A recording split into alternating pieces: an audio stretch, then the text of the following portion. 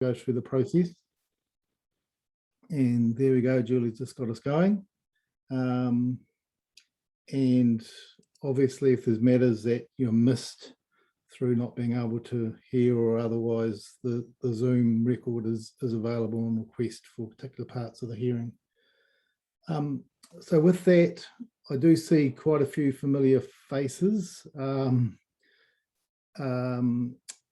I've got, it looks like about 20 people on the call, maybe, yeah, about that number. So look, I think it's worthwhile with a new week, we'll just go through the list and introduce yourselves so we all know who's who. So maybe starting with you, Keith, if you just acknowledge yourself.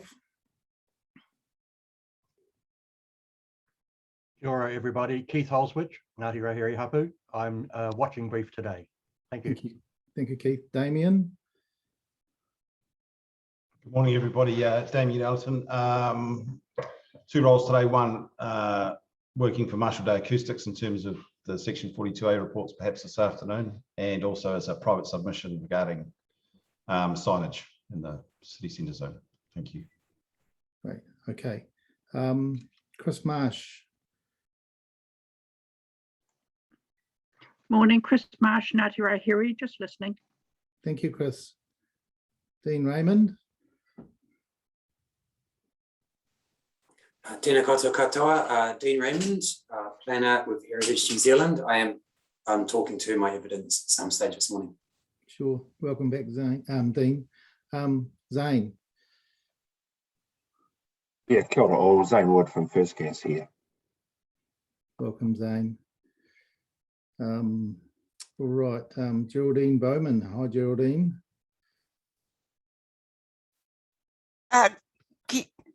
Kia ora, everybody. I'm largely got a watching brief, but Dean has asked me to attend to support his evidence. Thank you, Geraldine. Hilary Walker. Yes, so good morning, everyone. Let me just get my video. So yeah, we're speaking today. I'm the part of the team with Federated Farmers. I'd just like to say at this stage, Commissioners, Mark Hooper is joining us. He knows, I understand we're about fourth on the list today. As you'll appreciate, it is an incredibly busy time on farm at the moment, and Mark is doing what he can to make it certainly before 10. But if not, yeah, we'd certainly appreciate it if maybe the speakers after us or, could jump the queue if that's okay. He certainly expects to be able to be available mid-morning. Yeah, so just thought I'd flag that at this stage. Okay, that's great. That's no problem, Hilary. Thanks for that update. Thank you. Yes, Maria, I can see you there again.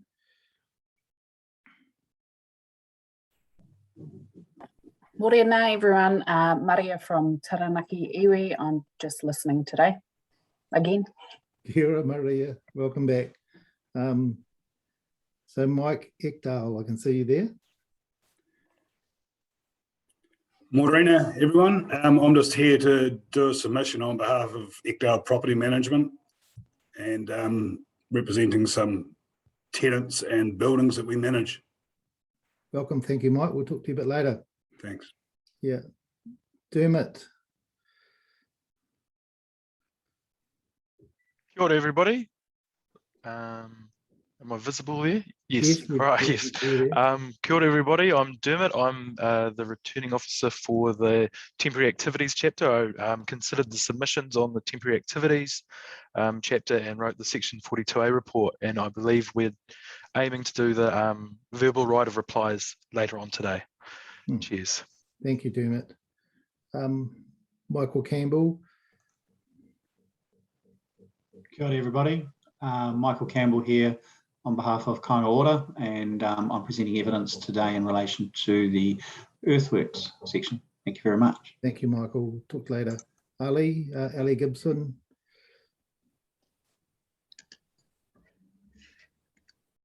Morena, everyone. I'm Ali Gibson, and I'm the author of the Section 42A report for signs. Thank you. All right, Sarah Marco, you're next on my screen. Kia ora anō, Sarah Mako, Tēku Teitanga o Te Atiawa, just listening today. Okay, thanks, Sarah. Kath, I can see you there. Kia ora koutou. I am Kath Hepplethwaite, planning consultant. I'll be presenting evidence for Wākakatahi later today. Yes, talk to you later, Kath. Thank you. Alan C.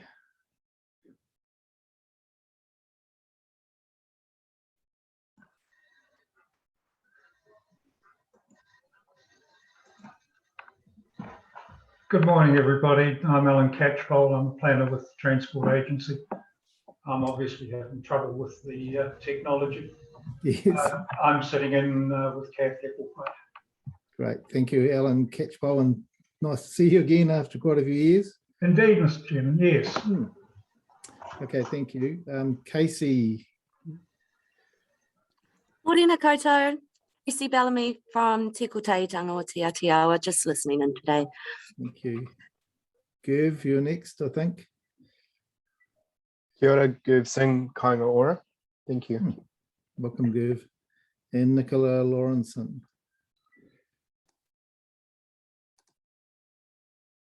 Morena, everybody. I'm the 42A author for the Earthworks report. I'm looking forward to listening to all the evidence today. Okay. Right. I think that's everybody that I can see. Yes. Thank you. And look, just to start today, there are a few procedural matters that Kit and I would like to go through, but I understand Sarah Edwards is away getting a COVID shot this morning, so she'll be around later on. Just for the council team, for a couple of reasons, we are going to suggest we defer your reply back today and find some time later on in the hearing. The hearing is actually scheduled to go through till Thursday, and just the first reason really is to give you a bit more time to hear the evidence today and to provide that in your verbal right of reply, any responses you'd like to cover. The second reason is we, as Commissioner Littlejohn signalled on day one, we are still a little troubled as a panel with some of the way the plan is structured around matters of discretion, assessment criteria, and how policies sort of may or may not relate into either matters of discretion or assessment criteria, and the use of the term effects criteria and how that all sort of hangs together in the big picture. So we're talking as a panel on that tomorrow afternoon because the other commissioners have not really been available to focus on the matters that Commissioner Littlejohn raised on day one. We're doing that tomorrow afternoon, so we'll be asking that we do have a special right of reply session probably on Wednesday afternoon, if that might suit everyone, and I'll leave you, Julie, to think about that on both the two distinct components. Firstly, the verbal right of reply from each of the Section 42A reporting officers relating to the 5 subtopics in hearing 4. And secondly, a discussion with Sarah and perhaps some of the others on the team about the structural issue around the wording of the plan as how it relates to those matters I referred to. So we can confirm that with Sarah when she comes back online, but that's just to give you a heads up of what we're thinking. Any questions relating to my introduction?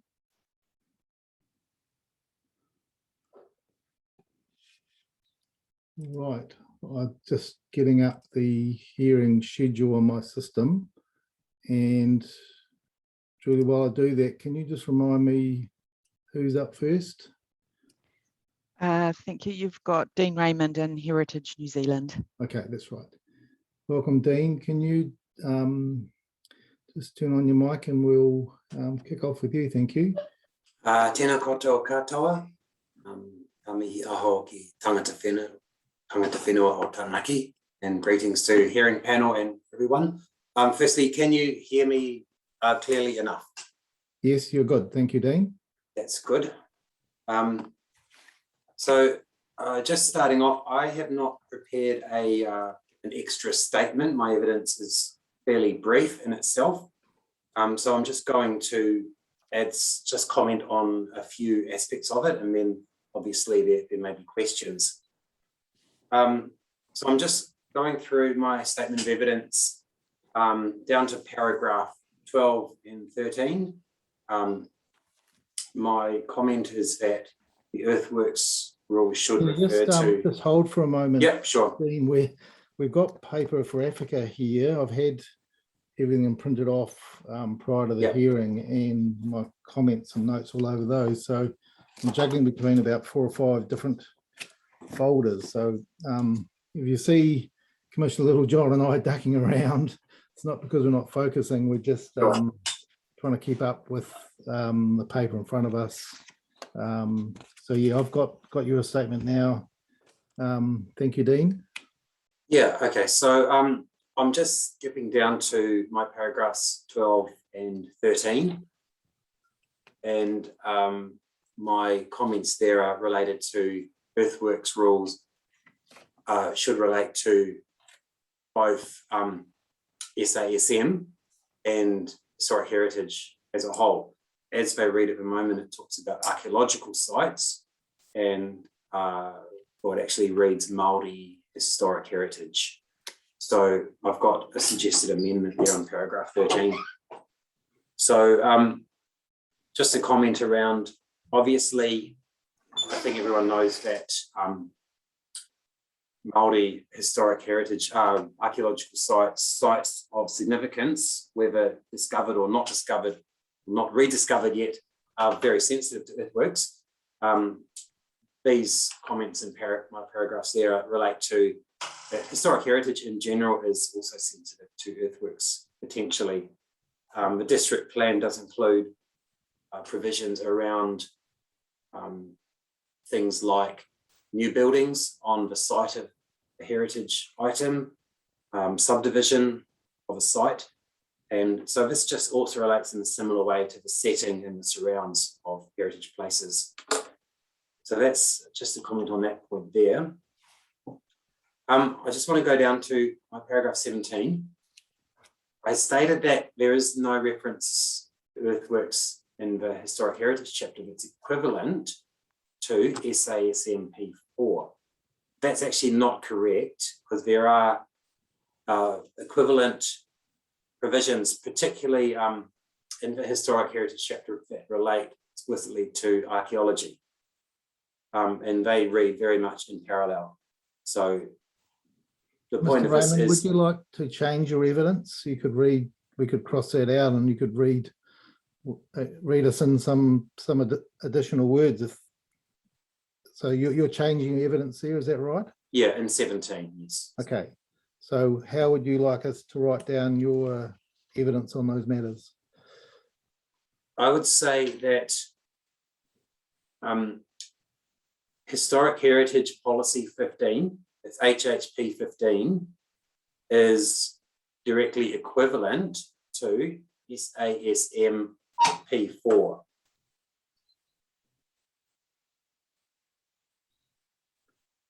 Thank you. And cross out. Cross out the first sentence. Earthworks. Yeah.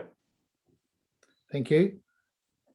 So this overall relates to the discussion around whether the earthworks policy 4 should remain or be deleted or be amended or be moved to a different chapter. And I have been listening to the evidence of Keith, Maria, and Tatiawa. So I've been aware of some of those discussions that happened last week, which is very interesting. I just want to highlight that as one of the potential issues we've got. In my opinion, that Earthworks P4 has stronger wording compared to some of the other policies. It talks about avoiding adverse effects and not just managing effects. So words like policies like, which one is it? SASM P4 talks about managing effects. There is also SASM P2 talks about protection, but it's rather in general terms. There's less specific reference to earthworks in the SASM and the HH chapters. So my statement really is that there should be something explicitly around the potential effects of earthworks on these sensitive sites. Where that's located in a plan, I think there's room for movement as long as there's a logic, and for a plan user, it's easy to find. If a plan user has a development in an area which is doesn't have an identified site, then I think it's good to have something in the earthworks chapter that flags this potential issue. So that's why I think it's good to keep a form of policy in the earthworks chapter which relates to these matters. So yeah, I just think that it needs, that there is room for movement, but it needs to be consistent and logical flow, obviously, of objectives, policies, rules, etc.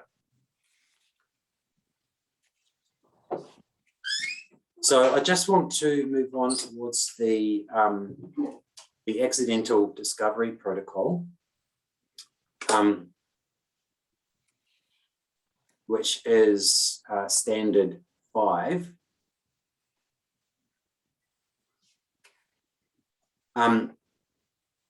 Now I have suggested that it stays, but with some amendments. So at the very end of my evidence, I've got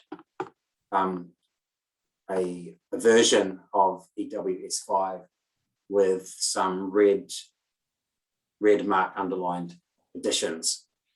And I know there was a suggestion from Commissioner Littlejohn about potentially other amendments. And I think he mentioned, was it 3A, wait for inspection of the site by relevant authority, agency, or iwi authority, or whatever the word might be for that. That would also be, in my opinion, that would be appropriate to add that. So ADP really comes down to two aspects. One is managing the legal requirements that come under the Heritage New Zealand Māori Tonga Act. And that needs to be consistent, but within that overall consistent framework, there needs to be room for the tikanga, which comes in, and it may differ from the different hapu and iwi. It may differ from even site to site, depending on what the actual place is and the significance of it.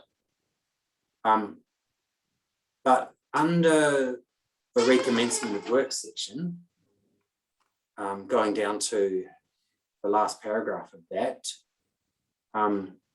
there is space for appropriate tikanga to be followed with the sites of Māori origin. Maybe there is scope within that section for amending the words to make the discretion within that section broader. At the moment, it talks about where there's koiwi and where there's revisions to the planned works. So it's a bit limited in scope what the tikanga relates to. So perhaps I haven't got suggested wording for that, but that's an area that may be appropriate to broaden out a little bit. So that's really all the comments I have. Regarding signage, the signs chapter, overall, what I've stated in evidence is pretty much in agreement with the section 42A writer. So I think I don't need to add anything to that. So happy to take any questions. Thank you very much, Mr. Raymond. And look, I'd like to thank you for sitting in on the previous hearings of the matters from the Tangata Whenua submitters, because certainly when we were speaking to Ms. Mako, Ms.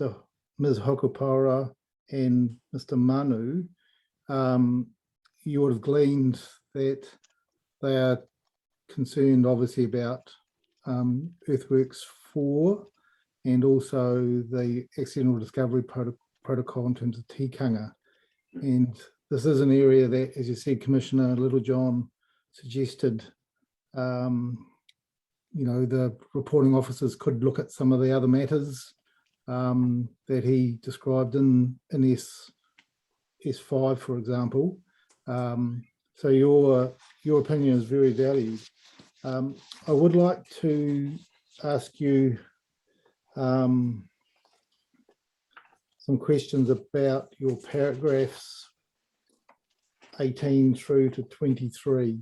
And I think this is the area that you have focused on in terms of those two key matters, EWP4 and EWS5. So as I understand, you are supportive of retaining EWP4 Yes. in the round. Yes. And is your evidence that it needs to be, after listening to the other evidence and Commissioner Littlejohn, it needs to be somewhat amended from its current form? I don't, as it stands, if it's taken within the context of the Earthworks chapter, in my opinion, it can stay as it is. I think the issue comes in terms of overlap with the similar policies in the other chapters. Right. Yeah. So I don't, and obviously that's not going to be discussed until some time from here, 6 months away or something like that. Yes, so we are hearing those matters in the new year. Yes. But there are some linkages clearly between, when it relates to historic heritage and sites of significance to Maori, there are some clear overlaps, and that's why we've heard reasonably fulsome evidence from the Tangata Whenua experts in this particular chapter. Yeah. So I'd like to just ask you some questions about some of these words that we are focusing on. Your evidence is you like the wording in EWP4 because it includes the avoiding, remedy or mitigating adverse effects rider. Yeah. Yeah. Whereas the other two chapters have policies that talk about managing. So you would prefer, my take of your evidence in this regard is you would prefer EWP4 to stay largely unchanged, but in later chapters, when we look at those, to increase the effectiveness of those other chapters, specifically on sites that are scheduled in the plan. Yeah, so basically, if I look at the other chapters, there are policies there that talk about protect in the SASM chapter, P2, it talks about protecting. It's not explicit regarding earthworks, it's more of a general statement. And it almost, to me, almost reads like an objective. The objective is to, even though it's written as policy, is to protect. And then how are sites protected? They're protected in part by avoiding adverse effects or mitigating the effects. So it's, to me, the SASM P2 fits in that way. It's less explicit. The place where earthworks is mentioned in both HH and SASM chapters, it talks about managing earthworks. So there's sort of a gap in those chapters. On one hand, it's talking about protecting sites, and then it's talking about managing. So managing, to me, doesn't actually mean you're aiming to protect. It's just management could be almost anything. Okay. Yes. So I think that's clear to me. All right. I do want to ask you about the word "to the extent practicable," which relates to a submission that you don't support. So again, generally, you don't like those sorts of qualifiers where it becomes to a protection type regime. Yes, the policy already talks about avoiding, and where that's not possible, then mitigate the effects. So I think it's not necessary to have "to the extent practicable," because you've already got that word "possible" in there. And in practice, it's going to come down to, is it possible to completely protect this? If not, what can we do to manage and to mitigate the adverse effects? I think it's an unnecessary addition, which just gives a way out to lessen the protection of these sites. Yes, thank you for that. Now, in relation to your paragraph 21, this is where you, I think 22 and 23, this is a relationship, this is the Accidental Discovery Protocol, which is EWS 5. And you talk here about the relationship of the HNZPT and the district plan. Now, this is obviously core business for you in terms of your experience. Is your experience that around New Zealand generally, the relationship and understanding between those two acts is well understood by practitioners? No, I think in general, it's often, it's a confusing area. And district plans have various ways of dealing with this, and some places have nearly all or even all archaeological sites in a schedule in a district plan, and others have none, others have an alert layer. So there's various ways of managing that potential overlap. I think obviously both the archaeological authority process and the district plan has a role, and they're not the same, because obviously the ADP applies to to all sites, whether they're known or scheduled or not discovered yet, not even rediscovered.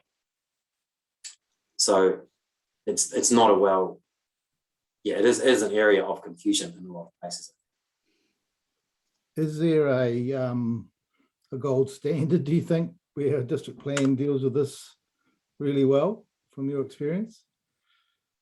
I'm still searching for the gold standard. I've been, looking at a number of plans.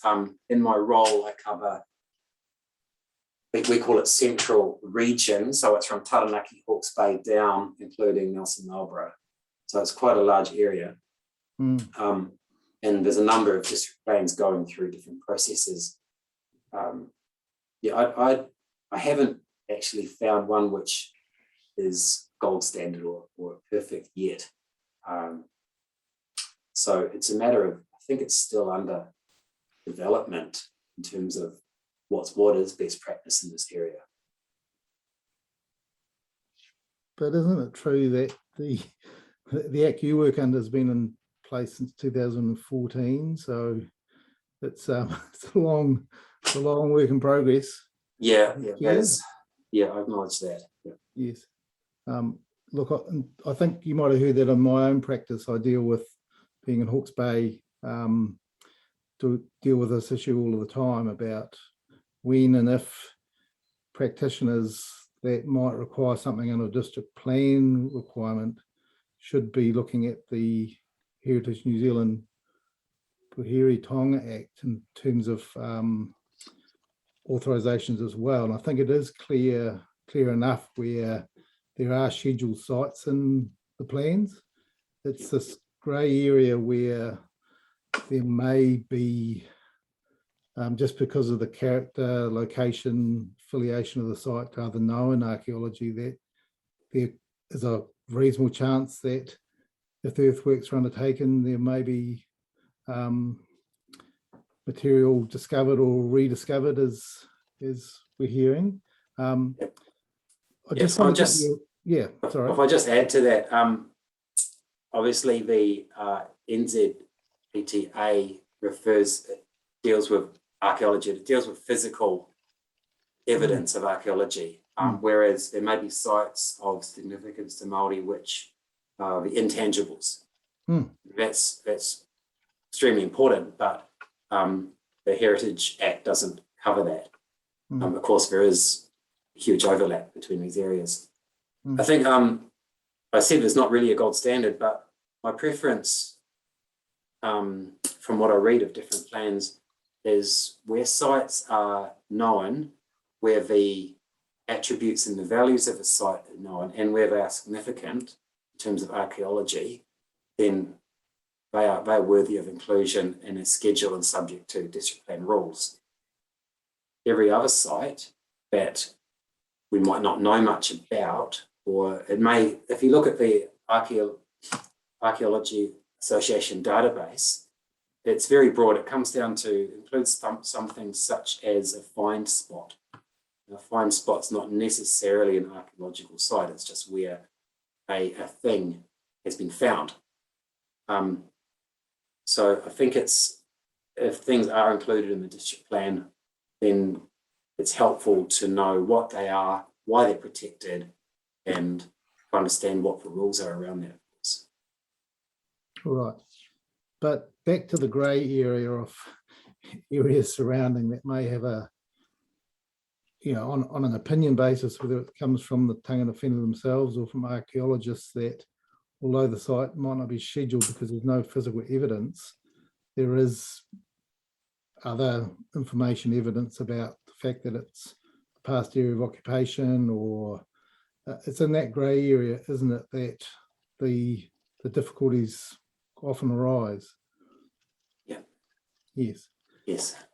And I have been involved in projects where what I'll call cautionary archaeological authorities are sought as a general authority, just to set up a process where someone's working or doing earthworks in and around an area that is in that grey area, let's call it that. Does your Act allow that through its provisions for like a precautionary archaeological authority of any of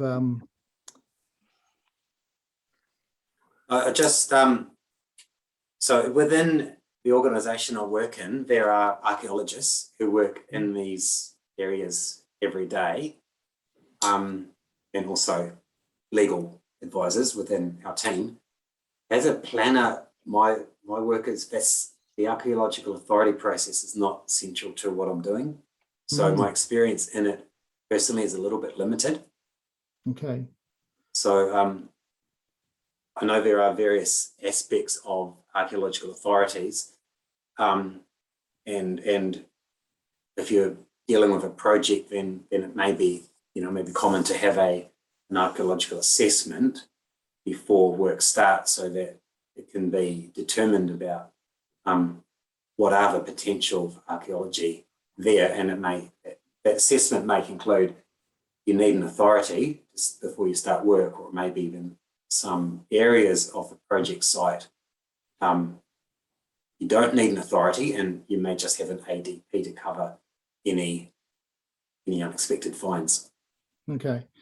Ms. Bowman, if you're there, you could perhaps come in here if you'd like. I am familiar with project archaeologists, particularly on large land development projects, that there are some sites identified in plans and in the archaeological register that cover a much broader area than that. And the archaeologists quite often recommend that there's a sort of a precautionary, more general authority that sets out a process with both HPT and also with local tangata whenua about what happens in this broader area if something's discovered or rediscovered. But I just wanted to understand and get from the Historic Places Trust their sort of views on the legal what way that might be done, or if it is done.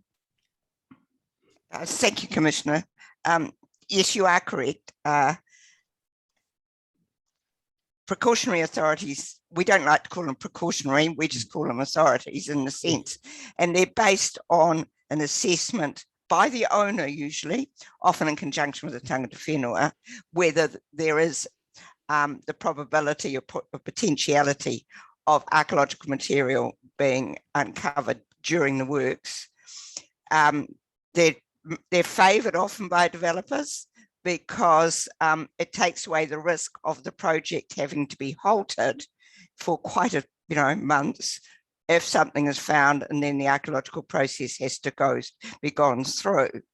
So if you want to be a bit cynical about it, it is a risk management tool that developers use. We cannot require under our Act anybody to get an authority, but the stick behind our back is prosecution. Apart from also holding them up, having to go through the process, which it does delay, and that's time and money. But it is certainly our policy to encourage anybody who are doing earthworks, and it's usually earthworks we're talking about, to consider very carefully the potentiality and through an archaeological assessment. And that assessment, it usually is done by an archaeologist, often with a cultural element in it that's sometimes done by tangata whenua. And in that assessment, the historical use of the site is often canvassed. So it's as good as our Act allows, and but it's definitely our policy to encourage that. And if somebody asks for an authority, technically, we have to go through the process of assessing it and deciding whether one will be given. We can't say, no, we don't think the risk is high enough, go away. We have to process that application. Does that answer what you wanted, Commissioner? Yes. And look, I'm particularly interested in just the relationship of Section 46 of your HNZ PT Act when information is put forward for an authority. I think I talked about this with some of the other submitters last week, that there is a requirement to look at the cultural values aspects and certainly make a statement if there's been any consultation with tangata whenua. And if it hasn't been, there's been no consultation, perhaps why that hasn't occurred. So Section 46, which is a key information requirement act, as I read it for applications, does have this integration between, I suppose, what I call the science of archaeology and the knowledge of cultural values as two distinct items. Is that how you see it? Absolutely. Our process is founded on the two sides, the archaeological assessment, which is done by an archaeologist, and then if an application has been contemplated, then a cultural assessment, or it's certainly a comment from tangata whenua as to cultural implications. We then, those two streams join together in our internal process, and if the cultural matters are not clear, we often require, we don't accept the application and require more information to be provided. We do not go to the iwi ourselves. It is for the applicant to do that because we believe the best relationship is between applicant and tangata whenua. But most decisions that are made on archaeological authorities have both components involved in it for our decision makers. Thank you for that. Ms. Bowman, that's very helpful. Perhaps back to Mr. Raymond. Yeah. So look, that is quite helpful in terms of the relationship. What I'm particularly interested in, and after hearing the evidence from the Tangata Whenua submitters last week, it's how the district plan should properly account for the involvement of Tangata Whenua in these, in what, I'll go back to using the term grey area, these buffer areas around scheduled sites or whatever we may call them.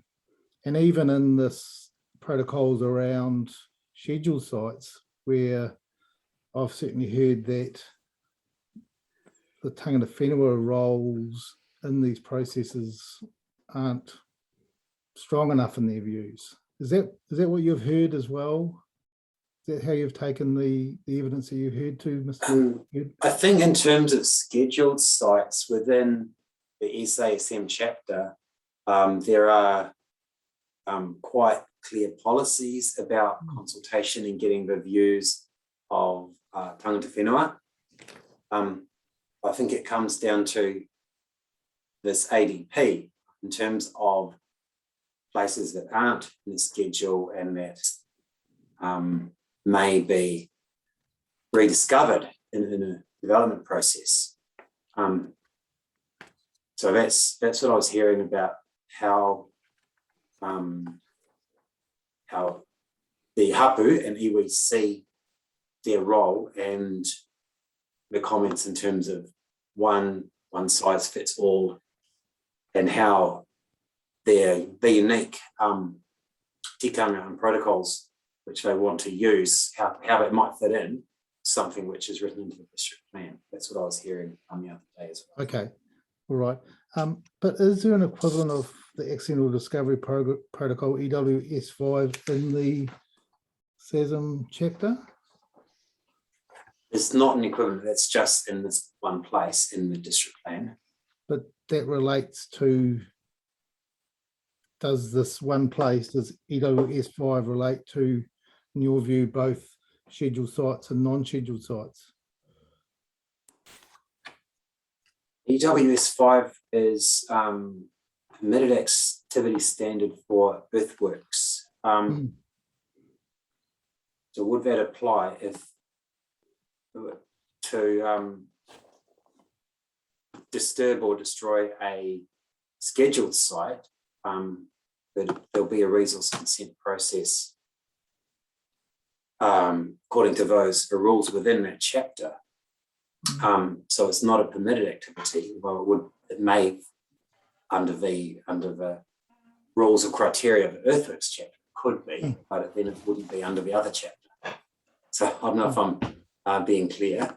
Okay, I'm flicking back and forth between these various chapters. Yes. So it may be in there, but it's just, I'm just interested about that in relation to both the form of the ADP, its applications throughout the plan, and its relationship to both scheduled and unscheduled sites. I think if an ADP is for when you're not expecting to find anything, whereas if a site is scheduled, then it has been identified as a significant area, and most of the sites are also identified as archaeological sites in Schedule 4, I think it is. Therefore, any discovery wouldn't be accidental. So I think the process would be, in terms of the policies and maybe its assessment criteria, the views of Tangata Whenua, any results of any consultation, and maybe there's also, when the site's also an archaeological site, any consultation from Heritage New Zealand. So those sort of matters are included within the policies, I think. I'm just trying to find the exact one I'm talking about.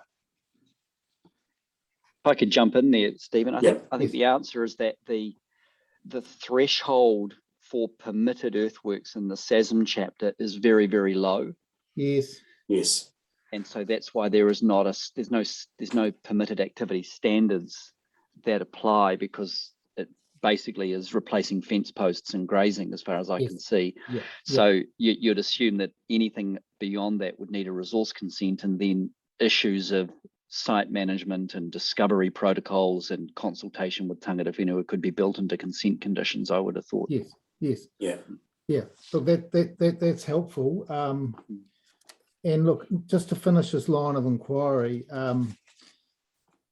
Mr. Raymond, if we're talking about the difference between accidental discovery protocol, which is in and about an area that hasn't been scheduled or is known, in the processes around scheduled sites, when a resource consent is required and assumingly authority under the Historic Heritage Act is also required, you'd have ordinarily, wouldn't you, some sort of, let's call it a discovery protocol, how those matters are managed as between your organisation, the local hapu, and the developer. Is that how you see this happening?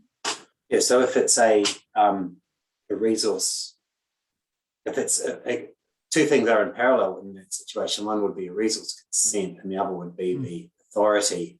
And the authority application, as Mr. Bowman mentioned, always includes consultation with the whenua.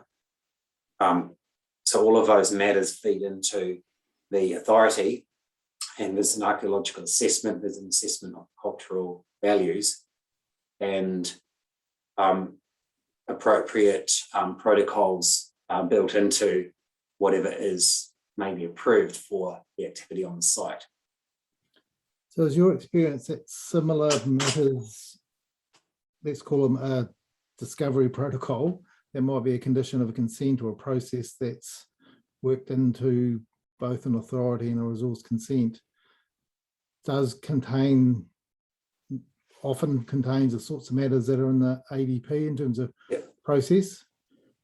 Yeah, I believe it would be, maybe Mrs. Bowman can say more, but I think it's similar, but obviously it can be designed to be very site specific, according to what is the nature of a site and the sensitivity of it, etc. So those would be more bespoke. Yes, correct. Yeah. And I think what we're being asked to consider is for the ADP, the area of the accidental discovery protocol, perhaps having more effectiveness if it was also bespoke rather than just a cookie cutter approach as per the standard is currently written. Yeah. Yes. So whether Ms. Bowman had any comments about that in terms of the differences between ADP processes and then when you're actually dealing with a scheduled site that's caught up either by a schedule in the district plan or under your act? I mean, if it is a known site, as far as we or a scheduled site, I'll stick to that. Yes, the two processes should happen by force of law, and what one has to ensure is that there is no inconsistency between the two. But the resource consent deals with more general environmental matters. Ours deals with the detailed day-to-day management of the earthworks on that place. But it also has always imports either a bespoke protocol from the local iwi or hapu, how tikanga is managed on site. And if there isn't a bespoke protocol to hand, we have a default protocol, which we make as a condition of the work, the authority. So there is very detailed and site-specific provision for tikanga to be observed on that site. So And that is where there is an authority in place.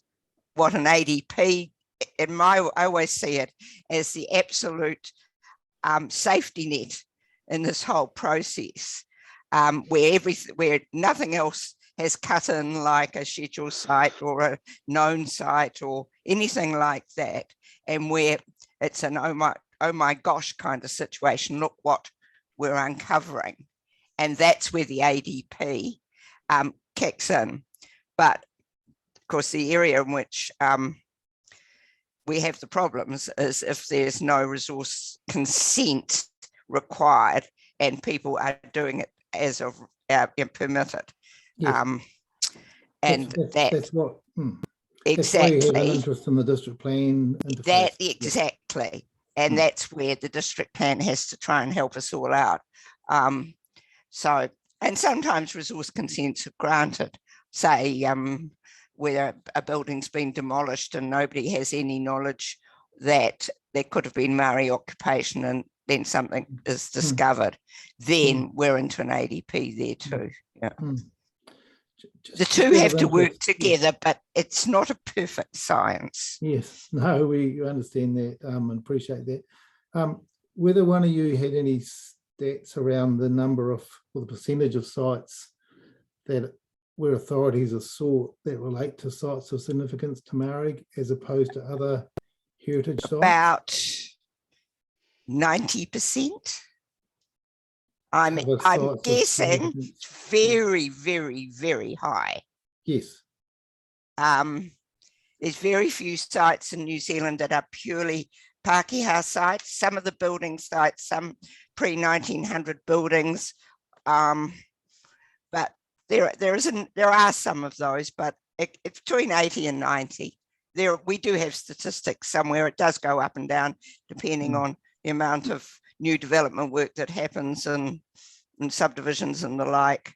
Amount of urban renewal will affect the statistics, but it's very, very high. That's very helpful. Thank you very much, Ms. Bowman. Look, I do want to conclude with a couple of other questions around this inquiry. Have you had a look at the interim guidance version of strategic objectives, which we issued in a minute number 9, Mr. Raymond? Yes, I have seen that. So what I'm particularly interested in is your views in relation to the role you have dealing with both district plans and authorities under your act. It's about the direction in here, TW8, tangata whenua able to exercise kaitiakitanga and actively participate in resource management processes and decision making. TW10, recognise that tangata whenua are the only people who can identify impacts on their relationship with their culture, etc. So what I'm thinking is that both what is your opinion about how those are implemented in the current ADP? Would you support having on the face of SW, the number, EWS5, a specific role in there for tangata whenua, and certainly more enhanced than it currently is as it stands?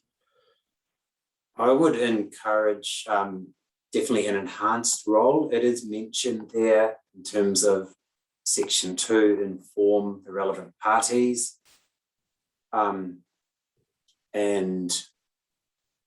recommencing work.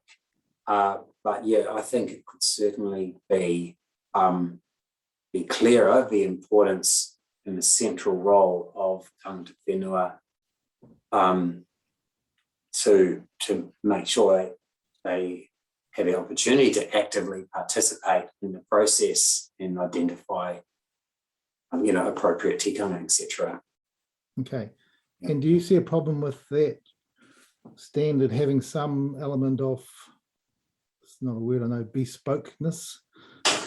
I think it needs to be, there's a balance. It needs to be clear to all land users what is the expectation, what is the requirement, So if it's left open to interpretation, then I think that's helpful to anyone that's trying to understand what's expected of them. Okay. All right.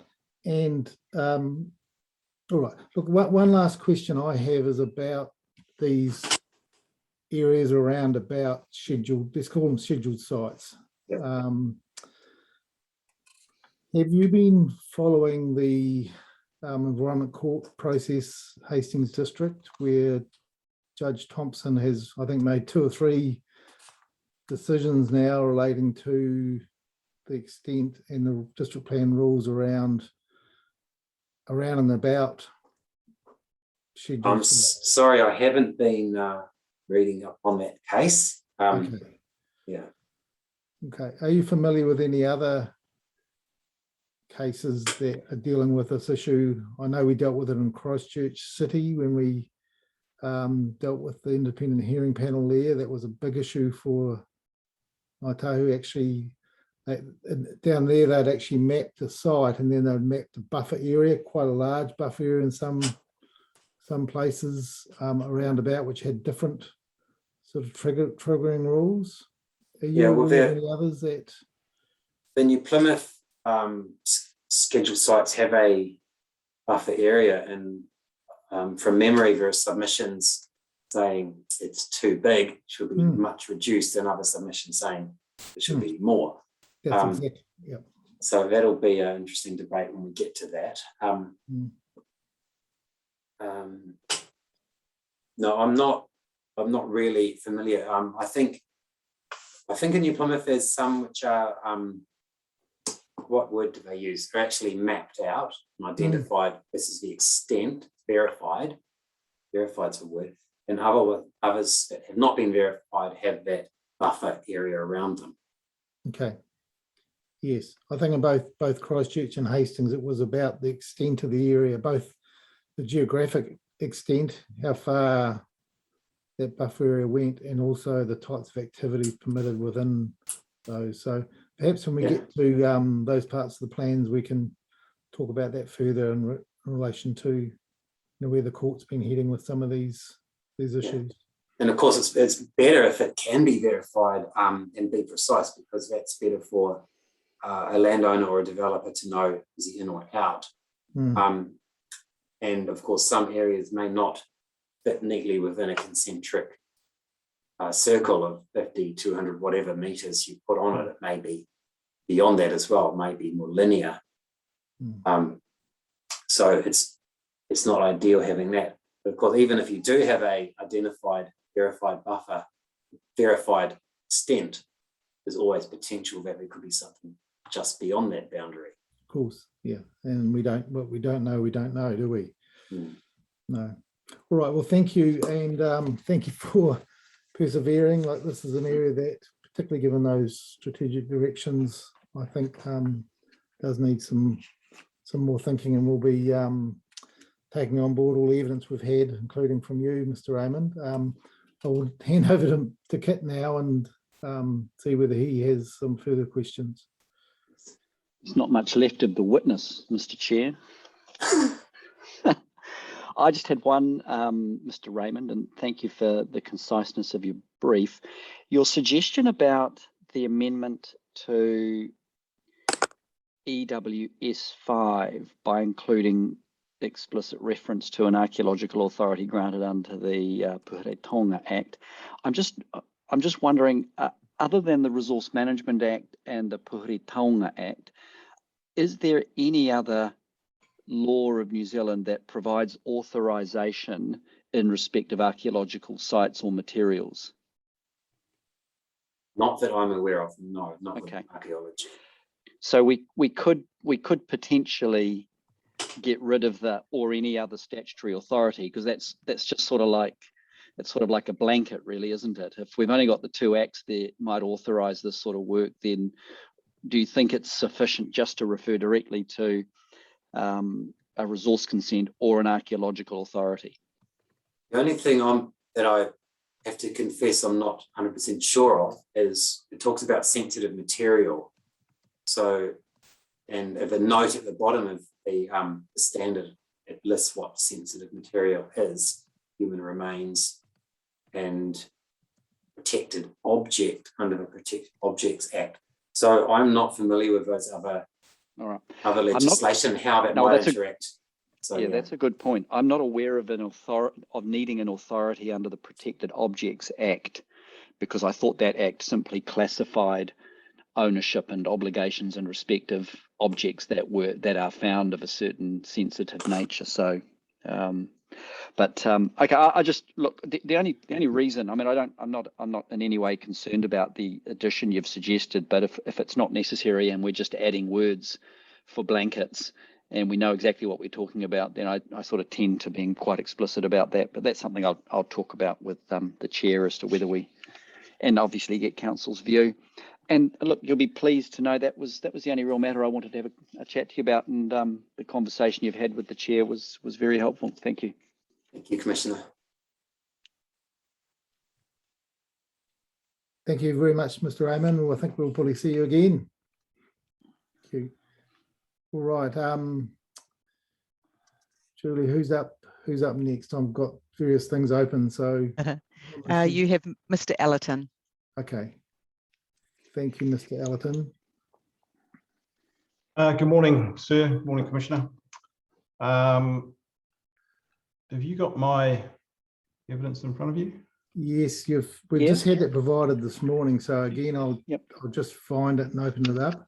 Yep. Can I ask you, Mr. Ellerton, it sort of finishes the copy we've been given finishes very abruptly at paragraph 18, and I'm just wondering whether you pressed send before you'd finished, or whether you've got a subsequent version, or you've given us the earlier version. No, I think I've kept it nice and clipped for you today. I know, but I'm just saying paragraph 18 just ends mid-sentence and then goes nowhere. Yeah, good point. No, I think you're right.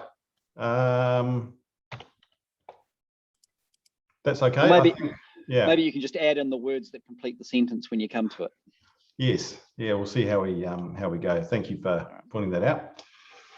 I thought even though it's short, I'll still skip through a bit of this to keep it efficient for everybody. Paragraph 2, I have a financial interest in a property at 42 Egmont Street known as Chamber House. This property has 6 tenants currently, and the property is identified as having heritage values. Paragraph 5, perhaps the last sentence, my principal changes sought relate to sections signs R5, S4 and S11.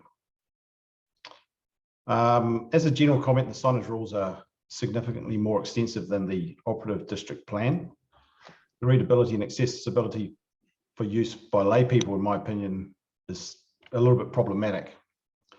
My principal submission is as follows, and it really focuses on the sidewalls of buildings with heritage values should be able to be used for signage for tenants, third parties, and include digital advertising.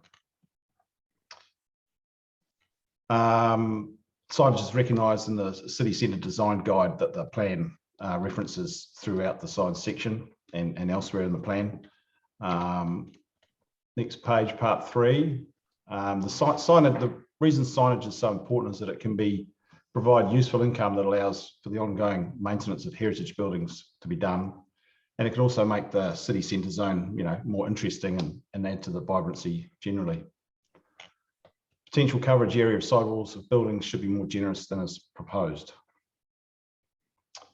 Having read the Section 42A report, I think it's appropriate to recognise the officer, Ali Gibson, for adopting a large number of amendments sought by different parties. With regard to my specific submission regarding the heritage building signage on sidewalls, which is very specific, there is no apparent change. It is good to see that elements of the Auckland Unitary Plan with regard to light emissions from digital signage have been incorporated into the Section 42A report and the proposed district plan. I disagree in paragraph 163 of the report that the resource consent pathway is appropriate for sidewall signage. If criteria can be derived for building facades, arguably the face of the building, the sort of pretty part of the heritage building that needs careful consideration, then the bland and typically unloved sidewalls could also receive a usable permitted standard that does not exclude heritage buildings. In the case of Egmont Street, 42 Egmont Street, a building or structure could be constructed on the adjacent car park, which we'll see in figure 1, and the sidewall could be hidden or partially obscured as of right. The oxymoron is that we cannot obscure a sidewall with any usable amount of signage, which suggests it needs protection. But on the other hand, it can be obscured in full or partially by another structure with impunity. So my main points again are regarding prohibition of signage on sidewalls of heritage buildings and digital signage. So figure 1 illustrates the sidewall of 42 Egmont Street, which is that's roughly about 200 square meters of wall there. The sidewall has 2 windows and a doorway that were installed in the 1970s. These openings were installed when the adjacent lot was demolished around that time. So that's figure 2 illustrates what it was like up until about the end of the 1970s. And figure 1 is actually as it is of today. In figure 1, you'll see in the sort of the bottom left, there's a sign there. It's a WIT advertising sign, and we talk about that soon. The proposed district plan restricts signage on that sidewall that you've seen in figure 1 to 1 square metre. The WIT sign currently is 1.9 square metres. Proposed district plan does not permit, through its rules, for tenants of the building to advertise their presence. I was advised by council that the district plan would allow me to cover 100% of the wall in art, but that art couldn't have a specific business marketing theme incorporated if you were trying to be a little bit clever with your artwork. So figure 3, so that's a 2-scale model of the building and surrounding structures, illustrates what a 12 square metre static or digital sign would look like on the existing wall. The chap in that image there in figure 3 is Thomas Bates, who was the architect of this and many other buildings in New Plymouth. So that particular graphic on the side there is about 12 square metres. In my opinion, when looking at figures 1 and 3, it is apparent that a 1 square metre sign is inappropriately small, and that the coverage of part or a bit more of the side wall would not be an appropriate thing to do. That's the rest of that sentence. Okay, can you just read that for me again? It's apparent that a 1 square metre sign is inappropriately small, and that the coverage of part of the side wall to a greater extent is appropriate.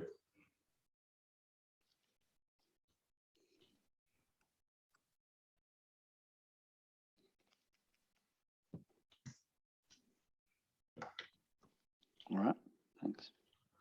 That concludes my evidence, and the rest is just attached markup of the proposed rules.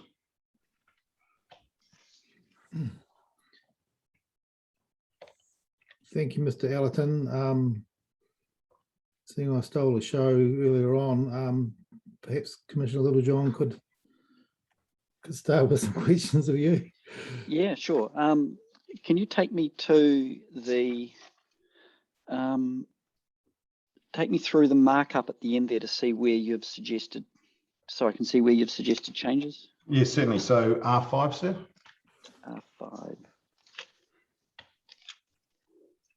Under the permitted activity standards is part 5. R5.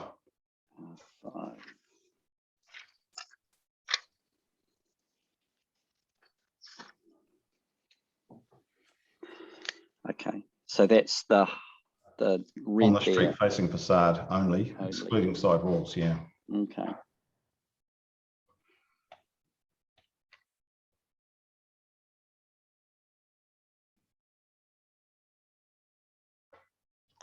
So that would have the consequential effect of not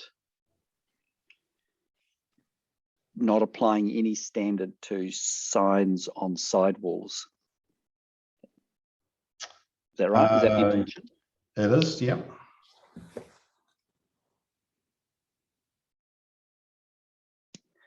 Until we get to S4 and S11, sir, yeah.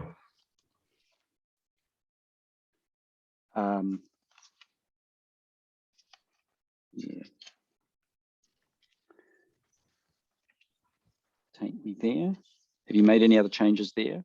No. Per tenant. S4.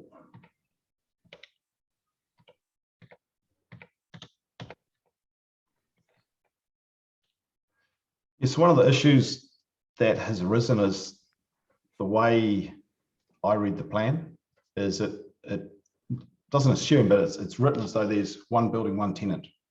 Yeah. And so what you Yeah, find is with a building like this, there's 6 tenants, and you'll hear from Mr. Igdale soon next about multi-tenancies in multiple buildings. So so it's really at the moment certainly for sidewalls, we couldn't put up 6 1 meter squared signs for 6 tenants so they could tag themselves as being in that building. So it gets a bit not congested, but just gets busy with trying to let everybody indicate where they work and perhaps the services they offer and so forth. I think the answer is you could do it, but you just need a resource consent to do it. So you'd have to go to council and say, here's this building, here's the signage proposition we want to put up, and they could then control things like the size, the shape, the color of the signage, so that they were trying to make it as consistent as possible. I guess, and this is the really interesting thing with signage, and you make the quite opposite comment that they are very, very complicated rules. I mean, I don't think there are many chapters in district plans that are as complicated as signage chapters, and it's because you're trying to regulate content for effective resource management reasons, which is bound to be confusing and complex, I have to say. And it's very and being a very subjective subject. Oh, absolutely. Unlike something as precise as noise. Yeah. But the other thing is, I suppose when I first looked at the rules and I saw 9 pages, I thought, if this is the answer, what was the question? And obviously there were some problems with the rules in the operative district plan, or the way that they were implemented by people, and fundamentally there was big problems in the residential area with whole fences getting plastered with signs, and nobody wants to see that, and it was shabby and didn't do anyone any favors really. So I understand why that needs to get tightened up, but I think certainly in business zones and city centre zones, we do want this vibrancy and this ability for people to say where they are, for us to go and find these different services if we need to. Sure, it needs some control, but I think maybe the answer is just a little bit more than was needed. Well, I think traditionally a lot of councils have seen the subjective debate around content as something they don't want to put onto the resource management stage, and have regulated using the bylaws, because then it's the first chance that, well, the one and only chance that anyone's really got to contribute to that process is through the bylaw setting process. And then once it's in place, it's there is no notification needed. You can get a dispensation under the bylaw, but it's just you and the council. You're not worrying about whether your neighbour likes the colour that you're going to put on your sign and that sort of stuff. And it's some councils have gone down that route, and others have now put it firmly into the resource management space. I mean, and your point around content is really, it's emphasised by the fact that if you look at your figure 1, if you were to propose some sort of eclectic modern art rendition to that sidewall, everyone would say, well, hey, what a great contribution, what a great mural for the public space. And then people would probably get upset when the neighbour went ahead and put a building in front of it when they redevelop on the block. Yeah, and your point with the mural is, within somebody doing something, there's not lovers and haters, but some people will be ambivalent. Some will love it, some will hate it. You're never going to make everybody happy, I guess. And you're right, you might only half obscure it with a building that's permitted and legitimate. And that's not a worse outcome, but less than ideal outcome.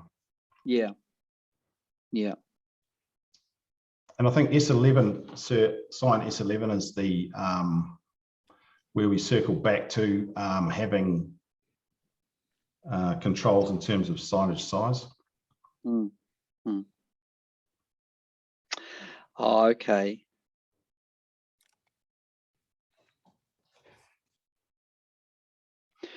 Yeah, in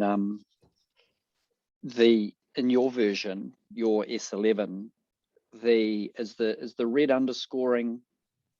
That's mine, sir. Yes. Okay. Okay. So what you've endeavoured to do there is, by virtue of changing rule R5, so on a scheduled heritage building, it's permitted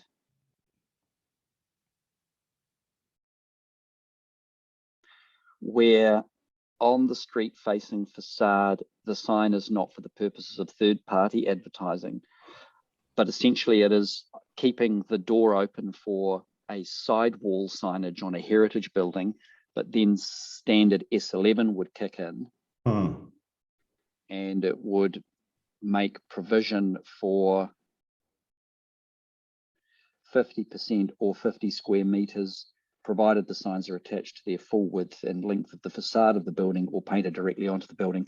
And by removing the excluding scheduled heritage buildings, you've effectively included them within that standard. That's the intent, yeah. And the maximum signage area, I think, was cribbed from the unitary plan, Auckland unitary plan.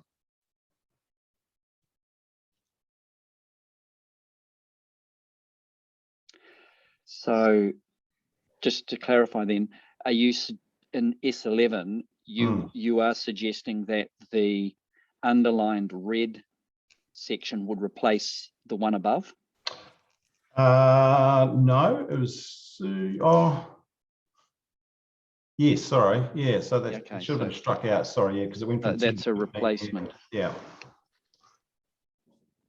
So the intent is for S11 to control size of signs on sidewalls of scheduled heritage buildings. Okay, all right. No, that makes sense. Okay. For any building, in fact, yeah. Yes, yeah. So of course. rather than excluding heritage buildings, just I'm not saying don't refer to them, but don't exclude them from. So if the owner of 42 Egmont Street was to go out there and paint a mural on there, would they require a resource consent as it currently stands? I don't think so, no, sir. And do you think they would require one under the proposed district plan rules? Technically, it's not signage, is it? Well, that's the thing. We did have obviously an informal discussion with a council officer, and you can paint whatever you want on there. If it happened to incorporate, you know, something to do with the business or an 0800 number or something that obviously connected the imagery to a business, then obviously that would fall foul of the signage. Then not be signage, whether it's third party or somebody inside. I'm just looking at the definition, and it would, if it was just art and didn't have any purpose other than for the enjoyment of the passerby, whatever that might be, then it wouldn't be a sign, so it wouldn't be captured. Yeah, okay. Yeah, I think there was some wording around urban art, I think was something. Yeah, so if it was, lots of, I don't know, it's difficult because if it was lots of musical notes and something attractive like that, but then had 0800, let's say Marshall Day Acoustics, then, or the tenant was a musical shop. you know, that, Yep, that 'cause sort of thing. But then it's still too big, you see. It's more than 1 square metre. All right. Hmm. No, it's an interesting issue. First time I've actually had to get into it in the context of a district plan review, because you're very much regulating, you're regulating the commercial opportunities for building owners, aren't you? By being able to add value to their tenancies, Yes. or by advertising, but also when you get into third party signage. They're both saws, darling. They do different things. Mute, please. Sean. Oh, shit. Oh, Not helping. Well said. All right. You. Yeah. So, and when you get into third party signage, and I mean, look, I had one of my, some of my first jobs as a barrister were to go in front of the Signs Bylaw Committee at Auckland Council for OG and various other billboard companies, and try and get billboards, you know, massive ones on motorways approved, and to be told to politely go home by Juliet Yates, who was the chair of the Sign Bylaw Committee. And you know, they were so hotly contested. Yes. Because it was seen as using the field of view of the average passerby for commercial gain. Wow. And we didn't want a city that, you know, allowed public spaces and public vistas to be cluttered by people making a coin off it. No. And I mean, we've sort of grown up a little bit around that over the years, but you can see why third-party signage is so hotly regulated, because it's a direct opportunity to use the public field of view for private commercial gain. Yeah, the third-party thing, perhaps if I can just add, always sounds like you're going to make $1 off it, but it could actually be could actually just be a public notice. It could be could be a government, well, it might be a government one about COVID, or a council one about the upcoming plan review. So there is obviously a commercial side to these things, but there is also the opportunity to weave into that an element of public good. Yep.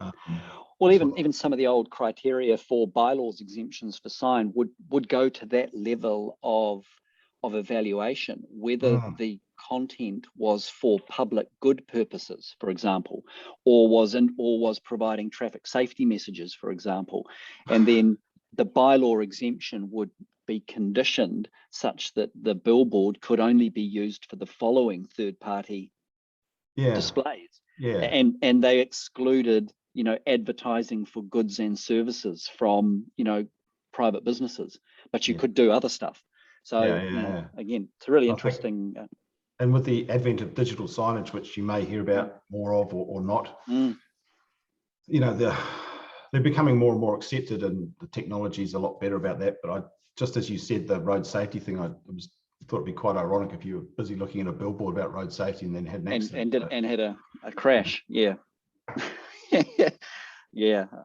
Okay. Sure all right. Well, didn't help my argument. No. Look, I mean, I understand the position, and the 42A report is, you know, I mean, with respect, done a good job at trying to grapple with these issues, but it is all about regulating those rights in a way that doesn't end up letting these very public spaces become very cluttered, confusing, and discordant with lots of different visual noise in a way. That's the whole objective, I think. I think and I don't think. Sorry, I think you'll hear from Mr. Ekdale next about one of the topics you touched on with regard to the cost. What's the cost implication? And I'll let him talk about that a bit more. But all right. Okay, Mr. Ellerton, apart from acknowledging the interesting irony that when we were at school together many years ago, I never expected you would ever one day call me sir. So I very much respect the fact that you're complying with that convention, but you don't have to. Yeah, we'll just keep it to this forum though. Thanks. All right. Thank you, sir. Yeah, thank you, Mr. Ellerton. I've got a few questions about your figures 1, 2, and 3. Yes, sir. Just to get some orientation. Let's start with your figure 1. Yes, sir. So that's King Street we can see on the signpost? It is, yes, running across the page. And the sign and the street going up the page is Egmont Street, sir. Okay. And there is a mural next to you, isn't there? There is. On that photo. Yes. What is that supposed to be? It's by a local artist called Malaki, sir. Yes. And he's known for certain, I guess, characters or imagery that he uses. So I should have taken a better photo so you could have seen it, but there's the one just that you're just missing on the right there is he's got an astronaut character that spends a bit of time floating around in space, and then the D-side dog is another one of his often done characters, if I can call them that. Yeah. So it's yeah. So that's the sort of art that could go in your building. Yeah, potentially. Yeah. We have had some art on the building before. There was a local artist called Lisa Robbins. She's no longer in New Plymouth, but we let her have some, a couple of different spaces on the wall there to put her things up, to either promote herself or just to first sort of foray into these sort of things. So it's like, yeah, put something up, sort of give it a crack. Yeah. And is the Malaki art well loved around by everyone? Is that or does it divide people? No, I think I haven't heard a negative thing about it, and a lot of people will stop and get run over in the road taking photos of the wall. But yeah, no, it is a good thing, and there's quite a lot of that sort of urban or street art around New Plymouth and many town centres dotted around here. Yeah. And so this is just again to get my context. The figure 2 is same site but slightly different location. Different angle, yes, sorry. Yeah, slightly different angle. So you can see the front of 42 Egmont Street there with the big columns, and then where the car park is an old, I think they were lawyers or accounting firm, and that building was derelict and torn down, I believe, in the late 70s. Yeah. Okay. Are those other buildings in that site still there in that figure 2? Yes, they all are. Yes. So the one that says Armstrong and Springhall is the Egmont Business Centre and Fredericks Bar, and that's still the same. Obviously, different paint job. And then the background is I still call it the Opera House. TSB Showplace that's the fly tower for the Opera House, and all the other buildings on Egmont Street are still there. Yeah. So in figure 1, has the Opera House got something added to it over figure 2 or look at things, some new structure? Yeah. Yes, it looks like they've done a bit of an extension there. Okay. So I'm just trying to look at the streetscape and talk to you about why signs are sort of controlled in these heritage areas. The 2 buildings at the end of Egmont Street, they look like they might be gone now. Is that right? Between figure 1 and 2?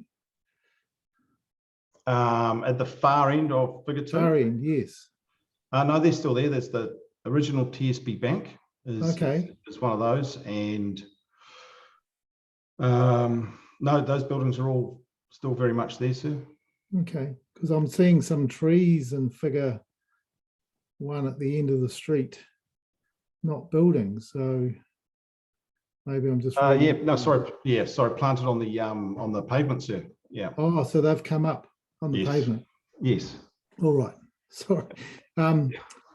Yeah, and with your changes to S11, you're suggesting that either 50 square meters or half the building. Yes, sir. The side wall. So sidewall, sir. Yes. Looking at figure 1, that could pretty much be right up to where so that whole corner of your site, right up to where the blue starts, where the windows are. Would that be about 50%? Yes, sir. So obviously the blue is the old light well.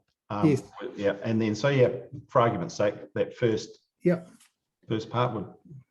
And so your changes could see any sort of sign go on that half the building? Yes, subject. Yep. Subject to anything? I'd have to check the rules again, but there's still, I think, rules around. Obviously, you can't have it extending above parapets or outside edges, and that makes sense.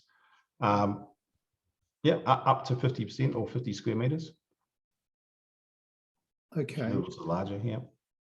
And was your intention with figure 3, which is your rendering off the area, that what you got there might be appropriate with some recognition of a local architect and then some other signage? Or was that what were you trying to display there? Well, that's just to show what 6 by 12, 6 by 2, so 12 square meters would look like in the context of that wall. Yeah. Just to show what a 12-meter sign might be like. So whether that was a digital sign that was 6 meters tall by 2 meters wide, or maybe that sort of dimension of building would lend itself to something more of a banner rather than, you know, in that instance, that might be 12 square meters whereby tenants, the 6 tenants could all have their name as a bar. Yeah. That they already do on the front door just as a strip, you know. So the idea was just to show what 12 square meters would look like on the side of that wall. So the 12 square meters, again, I might be missing something, but it's just an arbitrary amount, just to say, well, this is what 12 square meters looks like. But you haven't asked for 12 square meters, you asked for 50 square meters, or That's half right. a building. Yep. That's right. So is this just something that is just somewhere underneath the limit that you're seeking? Yeah, just simply an example of what, you know, 12 square meters look like. I could mock up what 50 square meters looks like, or some other amount, but it was just tinkering around, sir. Okay, no, that's good. And I don't think we're hearing any evidence from landscape architects or urban designers on these sign issues. Certainly they were alive and well in Christchurch when we were talking about the same issues about the relationship of signs and heritage areas. So is your building at 42 Egmont Street, that's scheduled in the plan as a heritage building? Sir, yes. Yeah. And the other ones along the street there are as well, do you know? I would imagine so. There'd be a number of those, yes. Yep. Yeah. So in the Plymouth context, you could say this was perhaps a bit of a heritage precinct where the old buildings are being protected by the district plan. Yeah, well, certainly, I guess not quite the original, but, you know, the older part of town, if you like. And once they started using concrete, obviously the buildings could last a bit longer than the old wooden ones that they replaced. And certainly, you know, there's, in terms of the heritage values, I'm fully supportive of, you know, protecting, you know, the pretty face and the facades and those parts of the buildings and architectural features. Just in this particular case happens to be a rather bland and sad side wall that could be utilised to generate some income in order for the ongoing protection of the building. But also, you know, there is that ability, if you had 50 square meters, to have a bit of community art as well. You can have both, in my opinion. But your changes you're seeking could let you put anything on there in terms of advertising, community art, advertising tenants, just, Sure, yeah. Okay. And I don't think as you're not a specialist in this area, I can't really ask you any expert questions, but I will ask you a question about, just as a lay person in this area, do you see any issues as a resident, say looking at figure 2, if you're walking along the other side of the street and you saw a sign that was very dominant advertising over half the sidewall on 42, whether that would, I suppose this comes to the subjective matter. Sounds like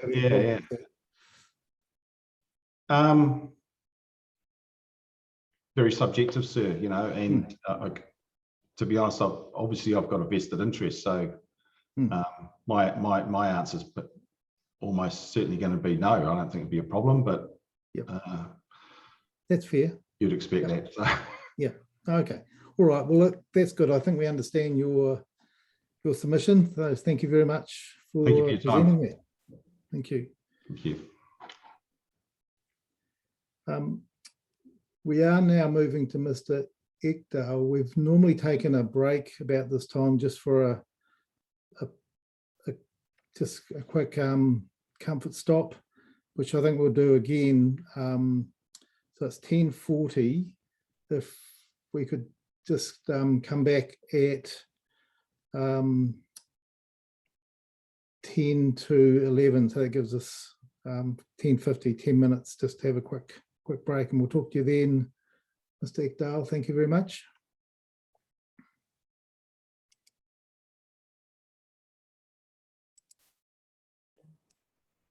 Okay, thanks for that.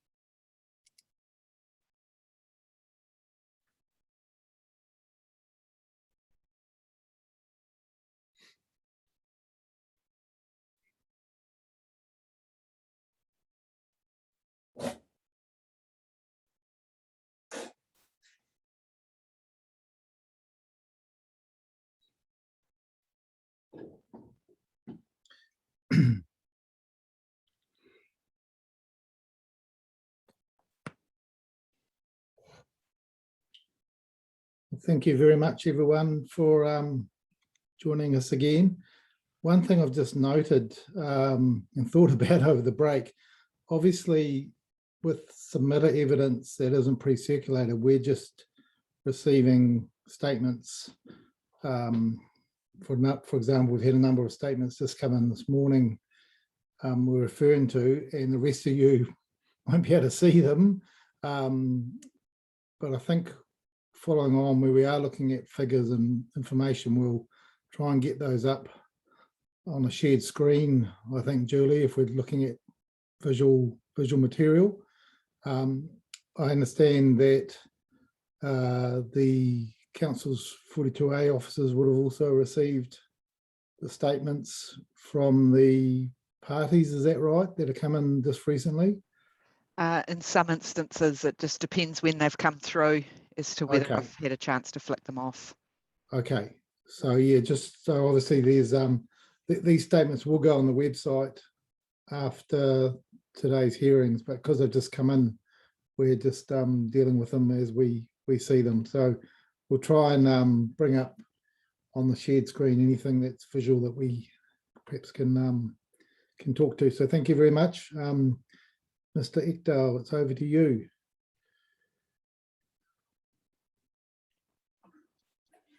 Morena, everyone. Morning, Thanks Morena. thanks for having this happen today. Look, I'm just doing a statement on behalf of Ekdahl Property Management, and this is the first time I've been involved in a plan review process. So I'm going to work my way through it and hopefully don't muck it up too much. But essentially, I'm just been working my way through the district plan rules, or the new rules to be implemented, and I'm thinking I've got to understand these, and then my current tenants, or our current tenants, or soon to be tenants, have to understand them as well, which got me a little bit interested when I started to navigate through it.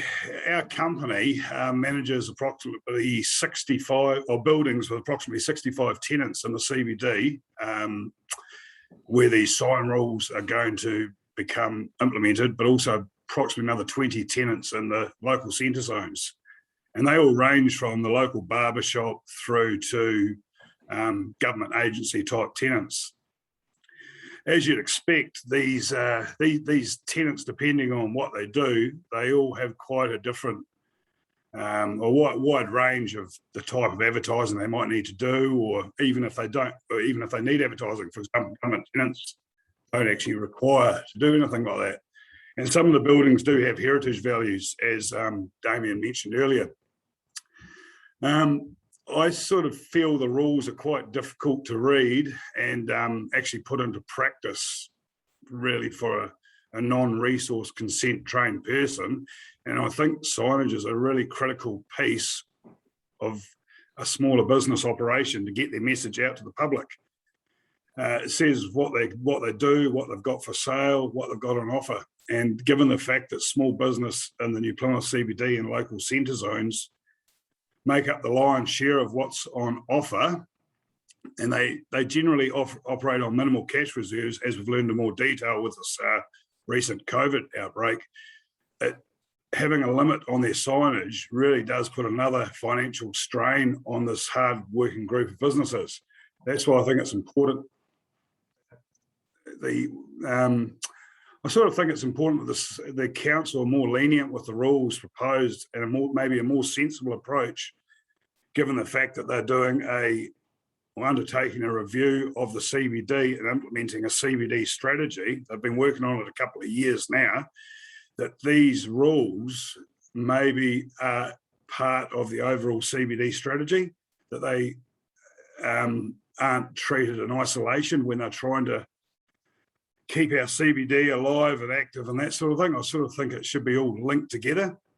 And based on the research I've done, and I've got some photos attached in Appendix B, I think some of the proposed rules in the proposed district plan are just not practical. And I can't see that our signage at the moment in the community is really a problem.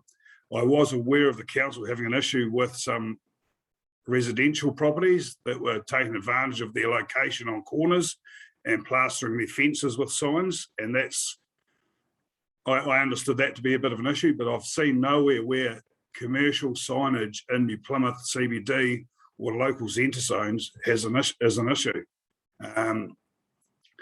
There's been a lot of talk about third-party signage in Damien's earlier submission, but really third-party signage, apart from a couple of key locations in New Plymouth, really doesn't have a big presence. It's our typical areas for that third-party signage tend to be on really busy intersections. I've got an example of some third-party signage where neighbours of adjoining properties share fences or share a sign, even though the sign might be on one property, they're sharing the signage space to market the other property adjacent next door. And by definition of this new rule, that would be deemed third-party signage. Recently, we looked at what it would cost to get a resource consent for just a general sign. And I received a quote for $5,000. It's quite cost prohibitive to spend that sort of money on going through a resource consent process when you may be only a business paying $15,000 to $20,000 a year in rent. It's sort of out of context with what a lot of these people can afford to pay.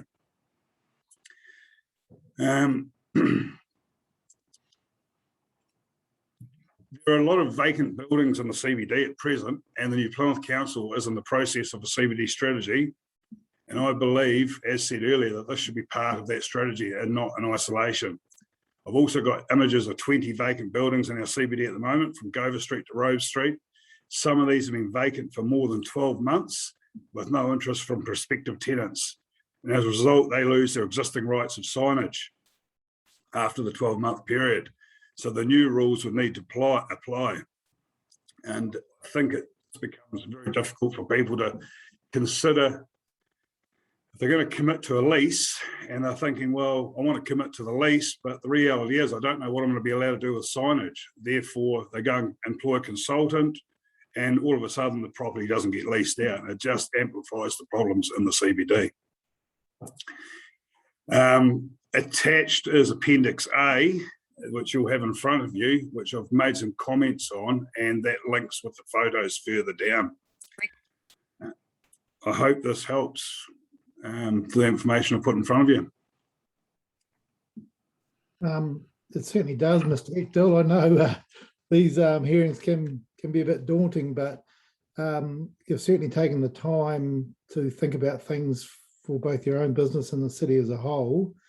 And your statement has been very clearly written, and I certainly appreciate the table in Appendix A where you've gone through in quite a bit of detail looking at each of the specific areas and with your comments about those relating to the proposed rule and the existing rule. So I'm sure that will be of assistance to the 42A officers too when they come back to us with their right of reply, because it's an interactive process, as I think you appreciate. The plan's notified, submissions come in, the officers have a think about those submissions, and then we hear from submitters, and then there's a right of reply, and we have to make the final decision. So yes, just really appreciate your involvement.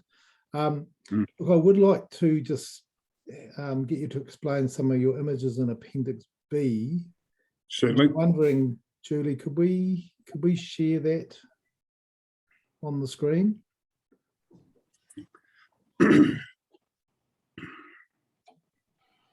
It's in from page 8 onwards.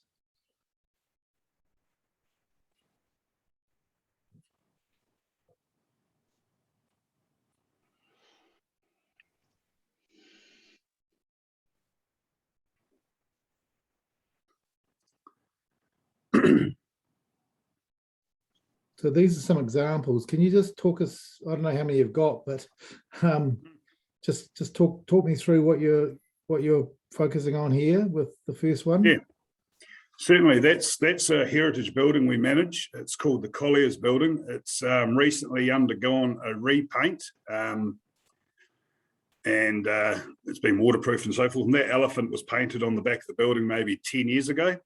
Unfortunately, it had to be painted over to waterproof the building because the paint, it's a concrete building, and the paint was needing to be replaced or repainted, and unfortunately lost the elephant.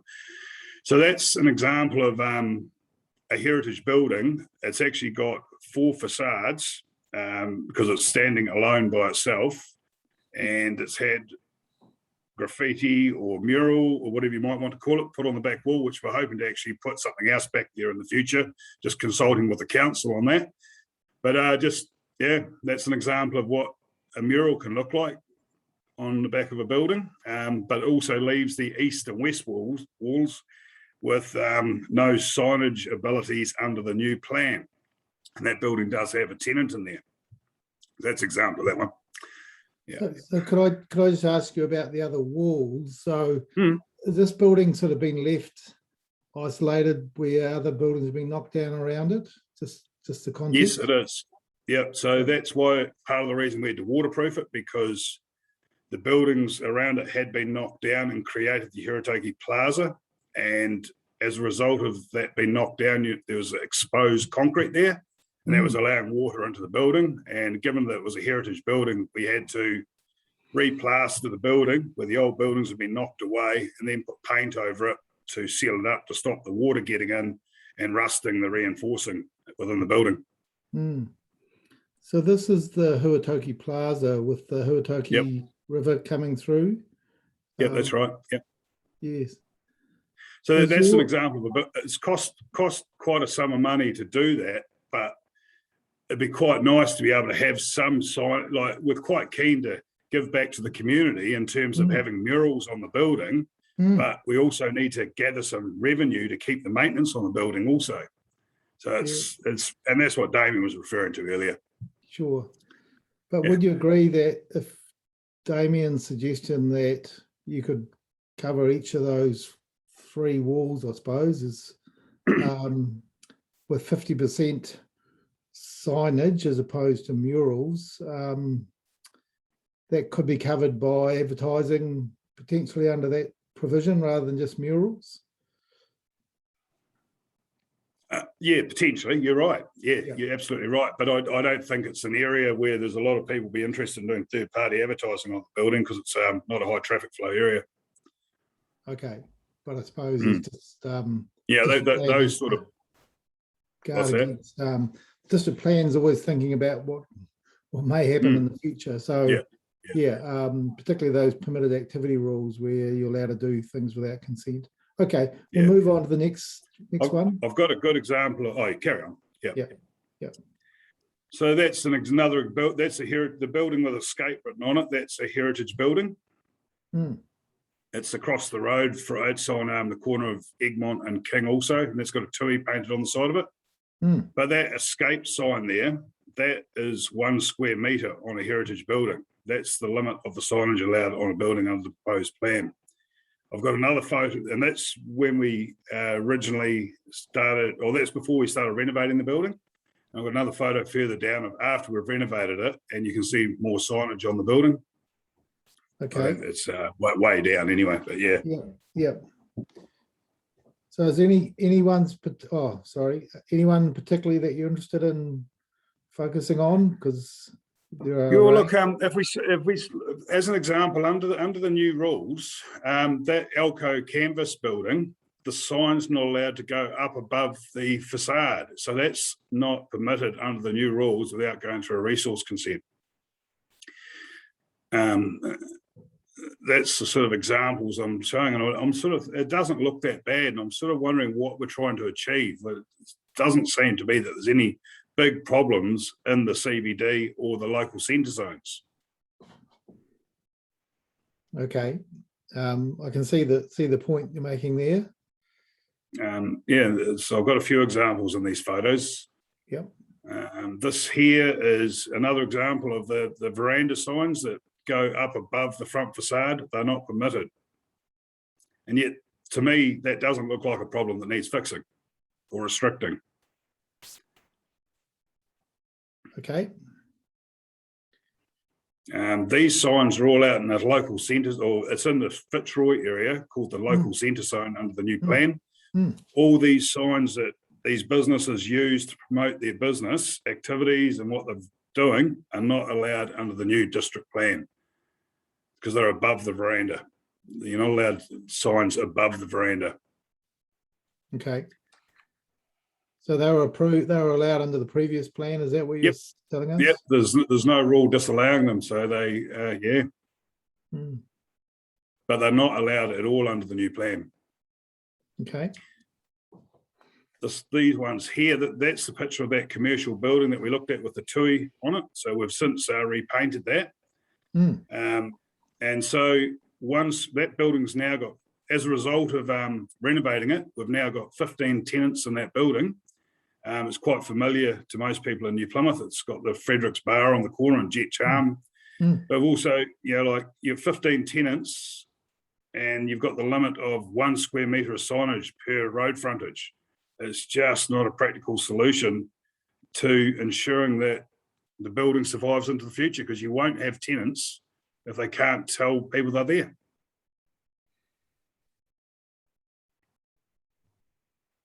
Okay, yep, thank you. And just, it doesn't, there's another, that's another heritage building there. That's called the King's Building. I just took a picture of a corner of it really, but that Lotto sign along there alone, that's 1 square metre. That's what's allowed for that entire building. So this is the point about tenants as opposed to buildings that Damien Ellerton was saying. Yes. All right, understand that. Thank you. Yep. That's an example under the new rules. So that's a building we manage for the IRD. Under the new rules, I think it's you're allowed up to 15% wall coverage. Well, that sign's 10%. So that's going to give you an idea of the size of the sign you're allowed under the new rules. If that was going to be a retail shop or something like that, without going through a resource consent, that's the limit of their signage. Okay.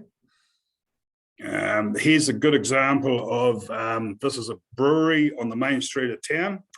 He has got, well, as you can see, the whole front wall is advertising his bistro, or the facade. He's covering about 80% of his front wall and facade. And it just doesn't look like it needs to be restricted.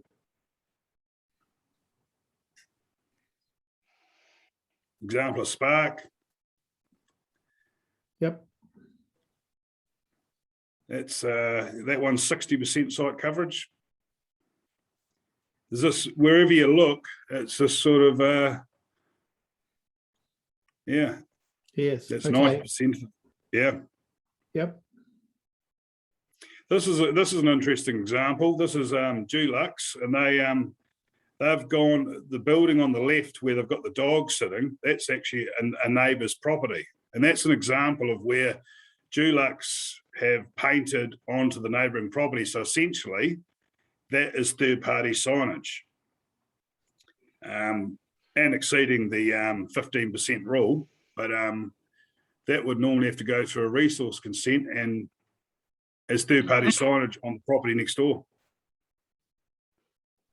Okay, thank you.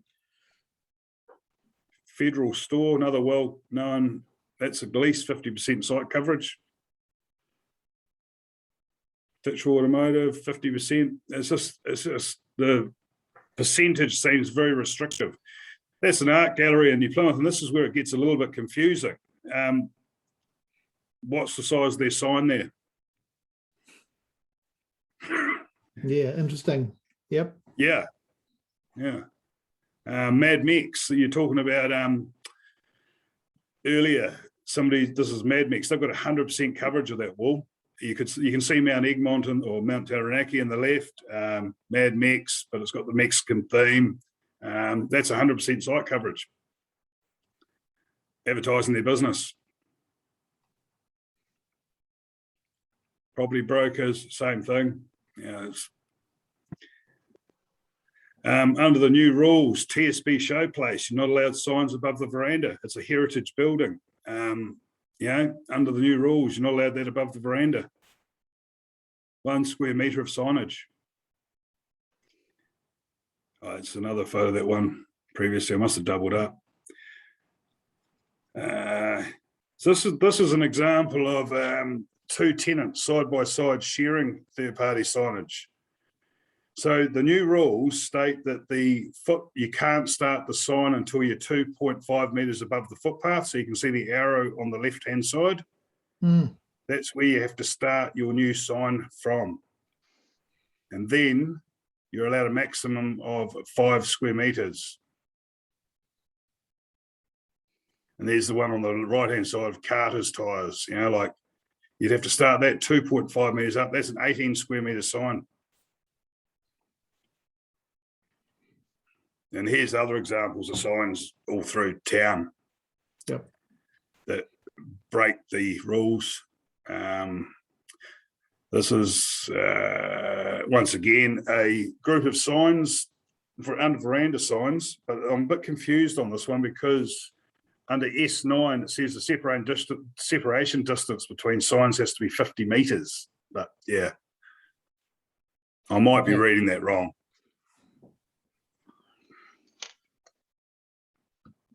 All right, well, thank you very much for taking us through those, Mr. Ekdahl. Certainly the examples are very useful.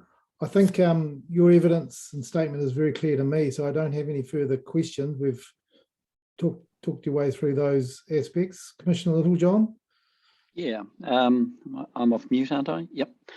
Yeah, just a couple of things, Mr. Ekdahl. It's quite helpful to have someone who actually owns and operates buildings in the CBD giving us evidence. And some of the questions I'm going to ask you have probably got nothing to do with your evidence, but I'm going to take advantage of the fact that you're here. Because our last hearing topic, we had a lot of evidence about the ailments afflicting the CBD and vacancies and all of those sorts of things. So there's a couple of things I wanted to get from your perspective as a person who's got their sort of hands amongst all of it. And I guess that's where my first question is. In your paragraph 17, you talk about there being 20 vacant buildings in the CBD, Devon Street only from Gover to Robe, and some have been vacant for more than 12 months. If you know, what do you say is the reason for these lengths of vacancies? Is this extraordinary, or over your long history of managing buildings in the CBD, have buildings sort of sat vacant for a reasonable period of time before getting re-tenanted? Is there something happening now that's different to what's happening in the past, or is this just fairly common for the New Plymouth CBD? I think it has fluctuated over the years, but what I've noticed in the last 4 or 5 years with the advent of online shopping and online shopping, I guess, was probably the beginning of the demise of the retail. Or no, and then you've got the Valley Centre, which opened up to big box retail. All of those things probably contributed to being tougher to survive financially as a retailer in the CBD. And then what's happened in more recent times is COVID struck. Everyone's become a lot more confident with buying online. More people understand how to use the internet and the computer. Freight companies have improved their service. You can order something, like I ordered something from Repco a couple of weeks ago in the morning. It arrived in New Plymouth from Wanganui at 3 o'clock that afternoon. So everything's just, the stars have aligned for online retail as a result of COVID, I believe, because everyone's just got more used to it. Then also what's happened recently is a car park building that's owned by the council has recently been found to be earthquake prone. That had approximately 250 car parks. I'm not sure exactly the number, but approximately 250. That building's now been shut down. So there's a big shortage of car parking in the CBD for businesses that want to maybe rent space and have a permanent car park for their staff or themselves.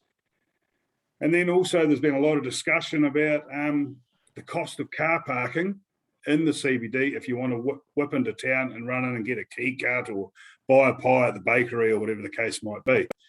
So all of those things have been up for discussion quite a bit, and it's interesting that no decisions have been made on car parking or the strengthening of the earthquake-prone building until the wider CBD strategy is known, and yet they're reviewing the signage rules, which I sort of feel that it should be all done as one. Okay. No, that's, the 20 vacant buildings is also a few months ago, the council announced that we had to have some rates increases, which we all accept. But the current CBD rates per $1,000 worth of land value is currently 4 times that of residential rates. So what I mean by that, if you have a $500,000 section in your Plymouth residential area, your rates would be approximately $4,000 per annum. If you have a $500,000 section in the CBD with a retail shop on it, your rates are approximately $16,000 per annum. Now, those rates are about to double over the next 10 years. And so you've just got all of these things happening in the CBD in the last few months that are making people very, very reluctant to commit to taking on a lease and making ends meet. Yeah, that observation around the rating is really quite interesting in a way, because I think historically, when business areas are well used and fully tenanted and viable, they are seen as attracting much greater value per square metre, and therefore historically have always commanded a greater rates proportion. And of course, what you're seeing here is actually the more valuable land, because it's got the greatest demand on it, is potentially residential, because of the growth rates coming into New Plymouth and how valuable it is. And so maybe, and this is really me just thinking out loud, we've got no control over council's rating policy. Maybe there needs to be a rethink about the historic proportion of rates carried by commercial land versus residential land, given the way in which the commercial rates per square metre are potentially dropping significantly on what they were historically because of all of these other macro factors that are impacting. So anyway, that's again nothing we can influence with the plan. But you're exactly right. The retail sector, when I was a child, you could only go and buy your shoes at Hannah's, and that was it. So if you had a retail shop in the CBD 40 years ago, you're probably making quite good coin. But there's a lot of other factors that have come into it now that don't really allow that to happen, and it's quite tough work for them. And then you throw this additional factor in there of the signage complications, potentially, or restrictions, whichever way you want to look at it, and it's just another negative aspect of considering leasing a commercial premises in another barrier to entry for a sort of a startup tenant in a way coming into the CBD, isn't it? Yeah. And that's yeah, sorry. The all of the buildings in your Appendix B are vacant, did you say? Yeah, they're not all our buildings. I just went down Devon Street. No, not ours. To be fair, that was just photos of buildings I took off Devon Street. Yeah. The one you had a couple of pictures there, brings back quite long memories for me. The Egmont Leather and Canvas building, that was where my father established the Egmont Leather and Canvas. He was a canvas maker. He did his trade, and I remember as a boy up in the top there, they used to make all the awnings and stuff with the big industrial sewing machines, and I remember having to go in there in the weekends when I was a bad boy at home and just have to follow Dad around with the sewing machines and everything. That's a real a bit of nostalgia on that page. Well, it's lasted the test of time, hasn't it? Yeah, well, it's still the business brand is still there, and I must say, Dad has still got the original sewing machines from up there, back at his house, and he still repairs awnings with them. They're very hard to find. Yeah. Anyway, back on topic. Sorry for that segue. a little bit of nostalgia. Hey, now I just wanted to question your paragraph 14. This quotation to get a resource consent, was that just a consultant telling you that's how much they'd charge you for the job, or did that include all of the council processing costs as well? No, that's it was made up of 3 parts. Yeah, there's 3 parts to it.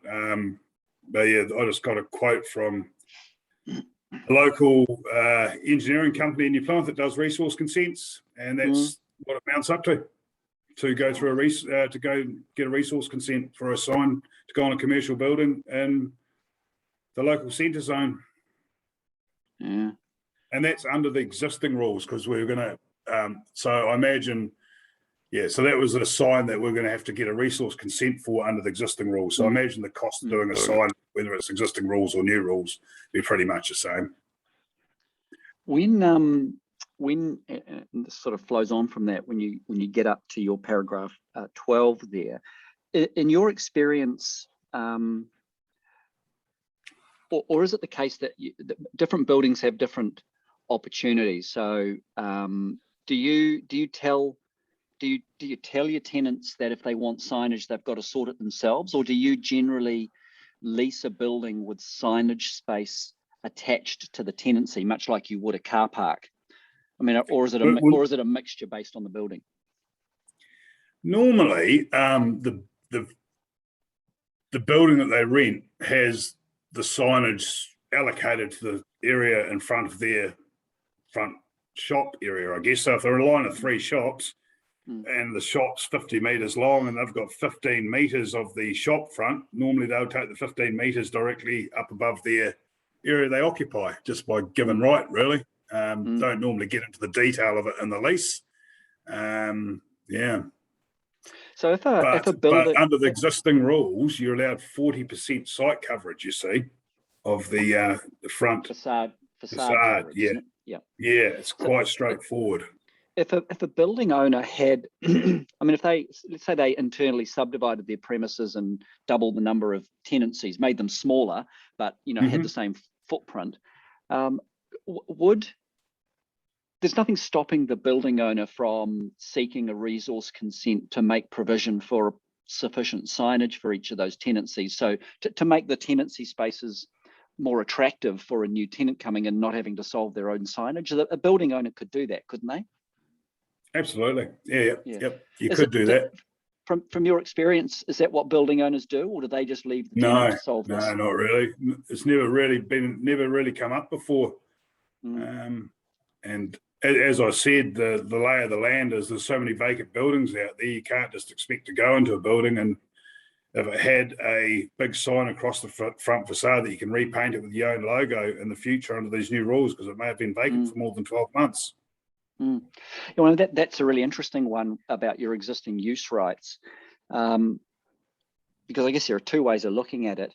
If the facade itself, I guess that's a question I'm going to have to contemplate.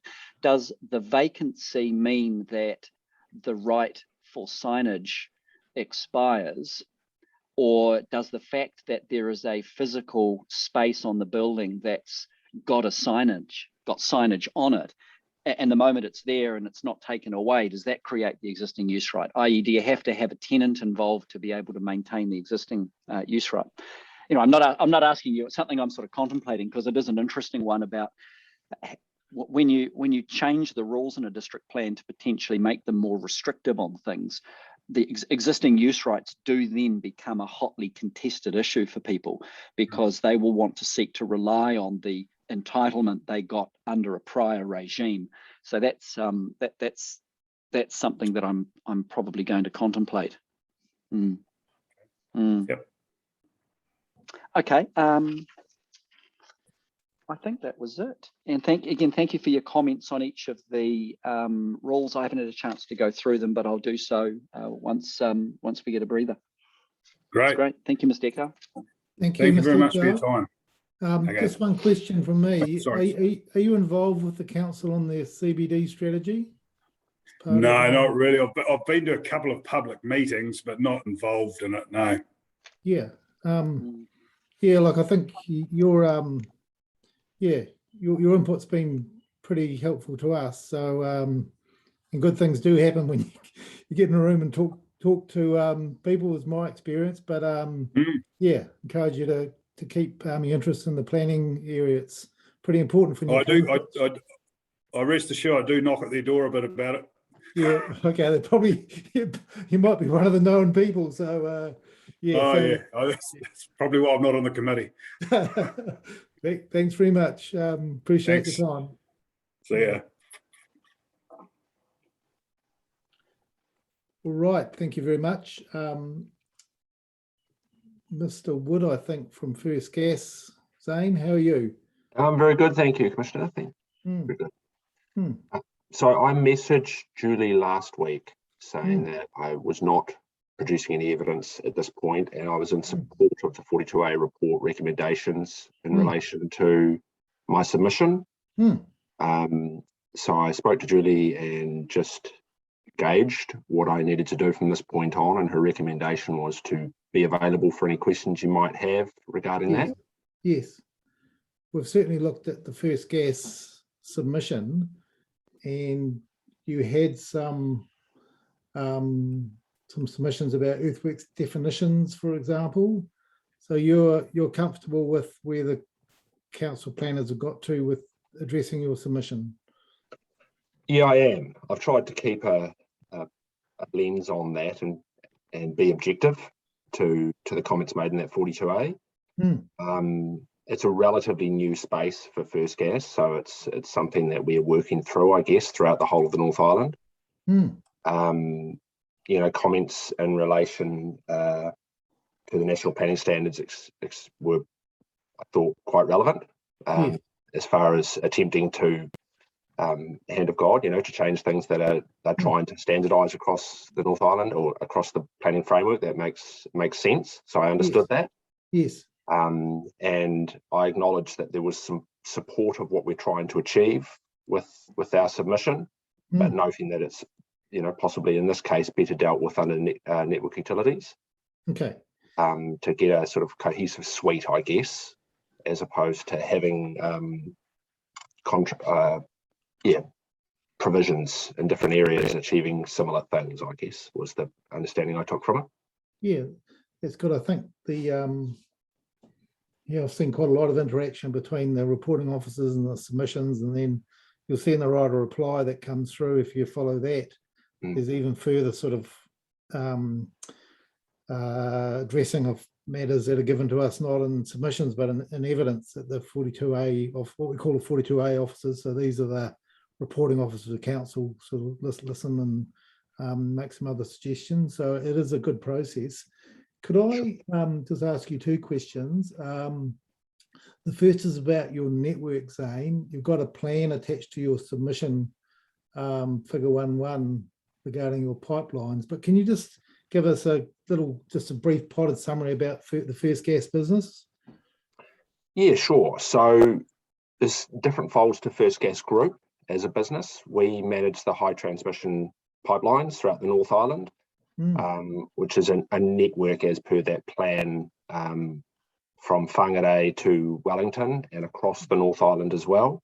That's your high pressure transmission line. So that's the feeds that are supplying gas to the different uses, both commercial and residential.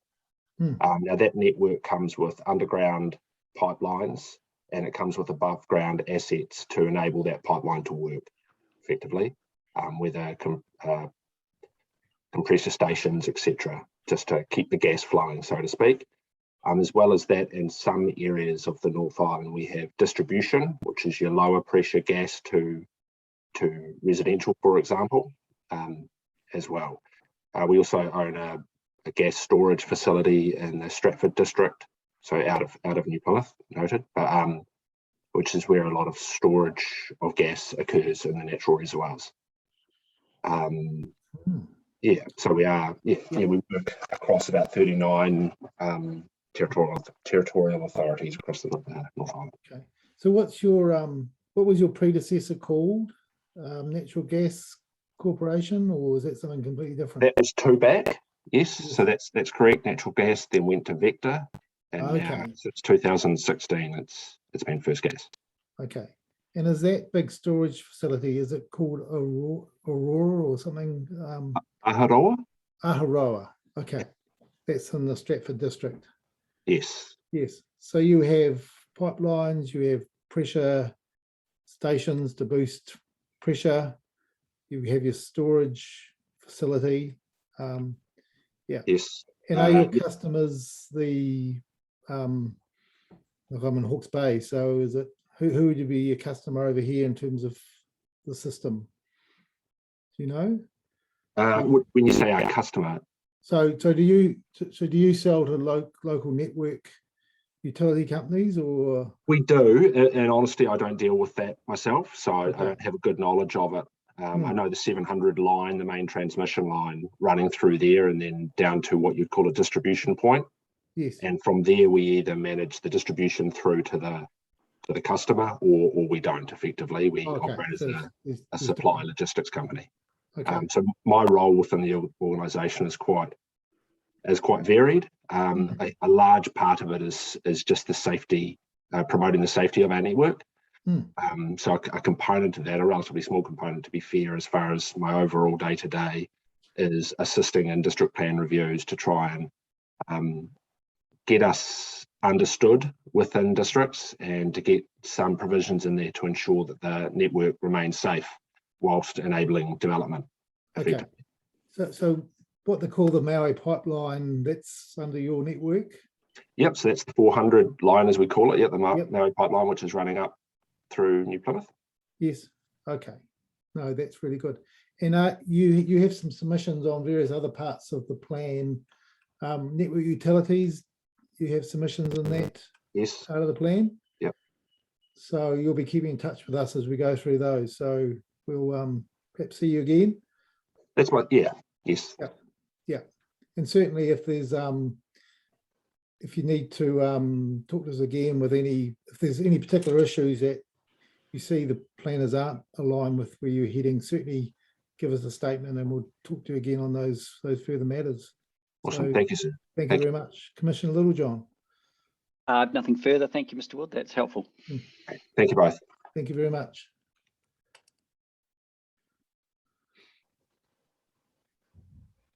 Right, I've lost my schedule. I just closed everything down, unfortunately, but you have Federated Farmers next up. Okay.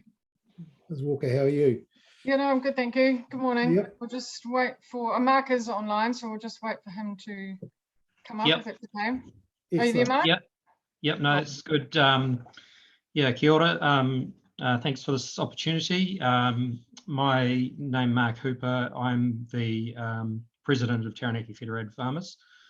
I'm also a dairy farmer at Lepperton, so just on the road from Waitara to Inglewood, not far out of New Plymouth. My excuse me, my grandmother's father purchased the first block that we're farming on in 1918, and so we have a family history on this place for quite some time. The property is known as Marae Tawa, and back in the late 1800s, due to the proximity of the Marae Tawa Pa, a town survey was done, which covers part of the farm for Marae Tawa village, but that was never built. It's slowly filling up with lifestyle blocks, and in fact we have lifestyle blocks encroaching on all sides of our property now. However, what was constructed also in the late 1800s was the British built a redoubt just across the valley from where Marae Tawa was. So that was known as the Marae Tawa Redoubt, and that overlooks the village of Lepperton currently, and there's still signs of that there. The key feature on our farm, though, is the the very large Kairoa Pa, which we have placed into a QE2 covenant. In fact, we have 4 separate QE2 covenants across the farm. And the Kairoa Pa is adjacent with Pukerangi Ora, which is up the back of Hurangi, and there's another large pa site up the back of Tikarangi. And together these three pa represented the kind of back defences of Te Ariawa. And there was a well-known track that came down between Kairoa and Pukerangiora from the south, South Taranaki to through to Waitara. So those are areas of particular interest that that we've looked at preserving and protecting on our particular property. And I give you some of this little background because these are some of the issues that we'll be touching on in our submission. So I'd hand over now to Hilary, who is our Senior Policy Advisor, and will be making our presentation. Thank you. Thank you, Mark. Really appreciate you coming online. I know it's a busy time of year for you dairy farmers. I've got lots of old family connections in Taranaki too, so it's a busy place. So thank you very much. Yep, at the moment. Yep. And so we'll come back to you Yes. if we've got any specific questions. Thank you. And Hilary, it's your floor. Yeah, so thank you and good morning everyone, especially those that have just come on through the course of the morning. Sorry, I'm not going to be quite as brief and succinct as Mark, but I will, yeah, but it obviously is an important topic, so it's worth the time. So you'll probably be aware we were relatively comfortable with the notified provisions of the plan, which have been assigned to this hearing topic. Our generally supportive submission sought relatively minor amendments. And particularly with regards to earthworks, we were predominantly focused on ensuring that a farmer wouldn't find themselves in the frustrating position of needing to get two different resource consents, one from the Regional Council and one from the District Council for the same activity. Our relief in this regard was not accepted on the basis that regional and district councils have different functions with respective rules designed to manage different effects. Now we do accept that, and we consider that our key concerns with regards to duplicated earthworks controls can be adequately addressed by the approach taken with WBR4. So given that there are no significantly different perspectives between Federated Farmers and Ms. Lawrenson, who's the Section 42A report writer, this statement does focus on key issues which have been identified by other submitters as ongoing concerns. They are issues which we have registered opposition to via the further submission process. Specifically, we do cover policy EWP4, the accidental discovery protocols, and our frustration that increased levels of regulation are being put forward as the best and only option to address failures with the operative plan, rather than parties taking a closer and perhaps harder look at why non-regulatory methods may not have achieved desired outcomes. So firstly, turning to policy P4 and the accidental discovery protocols. We acknowledge the overlap between this hearing topic and hearing topic 14, sites of significance to Māori, is created by this EWP4. And whilst we supported that policy, a number of submitters are seeking its deletion, preferring the more targeted and responsive approach taken by the SASM P5 and Historic Heritage P6. I've included those, oh sorry, now I've just lost my, there we go. I've included those policies for easy reference, but I'm not going to talk to them in any detail. So in our view, policy EWP4 could be deleted, allowing the SASM P5 to do the heavy lifting for SASMs. There does seem to be an unnecessary and potentially confusing overlap created between the two. We also prefer the targeted and responsive planning approach adopted in the SASM chapter. The earthworks chapter should by its nature be general and district-wide, not focusing on managing specific effects on specific values. It is worth noting that the chapter doesn't include specific policies relating to other Section 6 matters. And of interest, the Section 32 report at Section 8.2, in explaining the differences between the proposed and operative plan, states that the chapter does not relate to Section 6 matters of importance. Now, moving on to the accidental discovery protocol aspect. So we supported the inclusion of that in the proposed plan. We think it provides an important pathway to navigate what can be a stressful time for all parties involved. And for what it's worth, we don't think the term accidental discovery protocol is meant to be sinister or disrespectful in any way.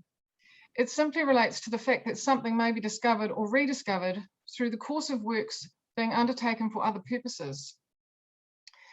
In the context of applying to unknown sites and within the district plan context, it needs to be sufficiently general to have wide application, whilst providing some consistency and certainty. It is appreciated that it shouldn't substitute site-specific and targeted protocols, which may be required as consent conditions when appropriate. The examples provided by previous submitters made sense in the context of discrete projects with very discrete earthworks components undertaken in elevated risk areas. It is appropriate that having a kaitiaki on site in those circumstances it is accepted that having a kaitiaki on site in those circumstances is likely to be appropriate. But it seemed to be suggested that that process should be extended to all earthworks for all activities. And we struggle to see how that approach could be applied to the rural context with regards to earthworks and cultivation that are required as a part of regular and ongoing pastoral production activities. So there are a number of submitters who are looking to increase regulatory controls for earthworks and cultivation on the basis that the operative plan has allowed for some sites of significance to Māori to be degraded and lost. Now, whilst we never condone willful and deliberate action which causes the degradation or destruction of these sites, without having a better understanding of the specifics, there are a number of reasons for this outcome. The different reasons will require different responses, from better monitoring and enforcing, to improved accuracy and extent delineation, and not least of all, to improved knowledge and understanding. We use the further submission process to register our opposition against the consenting process being put forward as the best and only solution. It continues to be our belief that win-win outcomes are best achieved when landowners are recognised and treated as part of the solution. There has been a lot of talk about partnership and early engagement over the course of the hearings to date. There is a lot of material in the various reports which outline consultation processes and how respective parties and stakeholders have been given opportunities to inform the district plan review over time. Of relevance to this hearing topic by virtue of that EWP4 are the processes that relate to both the known, so the scheduled and unscheduled sites of significance to Māori. We are seriously concerned at the lack of recognition, lack of involvement, and lack of opportunity most directly affected landowners seem to have had to date. In piecing together the consultation opportunities outlined in the SASM Section 32 report under Section 5.1 consultation, it doesn't look as though private landowners with known SASMs have been directly contacted by the council at all during the district plan review, not even by the one-dimensional over-relied on mail out. The last direct contact seems to have been through or sort of around the 2007-2008 time when the Wāhi Tohunga review began. With the exception of Ngāti Motunā through the plan review and Ngāti Rārere through the plan change 40, other iwi and hapu groups seem to have adopted the same approach as council, treating private landowners hosting SASMs as having no greater interest in those sites than members of the public generally. We draw the Commissioner's attention to Section 5.2.1, consultation with iwi and hapu, that's the section name, of the SASM Section 32 report, which provides an overview of the identification and verification processes being used to update and improve the accuracy of the SASMs identified in the district plan. It is an iwi hapu-led process and was meant to include pre-notification consultation with landowners. The report advises that the only iwi that completed pre-consultation with landowners, is Ngāti Motunā. Our understanding is that consultation process worked well and helped to foster and improve goodwill between tangata whenua and private landowners. The frustration is that leaves a number of other landowners and other sites that haven't yet benefited from any direct engagement or recognition of the important part hosts of these sites have to play. This context may explain why some SASM may be subject to ongoing degradation. The tangata whenua chapter of the operative plan includes a range of non-regulatory methods under Section 19.2. Specifically, it talks about encouraging landowners to protect sites on their properties through voluntary agreements and covenants, and to facilitate meetings and mediation between landowners and tangata whenua when appropriate. It also includes use of the Council's Heritage Protection Fund for the protection and maintenance of those sites, and financial assistance for fencing of sites of significance and areas. Rates relief is also included. In preparing for the SASM hearing topic, we're in the process of getting feedback from members with SASMs. We have asked if they were aware of these incentives and the financial assistance that could be tapped into to better protect or maintain these sites. To date, none have, and several have said that they often wondered about fencing off the sites, but hadn't been able to due to financial constraints. In considering the effectiveness of other methods, section 4.2 of that same section 32 report, it is noted that applications to the Heritage Protection Fund involving SASMs and archaeological sites are rare. No reasoning is provided as to why, but explicit reference to funding and rates relief has been pulled from the notified plan. We put it that lack of knowledge is most likely the reason for poor utilisation, and we suggest Council could do a much better job of prioritising and resourcing the non-regulatory methods. These methods are the exact things our members look for when any natural or cultural overlays are applied to their properties, and can be the difference between inadvertent loss and win-win outcomes. It is worth noting at section 5.2.3 that Ngā Kaitiaki sought retention of methods from the operative plan to apply to the historic heritage chapter of the draft plan, in particular the methods that promote protecting sensitive information, consultation, facilitating landowner iwi and hapu discussions, providing rates relief, and working toward access to wahi tapu on private property. Now, while the SASM P7 outlines some useful methods, the explicit rates relief and financial assistance through the Heritage Protection Fund are missing. Rates relief is not only missing from the proposed plan, but the option is gone from the rates remission policy.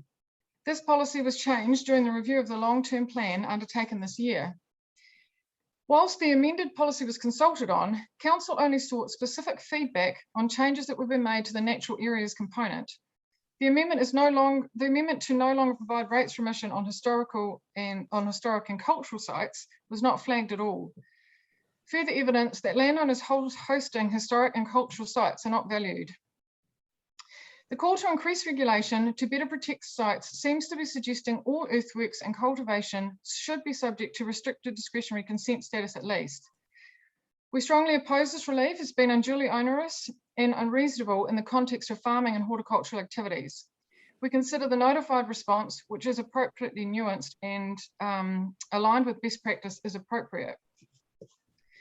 It must be remembered that permitted activities with associated standards is a regulatory tool, one that can get the balance right between resource use and protection of SASMs. This approach can be particularly effective when accompanied with meaningful non-regulatory methods that are prioritised by influential parties. In our view, if the non-regulatory methods were prioritised and utilised, the degree of degradation under the operative plan could have been much less. It is accepted that a regulatory approach is required to a certain degree, but it shouldn't be in isolation, and it shouldn't be the go-to if non-regulatory methods didn't work through no fault of the landowner. A balance needs to be struck between balancing the rights and interests of private landowners and tangata whenua. So we don't accept that the next and only option is to require consents for all earthworks, including cultivation. It is difficult for us to understand how Council and most iwi groups were not resourced enough to prioritise education and information sharing, or to help landowners utilise the Heritage Protection Fund to make a real difference on ground by fencing off or clearing exotic vegetation. And yet more onerous and stringent controls for landowners, which by virtue, and yet seek more onerous and stringent controls for landowners, which by virtue of consent application requirements will create more of a stretch on Council and iwi resources. This is counterintuitive to us and fails to take some responsibility for why the non-regulatory methods have not been well utilised or done their part to help achieve goals of the operative plan. We looked to the quality planning website on this topic just for some advice, and note, from that website, that regulation should be judiciously applied to create an appropriate balance between heritage values and the rights of property owners. Ideally, regulation should be counterbalanced with non-regulatory methods of management. I just want to talk briefly too about the scheduled and unscheduled sites. Now, we certainly appreciate the frustration that is felt when known sites have not been able to be scheduled due to not passing an evidential burden test. We have no knowledge or opinion as to whether the burden of proof is appropriate or not, but we do support the need to have one. It is appropriate to require an evidential burden when the planning response impacts on a private landowner's reasonable use of land. Without a two-tiered planning response, which includes appropriately set consent triggers, it elevates the effects of all earthworks and cultivation activities as being threatening to the integrity of all SASMs, a case which we don't think has been fully made yet. A subsequent risk to that approach is that if you treat everything as significant, it diminishes the value of the term. Now, to again reference the quality planning website, which we think supports kind of the position that we have, it states that as for any heritage site, as any heritage place, archaeological sites scheduled in district plans must be identified with geographical boundaries, which incorporate the need for buffer areas, a legal description and a statement of significance. Large lists of recorded archaeological sites with little ground truthing, analysis or justification should not be included in district plans. Accurate identification and statements of significance should be undertaken by a professional archaeologist.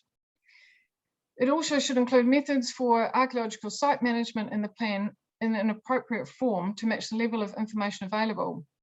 Where the information available is not detailed enough to prescribe regulation, use alternative methods to address RMA responsibilities. Such methods include non-statutory databases, mapping, and raising landowner awareness. So to conclude, we are seeking a planning framework that enables the ongoing operation and continued growth of New Plymouth's primary productive sector to the local, regional, and national food demands. There is a fundamental need to support the long-term growth of the district and to maximise the social, cultural, environmental, and economic values afforded by the industry. We do appreciate that much of the statement relates to matters which are perhaps more appropriately addressed in the SASM hearing topic.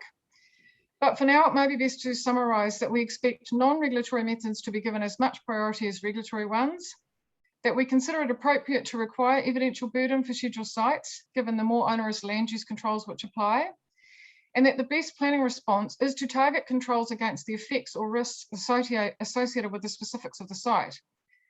The Hastings District Plan does provide an example of how well that can be done. We also hope that the accidental discovery protocol won't be over-relied on as a catch-all at the expense of relationship building. The effective protection of SASMs, both scheduled, unscheduled, and unknown, is dependent on the mutual goodwill of both private landowners and tangata whenua.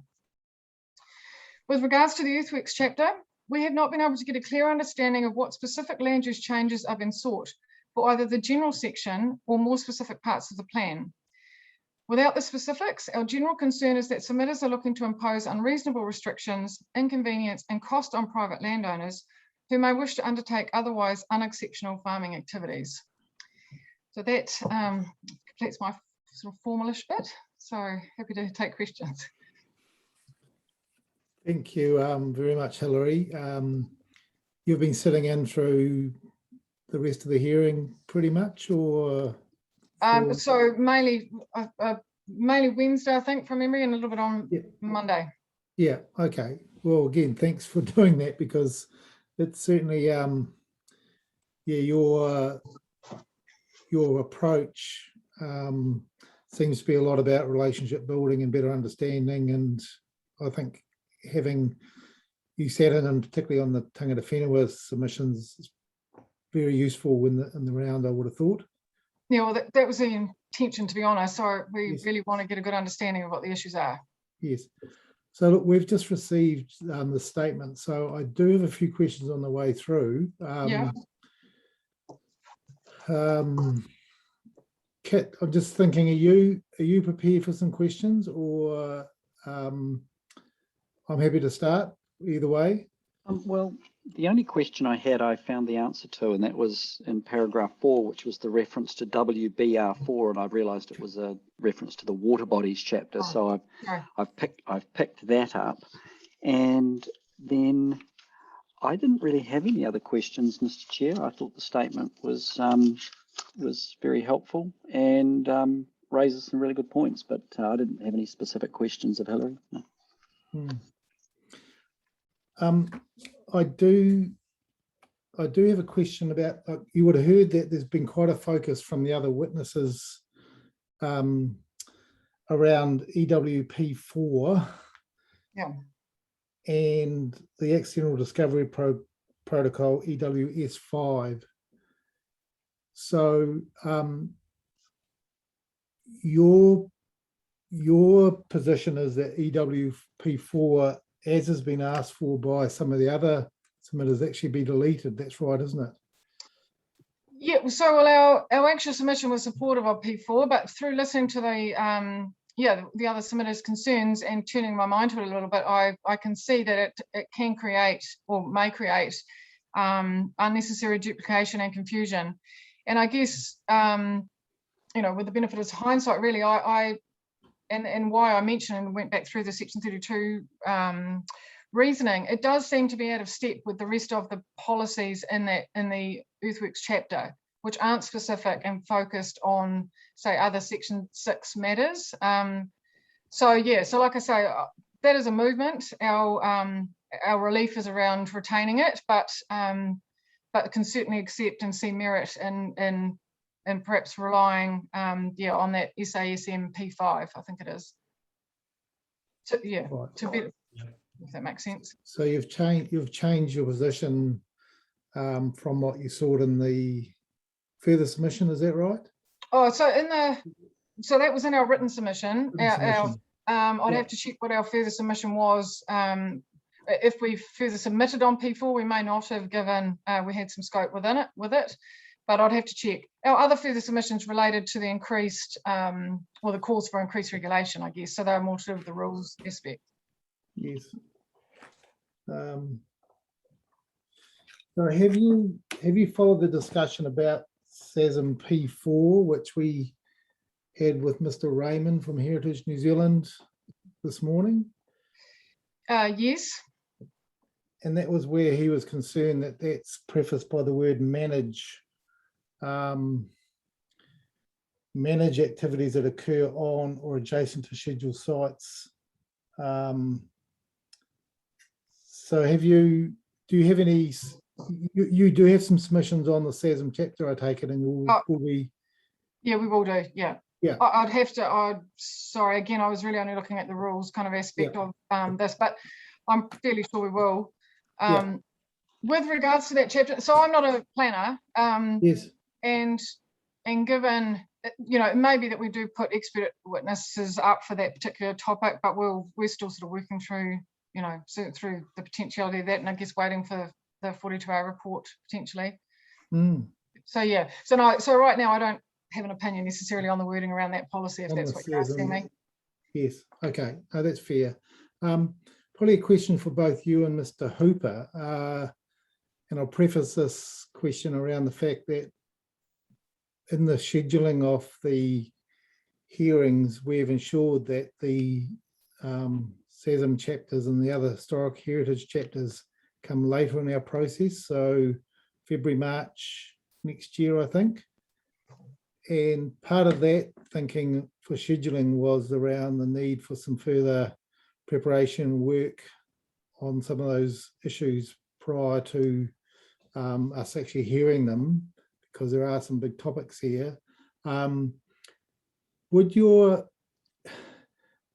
opinion be, given the fact that there seems to be some relationship building with some hapu more so than others, that there could be some merit in some further coordinated discussions between federated farmers and the various hapu in between time, just to maybe get a better understanding, build some relationships, think about some combined, some approaches, particularly in the non-regulatory space, which might be able to be recognised?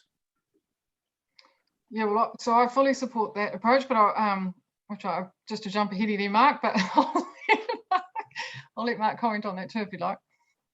Yeah, I would support that also.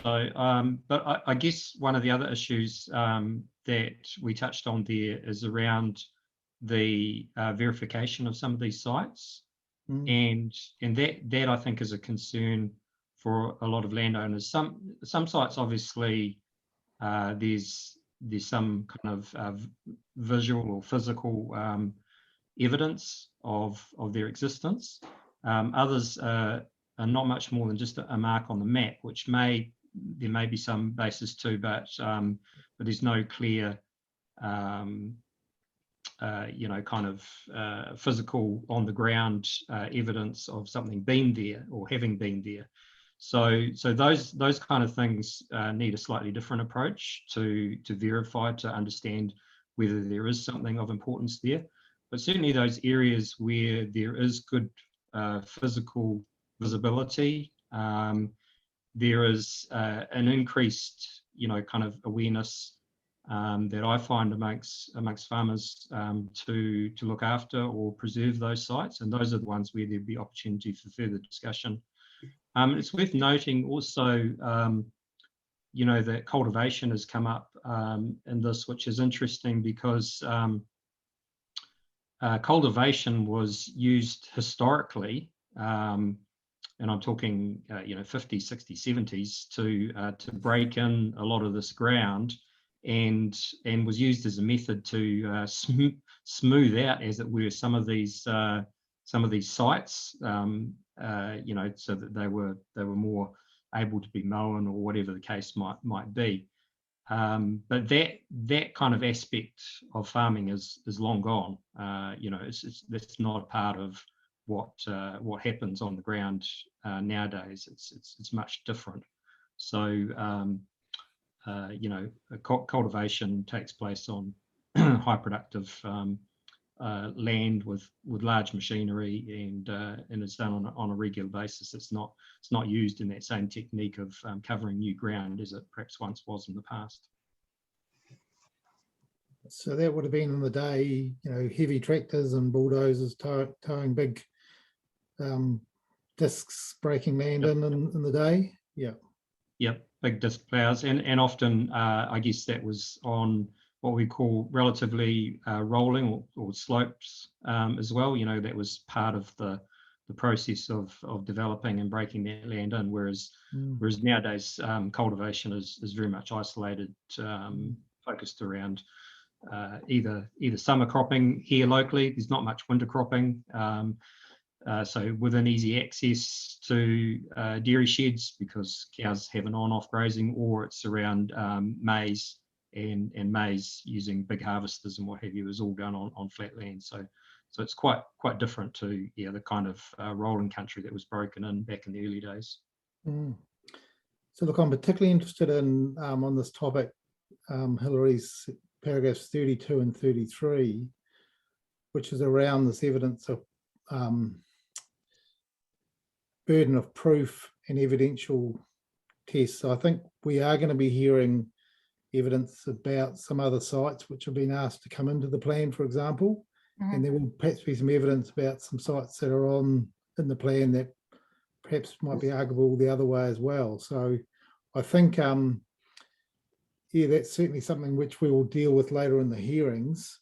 You know, we'll take some advice from the council's 42A officers that will be looking at this issue later in the new year, 2022, whether around those matters there's any merit in some pre-hearing processes on some of these issues, and certainly that would need to involve tangata whenua as well. So I'm just thinking ahead about the time we've got in place to perhaps do some more work around the relationship, the understanding, some of these matters, particularly around evidence of or burden of proof and evidential tests, those sorts of things.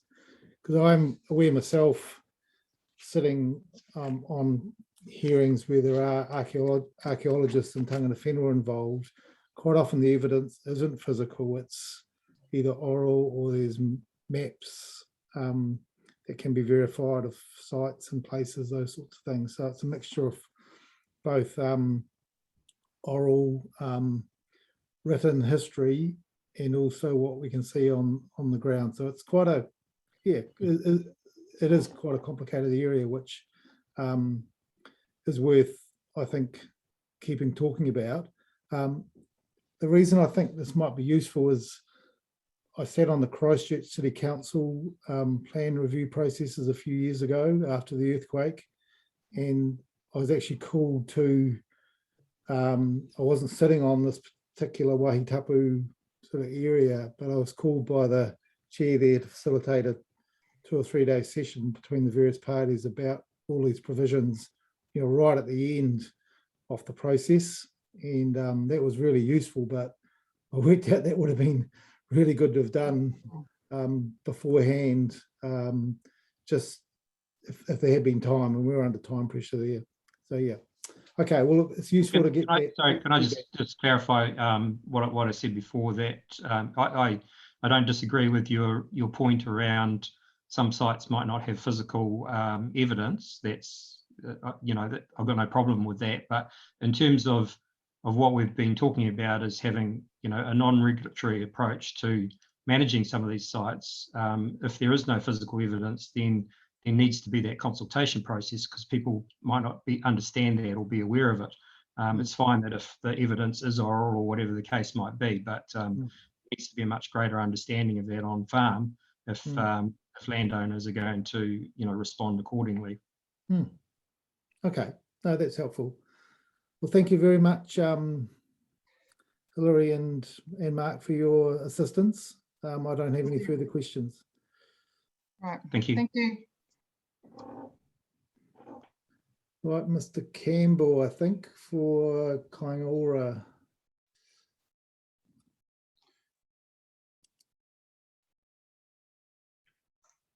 Good day, Mr. Chairman and Commissioner. Can you hear me okay?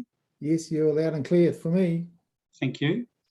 I'll take my evidence as read, but just by way of background, my evidence is in relation to the earthworks provisions, and it's a fairly discrete couple of points that I've raised. On the whole, Kaingaora has supported the approach of the plan in respect of earthworks, and my evidence really focuses on a couple of areas, principally in relation to policy EWP3 and in relation to standard EWS2, and that's principally around the standard relating to earthworks associated with a building, and seeking to provide a little bit more clarity around what the effects are the standard are trying to manage.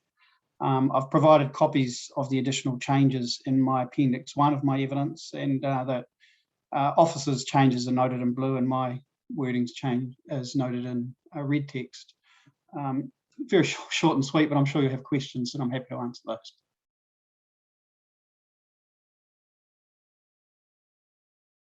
Turn the speaker off. Kit, do you want to kick off this time? All right. No, I thought your evidence was very straightforward. There's just two matters I wanted to talk to you about. One, your suggestion of qualifying retaining wall height based on whether it is either a cut retaining wall or a fill retaining wall. I'm just wondering, is that a technique you've seen used in other plans? It's not. I mean, I have to say this approach is probably a little bit unique in terms of how it's dealing with earthworks. That being said, it is to a degree aligned with the former Waitakere City Council plan, which is now extinct, but that actually had a provision how that managed it was permitted within a building platform. So I think it's prudent to have a retaining wall height control if you're going to go down this approach. I think it's helpful to manage those effects. I was simply of the view that the effects of a cut retaining wall, particularly in relation to adjoining sites, is going to probably be less of an issue from an amenity or character perspective, as opposed to a fill retaining wall. And I was kind of thinking, to my mind, as you get closer and the relationship of the adjoining site, as you have a fill retaining wall, you have issues potentially of privacy, but you know, in the relationship with that adjoining property, whereas the cut retaining, it's not such a critical issue. And 1 meter is still it's not a particularly high retaining height. It's just, but it gives a little bit more flexibility to design properties without I guess being unnecessarily sort of restrictive. And it's also, I think, I kind of reflected on it in terms of the implications of a cut retaining and its relationship with an adjoining property, which may, for example, if it was a surrounding common boundary, have a fence, say 2 meters. So you kind of have a cumulative height of around 3 meters. And you know, that seemed to me to be a reasonable amenity outcome. As you go below that, you might want to kind of look at that. So it's very much about thinking about an appropriate trigger.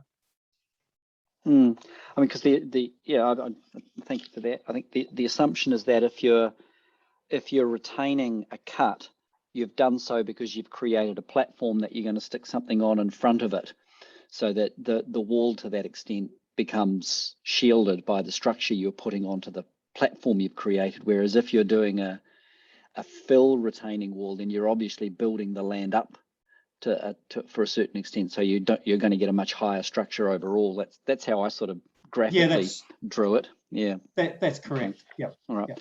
Yep. The other question I want to talk to you about, and you haven't dealt with it directly in your evidence, but it's something that I just wanted to get your view on. Have you got the earthworks rules there? Yes, I do. Yeah, I thought I'd better get those up. EWR 13 is one that when I went through the council's 32 analysis and then went through the 42A report, sort of stuck out to me as a rule that's using earthworks to manage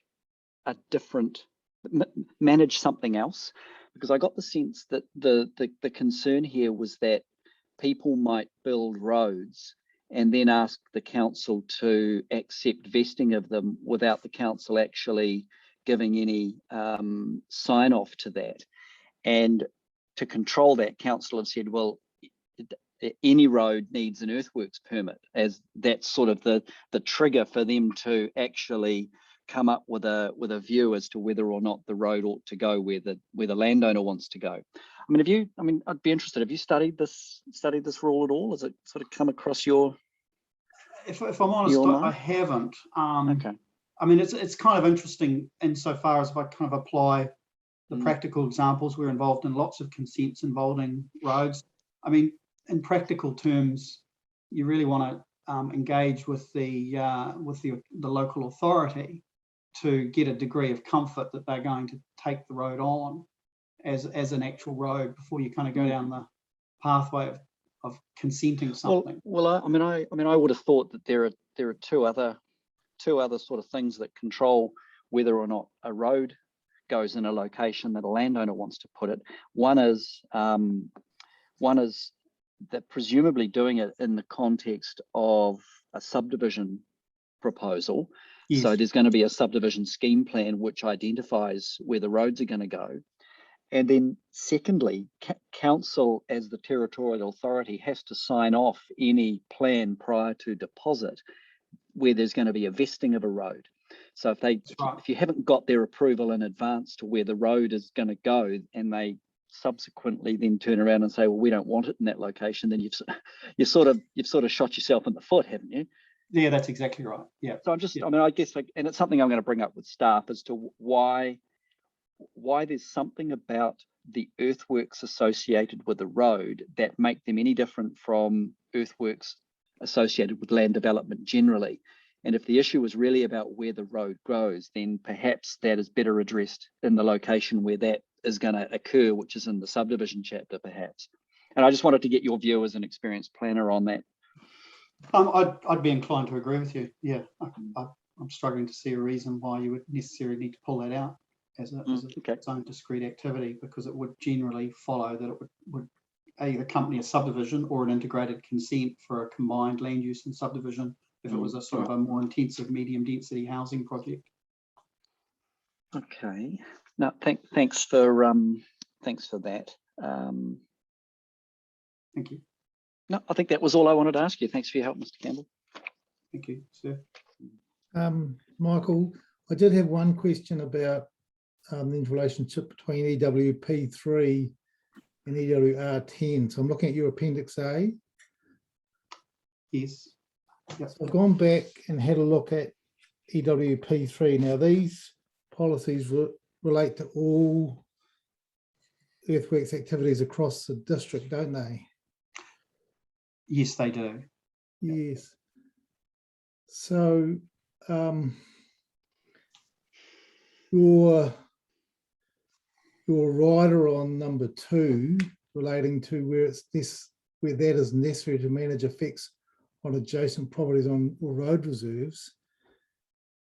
Can you see other activities around the district that might not be housing related, where you'd have other reasons for managing cut and fill heights?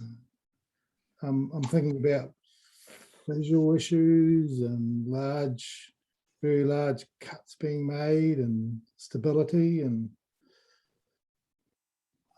Potentially, but I think those are potentially covered by other aspects of the policy in terms of stability. I recall there's a policy that specifically deals with land stability issues. Yes. The only other thing that maybe comes to mind, it's a good point you raise, is adjacent properties, whether or not, quite often issues around public open space and retaining in relation to public open space. I mean, my wording says effects on adjacent properties, so it probably covers that. But quite often that's an important consideration, is the relationship of earthworks, particularly in relation to fill type retaining in relation to sort of open space areas. Okay. There are some other rules and provisions about limiting cut height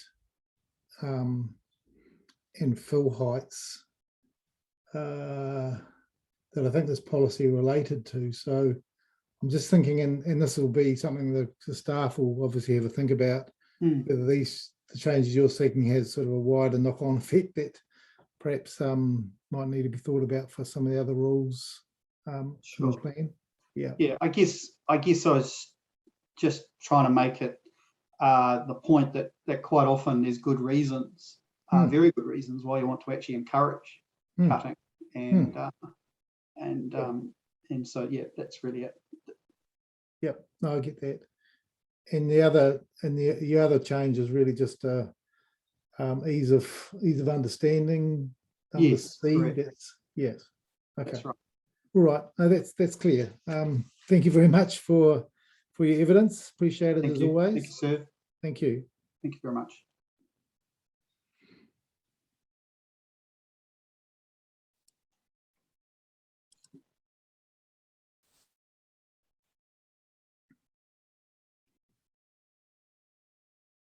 Just looking again for our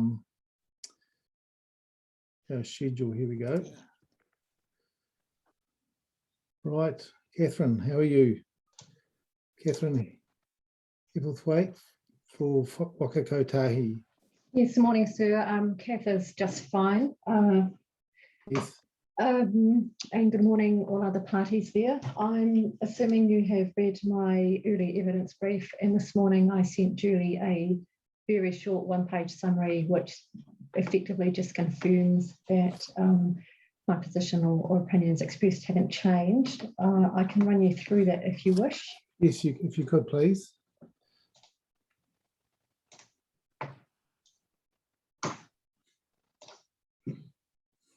Right, paragraph 1.1 confirms my full name is Catherine Linda Hebblethwaite, and I have prepared the primary evidence dated 6th of August.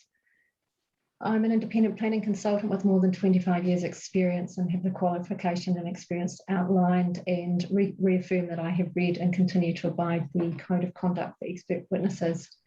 The key points from my primary statement of evidence are in regard to earthworks. In my opinion, the area limit and zone-based consenting structure proposed by Ms. Lawrenson for transport networks does not reflect the likely effects or frequency of effects generated and poses an unnecessary regulatory burden. I continue to support EW7 as notified, which is one rule applying to all zones, but with an increase to the earthworks area to 2,500 square metres. For lighting, there is a small change to the overview section, which Waka Kotahi made a submission on, which I consider remains appropriate. For signage, there is only one matter which I wish to stress from my early evidence, is that Ms. Gibson very kindly invited Waka Kotahi to consider whether or not there would be alternatives available to AS NZS 4282. That is a standard which specifies lighting requirements. I have socialised alternatives to including that standard in the rules, which is what the Waka Kotahi submission sought with Waka Kotahi staff members, and they are comfortable that Ms Gibson's and the notified provisions are actually suitable. There's no need to grant the relief sought by Waka Kotahi in that regard. So generally, the submissions made by Waka Kotahi, I've reviewed them in light of the Section 42 report, and the only outstanding matter is in regard to earthworks. And I'd just like to confirm that Mr. Catchpole remains online for Waka Kotahi. He doesn't have anything in particular prepared, but would of course be available to answer questions as I will do now, sir. Thank you, Kath. I'm just trying to find EW7. You haven't got a markup at the back of your evidence, have you? No, I have got the council planners provisions open on my other screen, sir. It is the earthworks for the upgrade and maintenance and repair of the transport network. If it helps, sir, it's on page 7 of the council planners report in Appendix 1. I'm looking at Appendix. So EW7, I'm looking at Appendix 1 of the officer's report. And that's the landscaped provisions with crossouts and insertions in it. That's right, isn't it? Yes, sir, that's correct. Yes. Ms. Lawrenson has proposed to effectively delete, it's a PDF page 7, so I'm not sure what numbering yours is. Yes. Would it help if I shared screen with the council planners Appendix 1? Yeah, I've actually got the document here. So so you support retention of it as notified rather than the changes Ms. Lawrenson's proposed? Yes, that's correct, sir, except with the addition you'll see there in the second column along where it says activity status permitted, where the total, number 1, the total earthworks area open at one time does not exceed 500 square metres. I consider that should be 2,500, noting that this rule relates only to upgrade or maintenance or repair of transport networks, sir. Okay. So just maybe for future reference, have you read our minute requesting that experts provide a track markup at the back of their evidence? My apologies, sir, I may have overlooked that particular detail. I will definitely do that for future evidence. Yeah, it was just after hearing 1 where I think Mr. Campbell did provide a markup, and we found that particularly useful because we're looking for, particularly at the expert planners level, differences that sit between the council's planning team who are reporting on the application, or sorry, on the matters, and the submitters.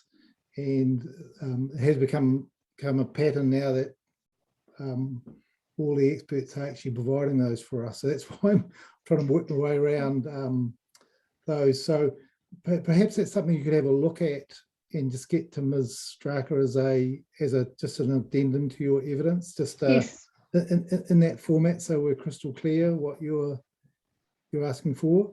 Yes, no problem, sir. Yeah. So just by asking these questions and working my way through, I'll sort of understand that. So I don't have any further questions, but if you could add that into the system and also have a look about how others are doing it, and I'm sure we'll be hearing from you again in future hearings.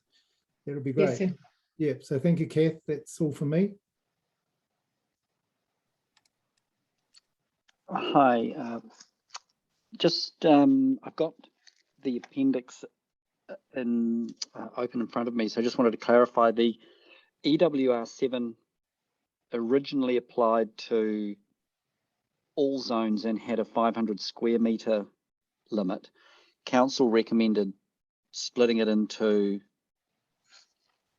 2 types of zones and giving 500 in one and 1500 in the other. So it's your you wish to retain the all zones application and 2,500 square meters across all zones. So it would come back to one rule, but with simply the 500 changed to 2,500.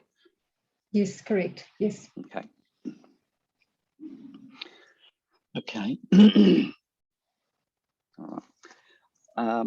It's not a matter you've addressed in your evidence, but I'm going to take advantage of the fact that you presumably see plans up and down the country, and I want to talk to you a little bit about the way in which the matters of discretion have been crafted. I'm not sure if you were here on day one where I threw out into the universe a concern about the way in which the matters for discretion had been crafted with a suggestion that some of them, if not many of them, were phrased as assessment criteria as opposed to matters of discretion. And I just wanted to understand whether you were aware of that, and if you were, whether you had thought about it. And if the answer to both of those questions is yes, then what you might want to say about it. But if the answer to the first two questions is you have not, then we won't go any further. Yes, sir, I was present on the opening day and did hear and take note of your question to the universe, as you've put it. I have had a brief look at it.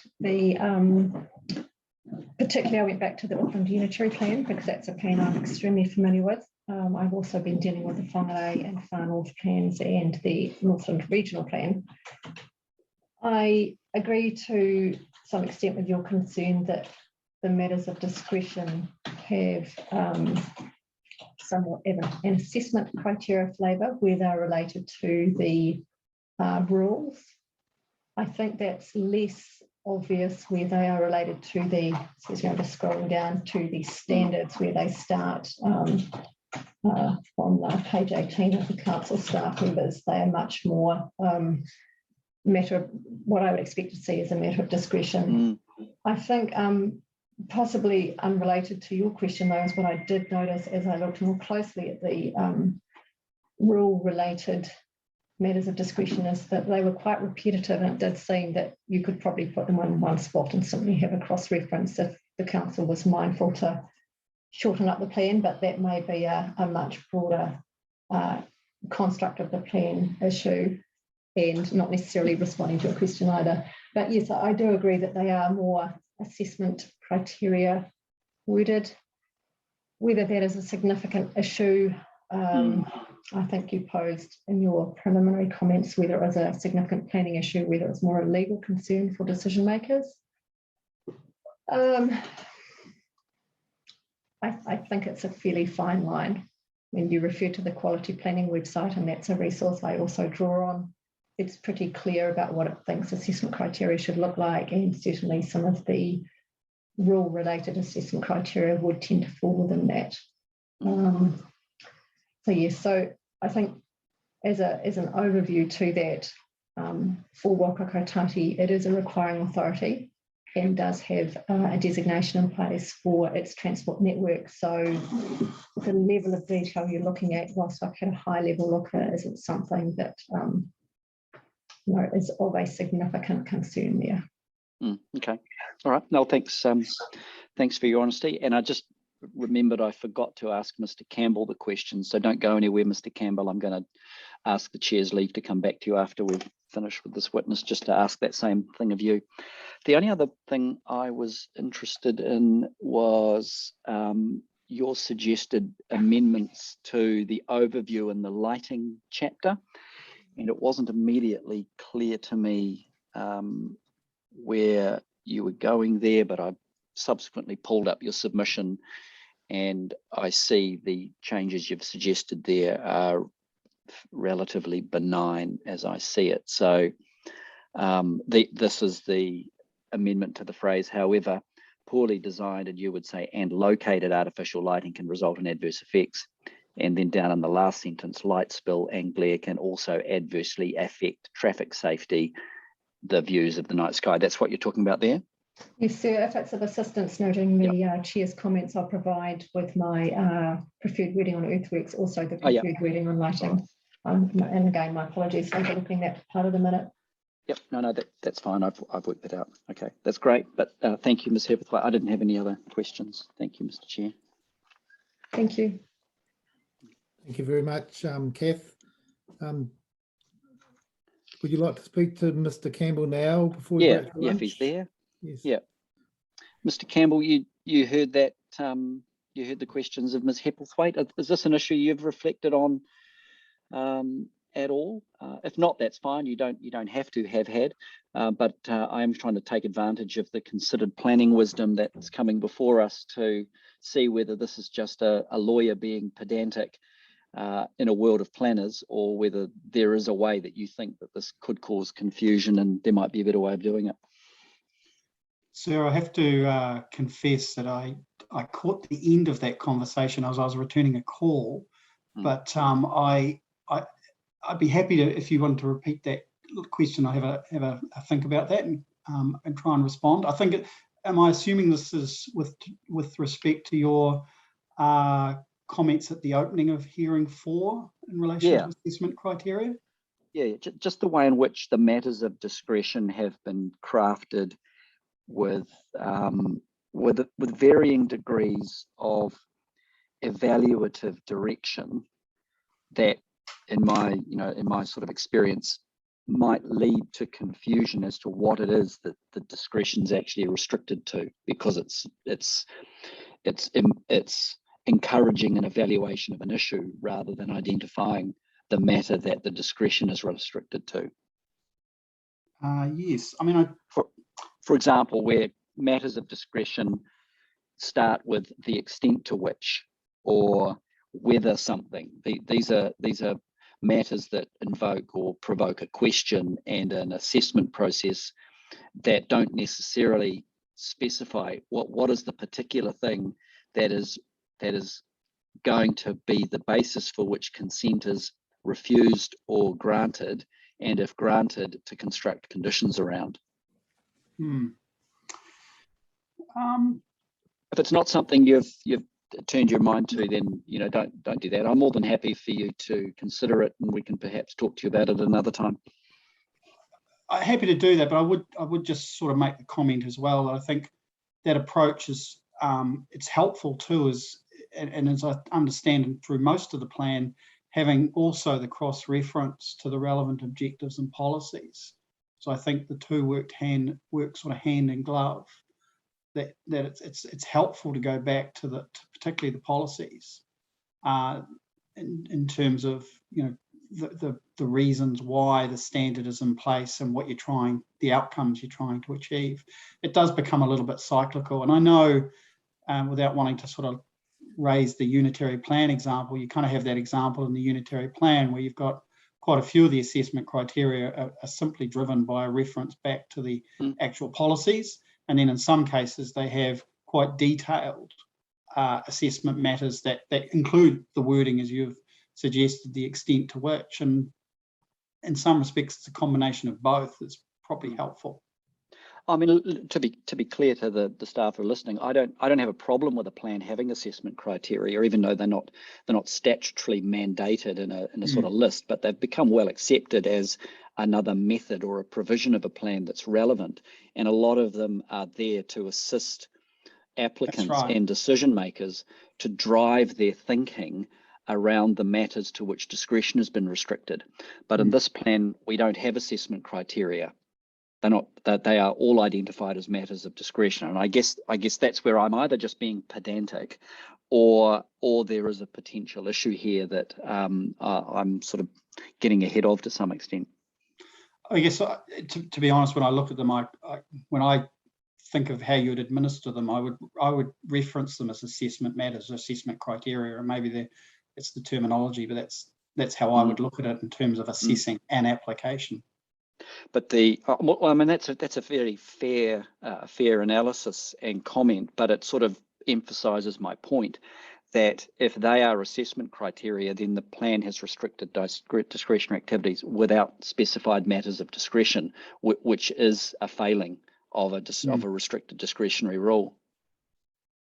Yes. Anyway, look, I don't know if I can take it much further. Yeah, but thank you for entertaining me. Thank you. Thank you, Mr. Chair. Thank you very much for that. We will take a break now, and I think let's come back at 1:15. Give people a bit more time to have a break and something to eat. So we'll see everyone back at 1:15. Thank you.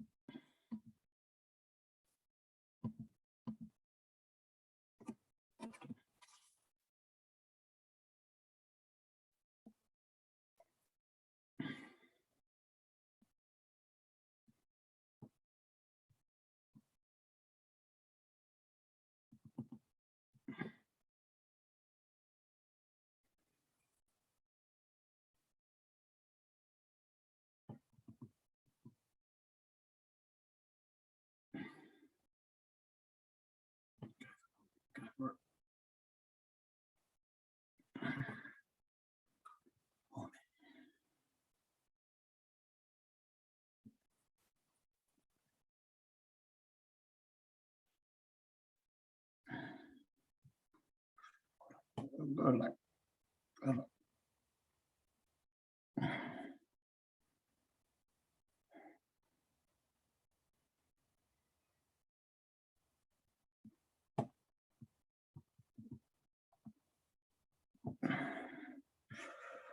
Good luck.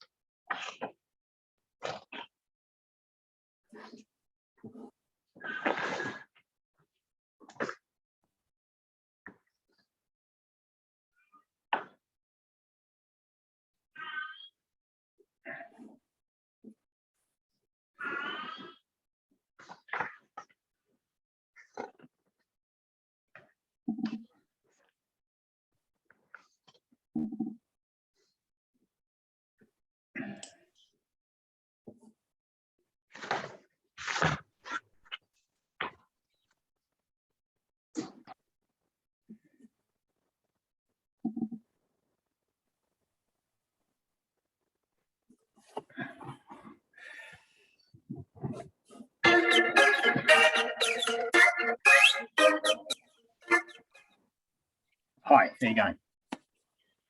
Good, good.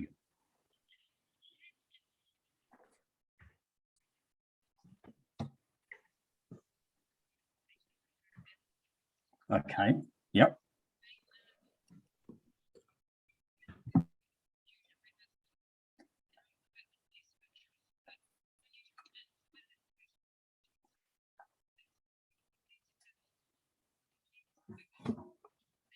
Right, okay.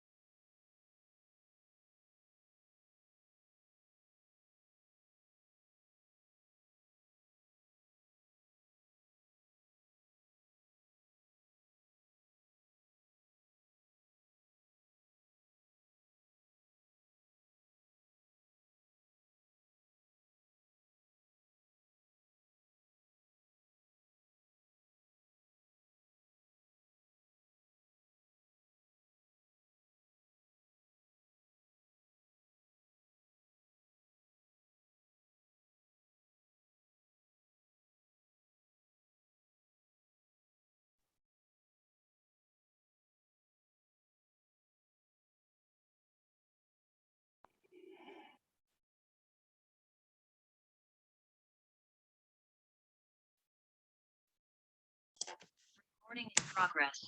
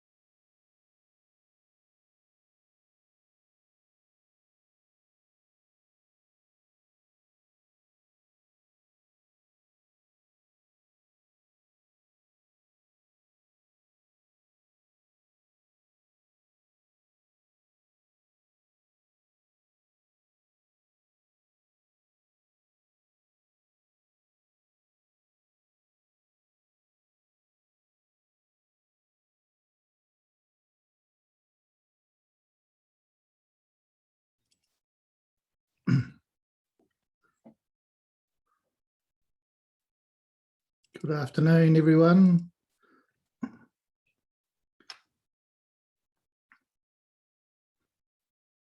We're just returning to day 4 of hearing 4, and I will ask those that went on this morning when we kicked off today just to check in and say hello. I'm Stephen Daish. I'm the chair of the New Plymouth District Plan Review Hearings Committee, and I'm being assisted in this hearing by Commissioner Kit Littlejohn. So Kit's on your view there. Thank you, Kit. So perhaps those that didn't check in with us this morning, just quickly say who you are and we'll say hello. So I think Megan Barr, you're first on the screen. Yes, kia ora, Megan Barr, representing the oil companies. Thank you, Megan. Carolyn, you there? Kia ora koutou, I'm Carolyn Rett, representing Transpower. Thank you, Carolyn. Vance, are you there? Yes, Stephen. Yes, Vance Hodgson for New Zealand Pork. Okay. Hi, Vance. How are you going? Good, thank you. Have you got something, are you on today or are you just listening in? No, just listening in if that's okay. We don't have any evidence. We were interested in hearing 4, but no evidence presented. Of course, you're very welcome. Thank you, Vance. Thank you. Just trying to work out who hasn't checked in. I can see Marlene, you're there again today, just listening in. Yeah, kia ora, it's Marlene from Te Rūnanga o Ngāti Mūringa, just listening in, thank you. Yeah, hi there. Jordan. Afternoon, everyone. Jordan Landers from Horticulture New Zealand. Thank you for joining us, Jordan. Is there anyone else new? I can see Gary Schofield from Powerco. Oh, good afternoon, Gary Schofield, environmental planner from Powerco. Hello, and Gary. we've also got Helen, who's presented some evidence. So I'll get Helen to introduce herself if she hasn't already. Yeah. Thanks, Gary. I know your new boss very well, Mr. Kilty, who's arriving soon, I think, up your way. Is that right? That's correct. Yep, starting next month, I believe. So exciting times. Yeah, you've got a good one there. So you'll enjoy having him there, I think. Great. Thanks, Helen. Hello, how are you? I'm good, thanks, Stephen. Hello, everyone. I'm Helen Anderson, so I'm a planner representing Powerco. Hello, welcome, Helen. And I think everyone else there are either on the staff team or they've talked to us before. So is there anyone I've missed just from an introduction? All right, I think you're tuned in with the protocol for these hearings. We are doing okay, but it's not easy to really focus over these Zoom hearings. The protocol is, as you're doing, if we're talking to you, please turn on your videos and your speakers. If you have any questions throughout the process and just want to say something, as I'd allow in a actually face-to-face position, I'd be happy to talk to people. So if you are needing to say something, turn your video on and your microphone and we'll have a chat. So I think we do have 4 or 5 people this afternoon. Again, I'll look at, just bring up the hearing schedule. Just bear with me, please. I don't know what we would have done with just one screen doing these. It would have been pretty difficult. But yes. Yeah, so we're kicking off this afternoon with Helen for Powerco. So over to you.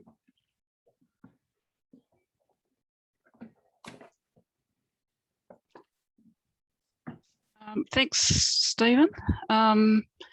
So I would assume that the evidence that I've prepared has been read by the commissioners. So I guess at this stage, I would just here to answer any questions that the commissioners may have. And you would have caught up with the fact that we do need to talk with, particularly where you're looking for some alterations over and above what the reporting planners have given us. It's quite important that we do ask some questions if we have them. So thanks for joining us. I do have a few questions, so I'll kick off this time. Yep. Look, and thank you for preparing the summary in your appendix as we've requested. That makes it quite helpful. But look, I think it's probably better to start by looking at your Appendix A, if you can perhaps turn to that. So we've been talking quite a lot about these policies, EWP3,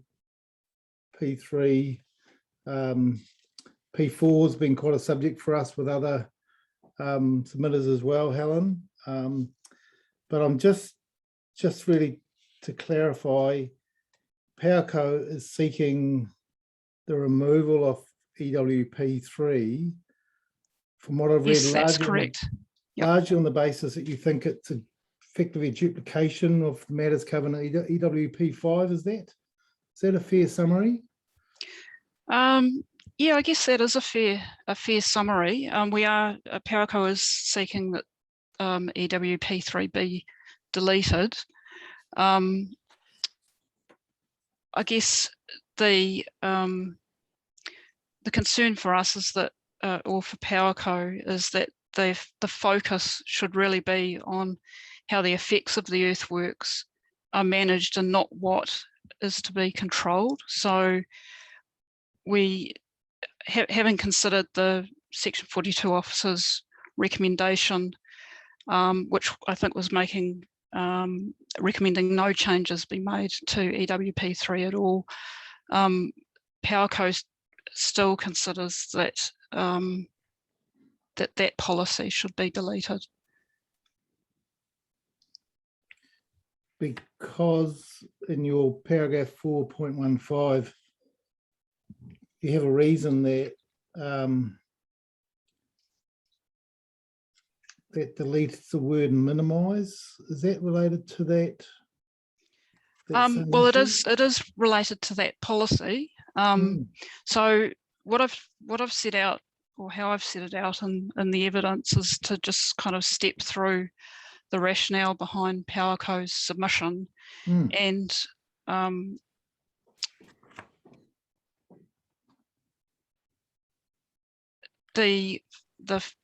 guess the nature of the submission is first up that we recommend that it be deleted, but then I look at some of the other further submissions that were made by PowerCo in relation to EWP3 in terms of why perhaps aspects of that policy, if it were to be retained, aspects of the wording of that policy should be amended. But overall, PowerCo's position is that the policy should be deleted because it is adequately addressed by policy EWP5. Okay.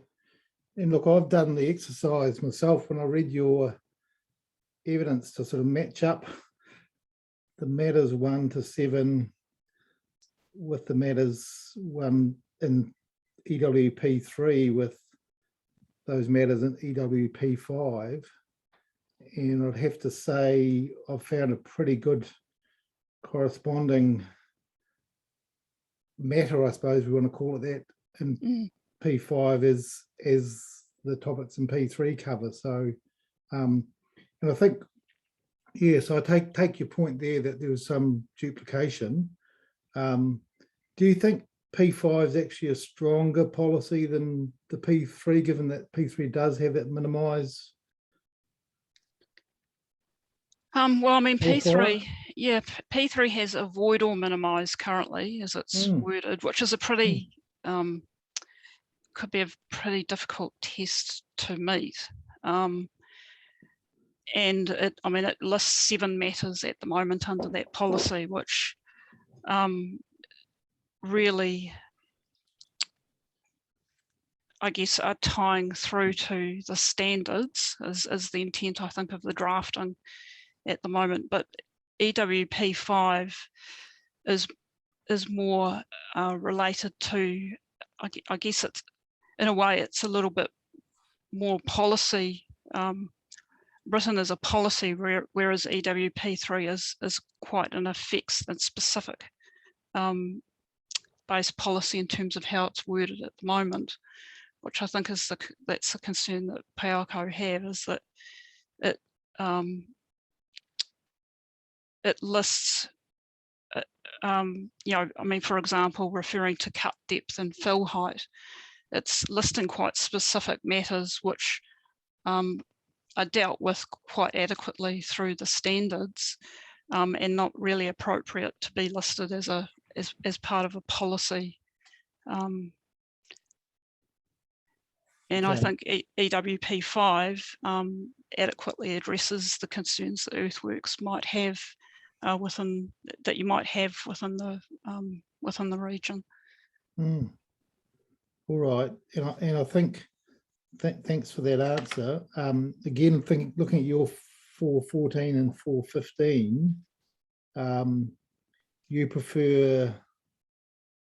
seem to prefer the remedy or mitigate as opposed to minimise, and we have been asking some other planning practitioners throughout the hearing so far about their views on that, and the word minimise is used quite extensively through the proposed plan. So is your preference overall as a practitioner not to use the term minimise and instead use the remedy or mitigate? Yeah, I mean, I guess, that if it is a term that has been used quite widely through this proposed plan. That's not to say it's the right approach to take. I guess, yes, my preference as a practitioner is to have is to remedy or mitigate adverse effects rather than minimise. And I think because it can be quite difficult to minimise effects of work, and I guess the approach in terms of remedy or mitigate adverse effects, where practical, provides a greater degree of flexibility and ability to meet that particular policy. So that the use of that other qualifier where practical, is that something you're suggesting be added? It's not, is it? No, it's not. No. Quite a few other submitters are suggesting. Yeah, that I've noticed that in some of the further submissions. Yeah. Yeah, and again, what's your view as a planner on those sorts of qualifiers? They can be useful, I think, but it probably you need to look at it as a whole in terms of whether you have other policies and the rule framework and standards in terms of whether it works adequately as a whole. So I think where practical can be a useful approach. I'm not suggesting that it be adopted here, but I think certainly instead of referencing minimise, to instead reference to remedy or mitigate at a minimum provides is actually a more appropriate approach to take. Okay, thank you for that. And just one other, I'm dwelling on this paragraph quite a bit. You refer to the wording of the 42A reporting officer saying that they think retaining the policy as notified informs the effects standards. So that's not actually, the policy itself is not actually written into the effects standards, is it? I think what they mean, that the officer means there, is that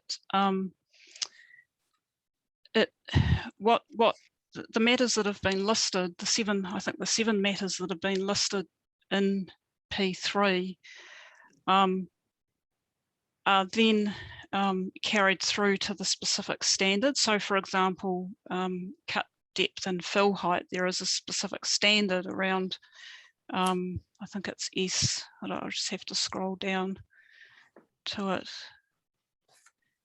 S2, which is cut depth and fill height. So I think that's what they mean in terms of that policy then informs the standards. Okay. Rather than being referred back to the policy in the standards. That's, yeah. I think that is a technique that some plans use, and certainly parts of this plan that I think it might be used as well as a technique. Yeah. Okay. Well, thank you for that. I'll move on to page 2 of your appendix, which deals with EWR 9. Here, this is on page 15 of your evidence in appendix A.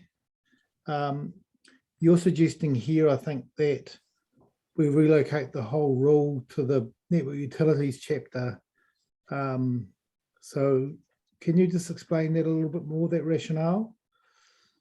Well, I think the rule itself relates to earthworks for network utility, so it's quite specific.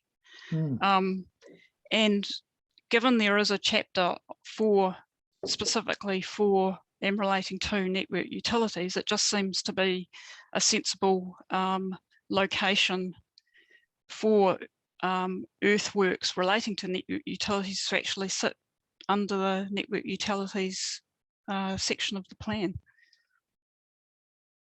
Okay, so how you could, I presume, a rhetorical question, you could argue that for all sorts of different district-wide matters being put into different parts of the plan, I suppose, couldn't you? It's well, I guess you could. Yeah. Yeah. Again, it depends on how you want the we want to have to look for various rules in a plan related to a particular activity, and I guess the rationale at the moment is that there is a specific network utilities chapter. If you're wanting to find out about, and this particular rule is specific to network utilities, so why not put it into the network utilities chapter, so that you're not having to look at a number of different sections of a plan in relation to a particular activity. Yes, no, I certainly understand the rationale. I think it's a challenge that all plans have. You know, I know working for particular interest groups myself on plans, you're sort of looking for the easiest way of dealing with it from your perspective. Yeah, but, yeah, exactly. Yeah. Okay. I just wanted to understand what you're doing with EWR9, despite where it goes. You've got some other suggestions. So you're looking at taking out item 2. Why is that? Off the matters over which discretion is restricted. Hold on.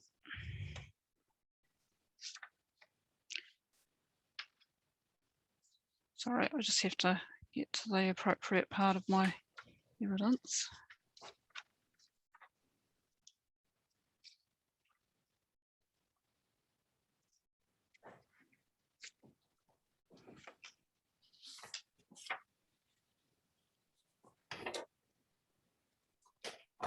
Okay, so that was in support of, it was a further submission by PowerCo in support of a submission by Transpower to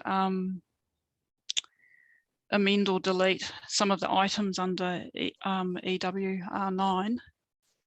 And I guess, well, the rationale for supporting that submission by Transpower to delete item 2 because they are covered by other rules in the plan, and it just presented duplication.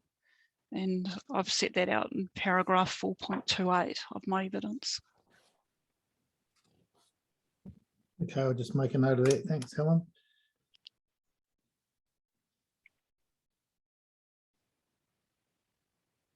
So you've double checked those other rules and you're satisfied that that's the case? Yes. I wonder whether you could actually just provide the nexus between taking this out and the other rules. What were the other rules you were particularly thinking about? So it was items.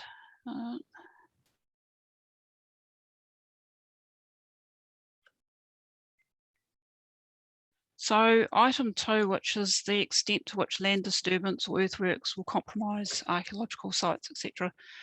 Well, that's dealt with through the sites of significance to Maori.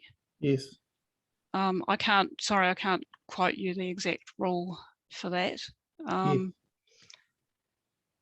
Item 5, well, that's just the extent of, well, that's not nothing specific. That's just a general catch-all. Yes. And the other one was 6. So yeah. So I guess the main one in relation to your question is just is item 2, which is the land disturbance or earthworks in terms of compromising archaeological sites or Maori heritage sites. Yeah. The other matters are, well, item 6 just relates referring back to policies. So that's a concern. I guess the concern there is that you're making reference back to, well, particularly EWP3, which is we've got concerns about. Okay. Anyway, yeah. But remember, we did talk about that earlier on, about those policies appearing in standards. So yeah. So at the moment it's sitting there as part of a matter of discretion against that rule. Okay.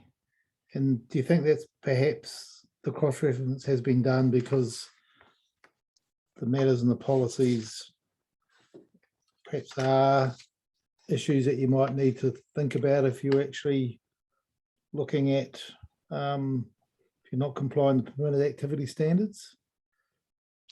Well, yeah, I think that is correct. I guess the concern is just around the need to have EWP3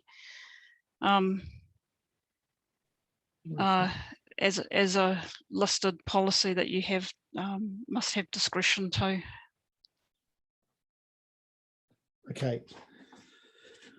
And certainly the other changes on this page, you've added under the activity status compliance with EWS4 and EWS5.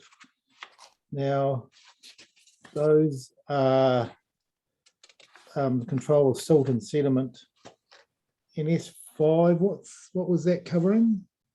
S5 is the accidental discovery protocol. Yeah. Okay. We've certainly had quite a lot of discussion about that. Right. During the hearing, and have you made specific submissions about that? No, that was a further submission in support. Okay. Yeah. Okay. In support of the protocol, or in support of putting? And so I think well, I'd have to again just check my evidence, but off the top of my head, I think it was just in support of the addition to the rule of reference to compliance with EWS4 and EWS5. Right, thank you. I'm moving to page 17 of your evidence, which is to do with EWS2, and this is the standard about cuts and fills. So we have had some other evidence about this, that if you're cutting and then filling back in again, you know, as long as the level's back as it was, you'll look thinking exemption for installation of underground network utilities is appropriate. Yes. Is that because, do you think that, or firstly, are cut and fill actually defined as such? In the plan? Yeah. Good question. I'd have to have a look at the what was notified and just check that. Yes, okay.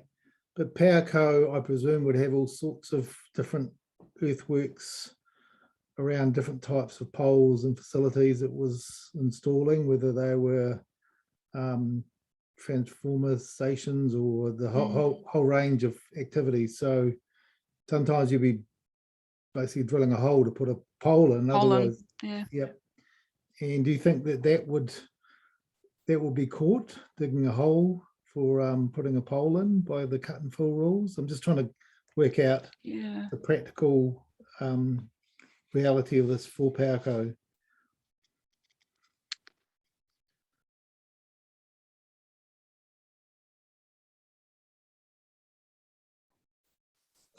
Well, it could affect PowerCo in terms of putting a pole in, particularly if it had to go. You know, if there was something that had to be installed below a metre in depth, and that seems to be a bit onerous. Yes, I thought there was a list of exemptions. Maybe that's for the noise chapter. Are there a list of exemptions for earthworks? No, it's noise. So you're looking at an exemption here in the standard to cover that matter. Yeah, that's correct. So what we're looking at is just adding to EWS2 that standard doesn't apply to the installation of underground network utilities where that cut and fill doesn't change the ground level once that work's completed. Yeah, I can understand the practical aspect of that for sure. All right, well, look, those are all the questions I have. And you also had something on light, I think, is that right? On lighting? No, wait on. No, just noise, just the noise. Noise was the next one. Yep. All right, so you did have one part of the noise provisions where, this is Yes. where you were seeking the exception. That's where I've. Yes, that's correct. Yep. Okay. Yeah, I did have a question about the specificity of that exception. The term normal operations in gas delivery infrastructure. Just in your mind, how would you interpret normal operations? Would that include that operations wouldn't include construction activities? Is that how you read that? No, this is for infrastructure that's in place. I guess, yeah, so I guess PowerCo's concern with this particular noise S1 rule is where there's already, where there's infrastructure in place, where there's that potential to have that reverse kind of sensitivity, particularly where new development might be occurring and there's already gas infrastructure there, and where there's a need for that infrastructure to be there, and then you might get new residential development coming in next to this existing infrastructure, and then you start getting noise complaints about it. So that I guess kind of forms the concern that PowerCo have just around the noise standards in general, and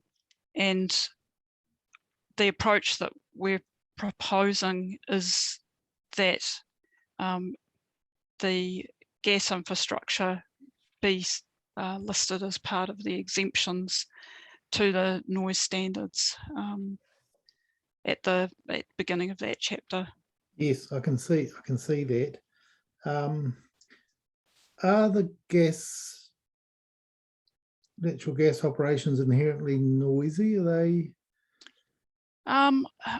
That's something I'd probably have to defer to Gary Schofield on. I'm not sure what the level of noise is that is generated by gas infrastructure. I imagine some of it's not that noisy, and other activities may be a bit noisier. Well, Mr. Schofield, if you're there and you could help us with that, because I think Mr. Lloyd's saying, well, if you can comply with the same noise standards as everyone else needs to, why do you need an exception? But we just need to understand the reasons why.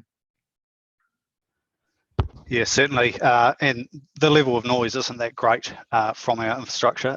If you can imagine, when you've got your gas bottle going at home, you can hear the flow of gas, like sort of like a hissing pressure, that noise just flowing through that regulator. It's just on a larger sort of scale. I've been with it. So these are district regulator stations, so we take high pressure gas and just drop it down on that pressure to deliver throughout our network. So it's like your gas regulator on your barbecue, but a bigger scale. I've been inside them. I can walk around without air protection on, so it's not that noisy that you'd need it. But I guess it's the concern we're having was just with that a sensitive use coming or establishing adjoining one of our sites. And if you're used to a quiet environment and hear this noise, which is sort of ongoing 24/7 with the supply of natural gas, just for that potential for complaints to be generated. So it's definitely not exceptionally noisy. Yeah, you can walk around and have a conversation with it going there, but it's just that constant noise which some receptors may be sensitive to. Gary, have you had issues with complaints?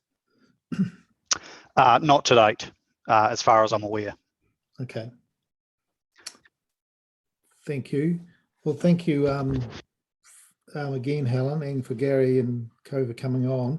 I'll hand over to Commissioner Littlejohn to see whether he has any questions.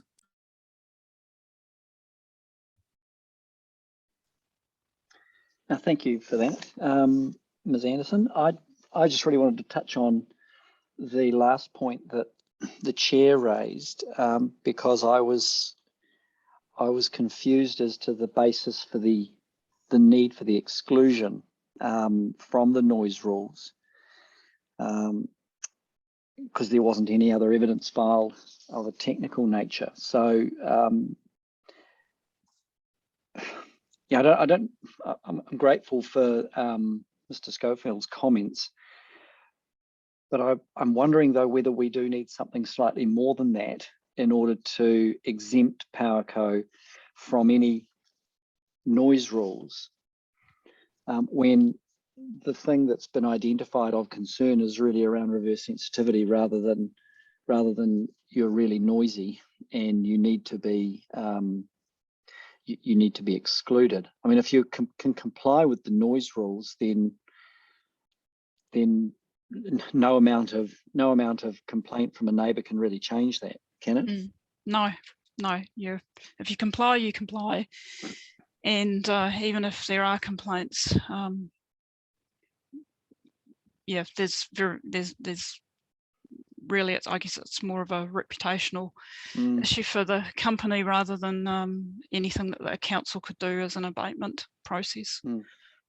So there's no evidence that PowerCos or the natural gas infrastructure can't comply with the effects noise standards, is there? No, we haven't got evidence to present to you on that basis, no. So I can assume from that you can comply with all of those noise limits, can I? Well, without having had some technical work undertaken to go and measure outside some of these gas distribution facilities, I wouldn't be able to. I wouldn't be able to answer that question. Right. Okay, no, that's okay then. That was the noise one, and I think the chair covered all of the things that I was going to ask you about in the earthworks run. Yes, I think you have an ally with Transpower making a similar suggestion about moving the specific network utilities earthworks rule back up into the network utilities chapter. So you're not alone there, although I see from the suggestions I think Ms. Ratt has put forward, it's a slightly more comprehensive shift in terms of moving up into the network utilities chapter, bringing in place some of the other standards around the instability and the accidental discovery protocol. So you might want to just have a look over Caroline's evidence. I think it is Caroline. Yes, because it's a similar sort of concept. I mean, do you put everything around earthworks in the earthworks chapter, or do you put everything around network utilities in the network utilities chapter? And I don't think there's a right answer. I think we've just got to look at it from what's going to be the most effective way to deal with it. Is it the activity or the person doing the activity that you sort of organize things around? So but that's something we'll talk about in due course amongst ourselves at the panel. But no, I understand the rationale for those changes, and yeah, and that was it. I didn't have anything further. So thank you for making yourself available. Thank you for your evidence. Thank you. And thank you very much, Helen, and we'll might see you again from some of the other chapters. You may do, I suspect. Yeah. Okay. Thank you, Stephen. Okay. Right. Jordan, it's your turn now, I think. Well, good afternoon, commissioners. My name is Jordan Landers. I'm an environmental policy advisor at Hort NZ, based here in Wellington, but originally from Taranaki, so I know the area quite well. I'm happy to start off just a quick kind of recap of our position statement, and then hand it over for any questions if that sounds like a good approach. Just hold there, Jordan. I need to find your evidence. Just a minute.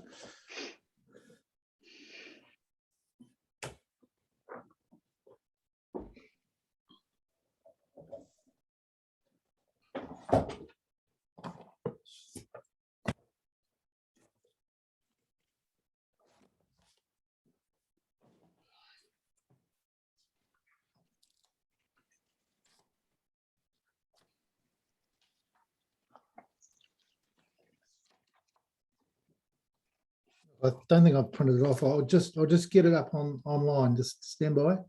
Mhm. Here we go. Thank you very much. Cool. So my statement focuses mostly on the earthworks provisions and the noise domain. We accept the 42A changes, so I'll just focus on the earthworks topic, where for the most part we do support the approach to the plan and the recommendations of the section 42A author, and just touch on kind of two refinements, so to speak, with respect to the earthworks rules, which relate to ancillary rural earthworks and providing for biosecurity response. So what Hortensia's submission sought was a specific activity, defined activity for ancillary rural earthworks, and then a specific rule addressing that activity. And in the statement, kind of refine that a bit more to an amendment to E11, which touches on some of those kind of rural, what I would consider business as usual type activities, to just widen it a little bit to a bit of a broader scope of rural ancillary earthworks. The reason for that being that otherwise there's other activities such as farm drains, erosion sediment controls and the like fall to E12, which then come with a volume standard. So that's kind of the rationale of the change that we're seeking there. And the second part of my statement just discusses an amendment we're seeking around biosecurity provisions and rules for response to that. So I believe the section 42A author does recommend putting a mention of that in the policy framework, which we support, and we're just seeking that that be carried through into a permitted activity rule specifically. Again, the activity would otherwise fall to 12, I think it is, and that one is subject to the cut depth restrictions, which could be a limitation for the activity in regard to burial of plant material that is infected in a biosecurity incident. So that is the kind of overview of the two changes that we were seeking from the section 42A. So I will hand over there to any questions. Thank you, Jordan. I have marked your evidence up. I just can't see it amongst my pile. So I'll hand over to Commissioner Littlejohn to kick off. He's got everything, and I'll have another search. Just stand by. Mm-hmm. I'm just tracking down, making myself familiar with your means, your ancillary rural earthworks definition. You've got cultivation, harvesting, farm tracks, silage pits. Okay, so going back then, your paragraph,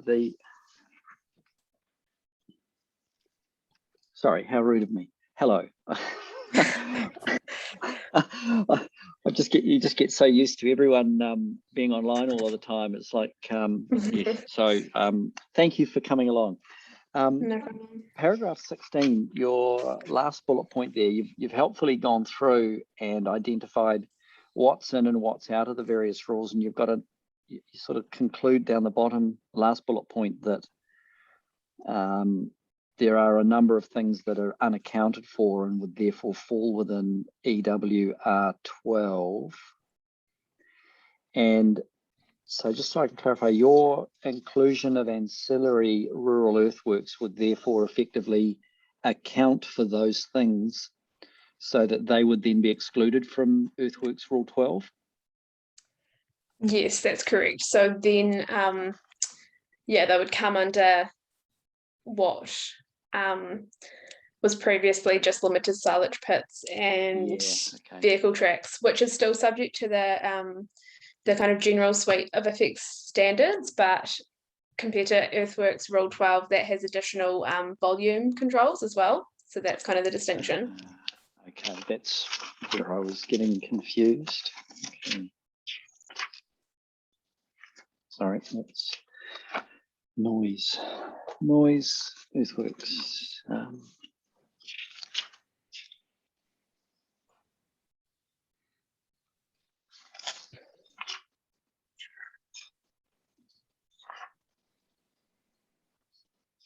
Ah, yes, okay. Yep, okay, all right, no, that makes sense, thank you. And I think that was the only thing I wanted some clarification on, but yeah, no, okay, very clear and understood, thank you. Thanks. Okay, I do have a couple of questions. One is about the ancillary earthworks rule. Did you, I haven't gone back and double checked, sorry, but was that requested as part of the original submission or as a further submission? So if my recollection is correct, I think that we sought a permitted rule for ancillary rural earthworks and then also submitted on the earthworks R11 kind of supporting the rule, but any consequential changes in respect of the ancillary rural earthworks. So yeah, it was in our original submission. Yeah, were the actual words in your definition as per requested? The definition of ancillary rural Yes. earthworks. Yes. Yes, I'm pretty sure that was in our submission. Okay, I'm not saying it wasn't. I just haven't double checked. I just wanted to check. Are you aware whether there were further submissions for or against that? I think there was a submission in support from Federated Farmers and a handful of submissions opposing, I believe. I don't have the names of the parties to mind, but yeah, I think there was a few further submissions on those points. Yes, but that hasn't been supported in the officer's report after thinking that through from their perspective, has it? Correct, yeah. Yes, okay. And I think earthworks itself has a definition that's in the National Planning Standard, so perhaps that's part of it as well. But I can certainly see what the issues are that you've put in front of us, so that's helpful. Will you be appearing on other matters or presenting evidence, Jordan, through the rest of the plan? Possibly in relation to the rural topics, which I know are a bit later on, I think next year. They are, yeah. Yeah.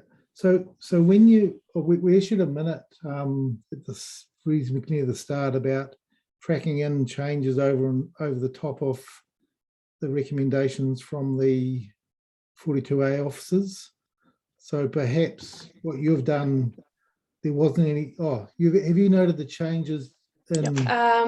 Yes, I Appendix believe 2. that I've done them in the right at the back. Right at the back, I've got that. Yes. Yeah, Appendix Okay. 2 to my statement. Okay.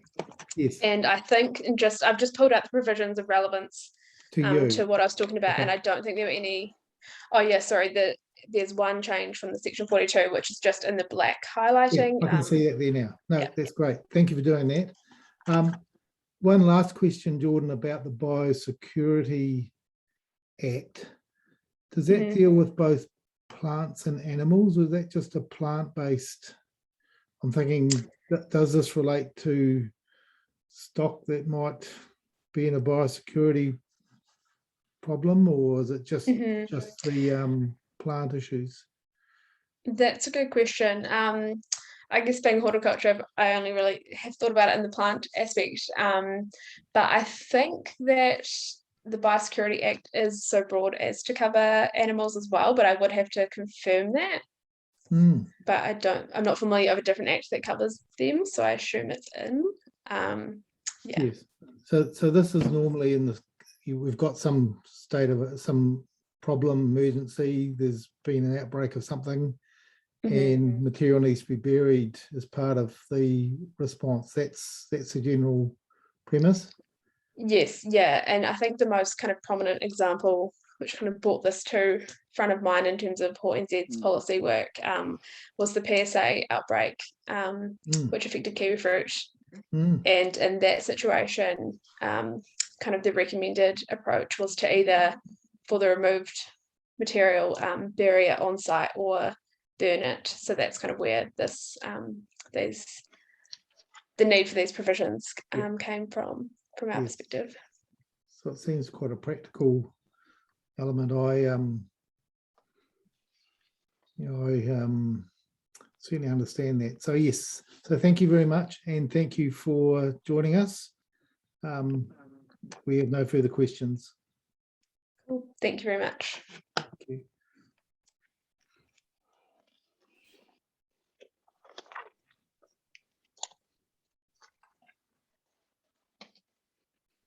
Carolyn, I think you're next, is that right? Oh no, Megan Barr. Megan, are you there?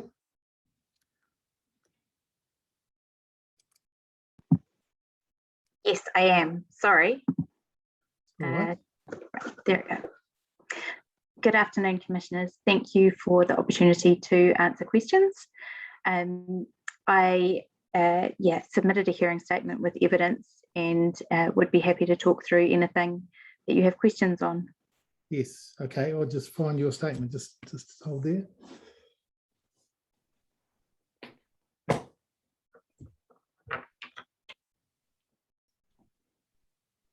What, do you want to start with signs or earthworks? Earthworks, please. Okay.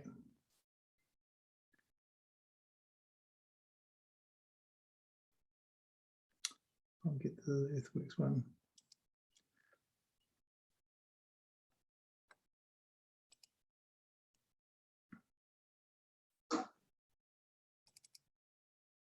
Okay. So do you just want to, there are some matters in here that you have identified as being accepting of the council planner's position? Yes, that's right. So on the majority of the earthworks provisions, we're in support of the Section 42A recommendations. There's just two outstanding issues of concern for the oil companies, being EWP3 and EWS2. Yes. So were you listening before when we heard PowerCo suggesting that P3 could perhaps or should perhaps be deleted? Yes, yeah. So turn your mind to that as a practitioner and follow the discussion? Yes. So on that front, we would very much concur with PowerCo's conclusions around that, in that it duplicates a lot of the matters addressed by P5, and that the specificity of the provisions in P3 is drafted more like a standard than a traditional policy. So yeah, if the relief sought by PowerCo were to be granted in this instance, that would address the oil company's concerns as well. If it's not granted, then we retain concerns around the use of the term minimise as being quite subjective, difficult to establish or prove, and overly restrictive. So in your practice, Megan, do you see the term minimise being more restrictive than remedy or mitigate? I think remedy or mitigate gives you more options, whereas minimise, as I think I've said in my evidence, our concern is that using the term minimise can be interpreted as requiring all possible measures to be taken to reduce effects to the smallest possible extent, and that they may not be necessary or practicable in all situations, and represents a higher threshold than the mitigation of adverse effects. So given that the objective provides for the mitigation of adverse effects, it would seem inappropriate for the policy to then require a higher threshold. All right, so you're linking it back to the way the objectives framed. Yes, and to retain that option of remedying or mitigating where the requirement to minimise would be impractical or result in considerable time delays or cost to prove that you have gone to all possible measures to minimise. All right, so I understand that. Your changes to EWP3, the alternative option, this is where we're perhaps looking to detune some of the wording on the counterfactual or the opposite way. Yes, so that again relates back to the terminology requiring the very highest threshold of minimisation. So we consider the use of the word minimise in conjunction with the words restricting and limiting as problematic. It would sort of lead to the interpretation potentially that by restricting and limiting earthworks as far as possible to minimise effects, you would de facto be required to adhere to the standards or make it very difficult to do any work that was significantly greater than the standards provide for. Would you accept that a term like manage has got the same problems as minimise? No, so from my perspective, management takes you back to the objective of avoiding, remedying or mitigating. So where you are doing earthworks that might trigger a standard, if you can put a thorough construction management plan in, and you can put in mitigation and remedying factors, you may be able to bring that down to an acceptable level, whereas restricting, limiting and minimising is very very strong language around something that you could achieve a good environmental outcome without restricting, limiting or minimising.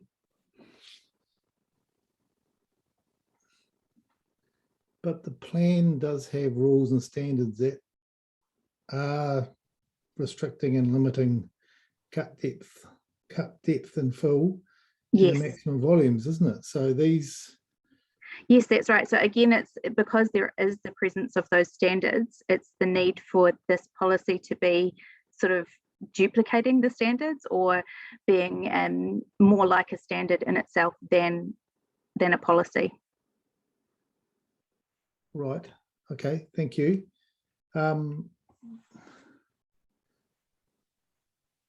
I see your note there that you would have heard from Ms. Anderson that we're talking about the finished level of land rather than being the. So you're looking at the same issue in a different way. We are. So yeah, that was our concern with EWS2. So we were coming at it with notes as opposed to the particular provision that Ms. Anderson was looking at, but with the same concern that when you have a cut and backfill operation that returns the ground to the existing levels and contours, there's no ongoing effect of that particular operation. Right, I understand that. Is your preference for advice notes and standards, or to actually try and work within the wording itself?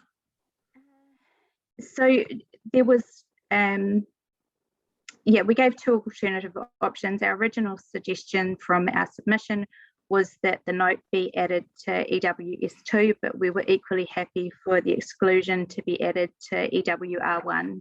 Okay. So you're given those two options, which, again, I've said to other planners, it's really helpful when you are thinking about different ways of skinning the cat. So thank you for doing that. All right, on earthworks, I don't have any other questions. So Commissioner Littlejohn may have some. I did not on earthworks. That was all very clear. Thank you for the track changes. I understand the position. Great, thank you.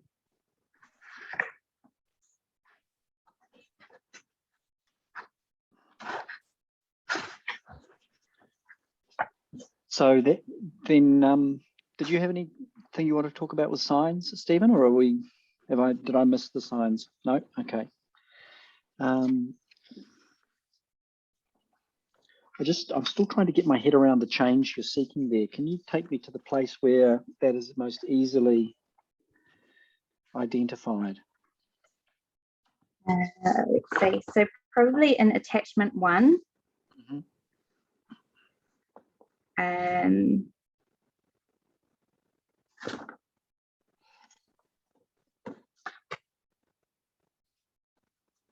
Yeah, so basically what we were seeking was that sign S9 be deleted in its entirety on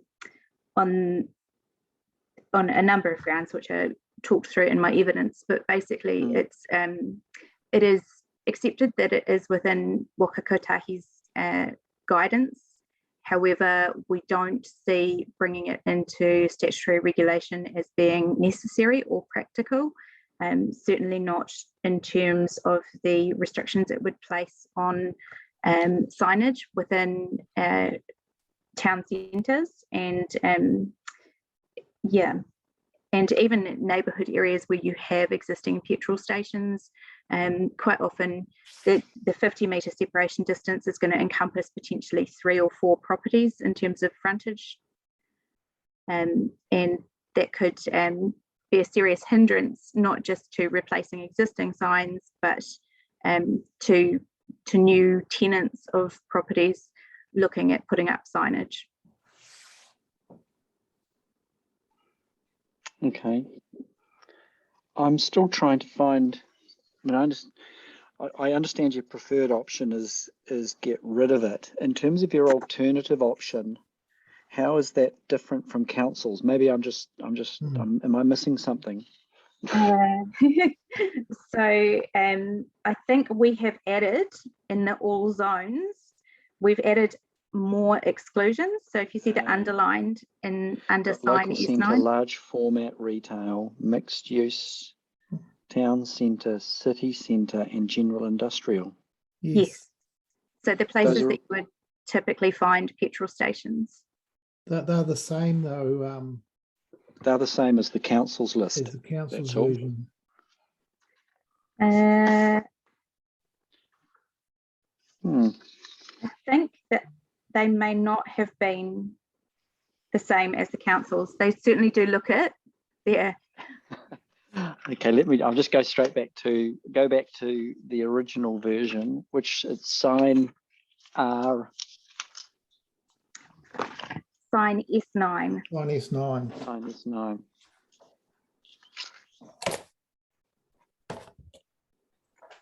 And it's table, what's the table that? Oh, we've got there, table 10. Yes. Table 10. Sign S9 was originally all zones. Yes, so I think that's an unintentional error in my attachment. Apologies. Okay, but I see the difference with the originally notified table 10. It did not have the speed bracket 0 to 50 and 50 meters. So if I just then look at the, I think the original went from 0 to 70. The original is 0 to 70. It was 60 meters. Yes. And so what council did in the 42A report, getting there, sign S9, R9, S9, P9, O9, goodness. Yeah, they've added in 0 to 50 and 50 meters. Okay. Yes. So is your alternative option to accept council section 42A report revision? No, so we're wanting to, the alternative option is to add those zones because I believe council to add the exception of those zones. All right, now I get it. So what you're doing is excluding from the minimum setback distances signs within those zones. All right, yes. I guess okay. Where the error is, Megan, is in your preferred option. That should just say all zones. It should, yes. Yeah. Apologies for that. What, sorry. Yeah. Just goes to show I'm easily confused. There you go. All right. Yeah. So, okay, so rather than delete the whole rule, your other option would be to exclude those zones where you might be likely to find a need for signs with less separation distance than 50 meters. All right. Yes, yeah, just because there are numerous businesses located adjacent to one another and the site frontages are comparatively narrow. And signage is an anticipated element of such business and commercial activities. So it's unrealistic to expect only one sign in a 50 meters distance in those environments. Yeah, I guess essentially, if you're on an already heavily signed thoroughfare, you've got to effectively look for 100 lineal meter gap with no signs in it in order to put your sign up as a permitted activity. Otherwise, in any other case, if there are already existing signs there, you're always going to need another consent, aren't you? That's right. And like Jordan, I grew up in New Plymouth, so I just thinking about places like the one-way system, where you come past Countdown and Pack and Save, and you have a lot of businesses in really close proximity.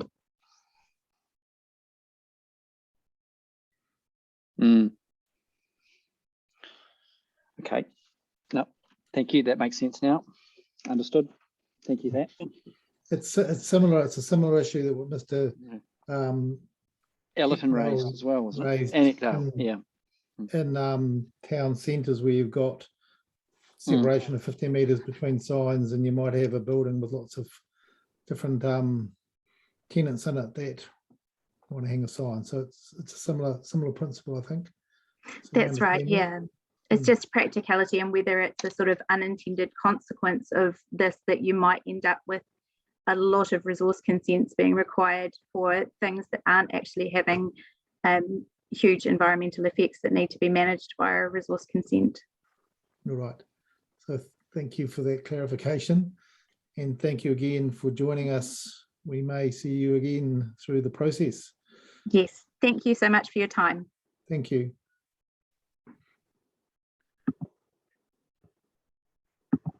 Now we're with you, Carolyn, I think. Thank you. Now I'm in your hands as to how you'd like me to proceed, because I have prepared a summary of evidence in accordance with your directions. So if you'd like me to run through that, because I understand you probably wouldn't have had time to read it, or if you'd just like to ask questions, entirely over to you.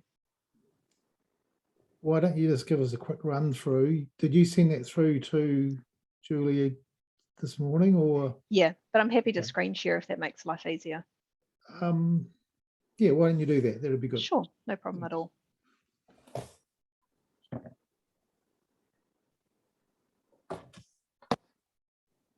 So just checking that that's come up. Yes, we can see that. Brilliant. Okay. So the introduction really, and I won't obviously read this verbatim, but the introduction just draws your attention to, in terms of Transpower, the National Environmental Standard for Electricity Transmission Activities does cover a lot of their earthworks for the existing structures and lines that were in place before 2010. But so Transpower's interest in earthworks is really within the National Grid Yard, and this we covered in the Network Utilities hearing. But in terms of this particular hearing, it's any earthworks that's undertaken as part of their activities that have been post 2010. So going down to the first one, and I've just made this, just summarised basically my evidence. It hasn't elaborated on it, it's really just summarised it. So the first one is the location of the earthworks provisions for network utilities in the plan. And I did hear you talking to Ms. Anderson earlier in regards to PowerCo. So I've looked, when I was thinking about how to approach this, I looked at the National Planning Standards, and I agree it's not particularly clear, but the way it was worded made me think that, you know, whether these particular provisions go in the Network Utilities chapter or in the Earthworks chapter, the way it was actually worded in the standards made me think that the energy, infrastructure and transport section was the priority. And so I've as you've noted earlier, I've taken a more holistic approach to relocating those provisions and taken the appropriate, well, what I think is the relevant standards and the policy with them to make it more of a package. I don't consider that relocating these provisions into the Network Utilities chapter undermines the integrity of the district plan. And I think in actual fact, it will make it easier to implement with all the Network Utilities provisions in one place, both for the Network Utilities operators, but also for council administering the plan. And so when considering a consent application for earthworks associated with network utilities, such as a discretionary activity, there's nothing to prevent the objectives and policies in other chapters like the earthworks chapter from guiding the evaluation of the application, despite the rules being located in another chapter. So I don't think that by splitting them, it, as I said, undermines the integrity of the plan. Going down to section 2.2, description of the activities. I do support the inclusion of the words including earthworks for ancillary activities at the end of rule EWR9 to capture the scenario where earthworks are required that are not a network utility operation per se, but they are associated with a network utility and undertaken by a network utility operator. And I thought when I looked at this issue, what was the risk to council? What was the risk to the district plan? But given that the scale of earthworks is quite limited by the standards, I see little risk in including those words. And I think that was a submission going off memory here that was sought by Waka Kotahi. Moving down to section 2.3, so earthwork standards for network utilities. I've had a look, the original submission from Transpower challenged all of the standards, and I've looked a bit more closely given the comments of the section 42A author. The one I considered that might still be a problem is standard EWS2. And I know that you guys are already aware of that. I've listened to your comments with regards to Ms. Anderson for PowerCo. To my mind, the standard establishes cut depth or fill height based on the building setbacks for the zone, but network utilities often span a very large number of sites, and underground network utilities will most definitely cross site boundaries. Compliance with the standard to me seems inappropriate for network utilities, particularly underground network utilities, which, as I've said, the site boundaries and the underlying zones are somewhat irrelevant. So I'm concerned that the standard will unintentionally apply to earthworks associated with underground infrastructure, even though the profile, contour and height may remain the same. And the problem is that the maximum cut or fill is 0.5 metres inside the minimum building setback for the underlying zone, and 1.5 metres outside the building setbacks is not limited in its application to the final profile. And my concern is that this could unintentionally capture a cut and subsequent fill to install an underground network utility, for example. So as a solution to that, I support either removing compliance with the standard for underground network utilities or clarifying that the standard only applies to the finished land profile. And I listened to your questions regarding, was there any definition of cut or fill in the plan? To my best of my knowledge, there isn't, but what I am interested in is the national planning standards in terms of earthworks. Just the way it's written is around earth disturbance. So it can be cut, it can be fill. There isn't, I guess, those are terms that are kind of widely accepted. Maybe there is no need to actually define them. Moving on to paragraph 2.4. So this is matters of discretion for network utilities. So I have concerns about matter of discretion 2 for rule EWR9, which relates to archaeological sites, areas of significance to Māori and historic heritage. Given the structure of the plan, which complies with the national planning standards, I do not see the value of this matter of discretion in the earthworks chapter, as any site that is an archaeological site, significant area of significance to Māori, or a historic heritage site will be addressed under those respective chapters. Policy EWP4 is largely not relevant either. The only clause that I consider relevant is regarding accidental discovery protocol, but this, I know that's already contained in policy EWP37. Although I understand that this is a plan-wide issue, I really do have difficulty with the concept of using policies as matters of discretion. I think mostly, particularly in the way they're drafted, is they don't lend themselves to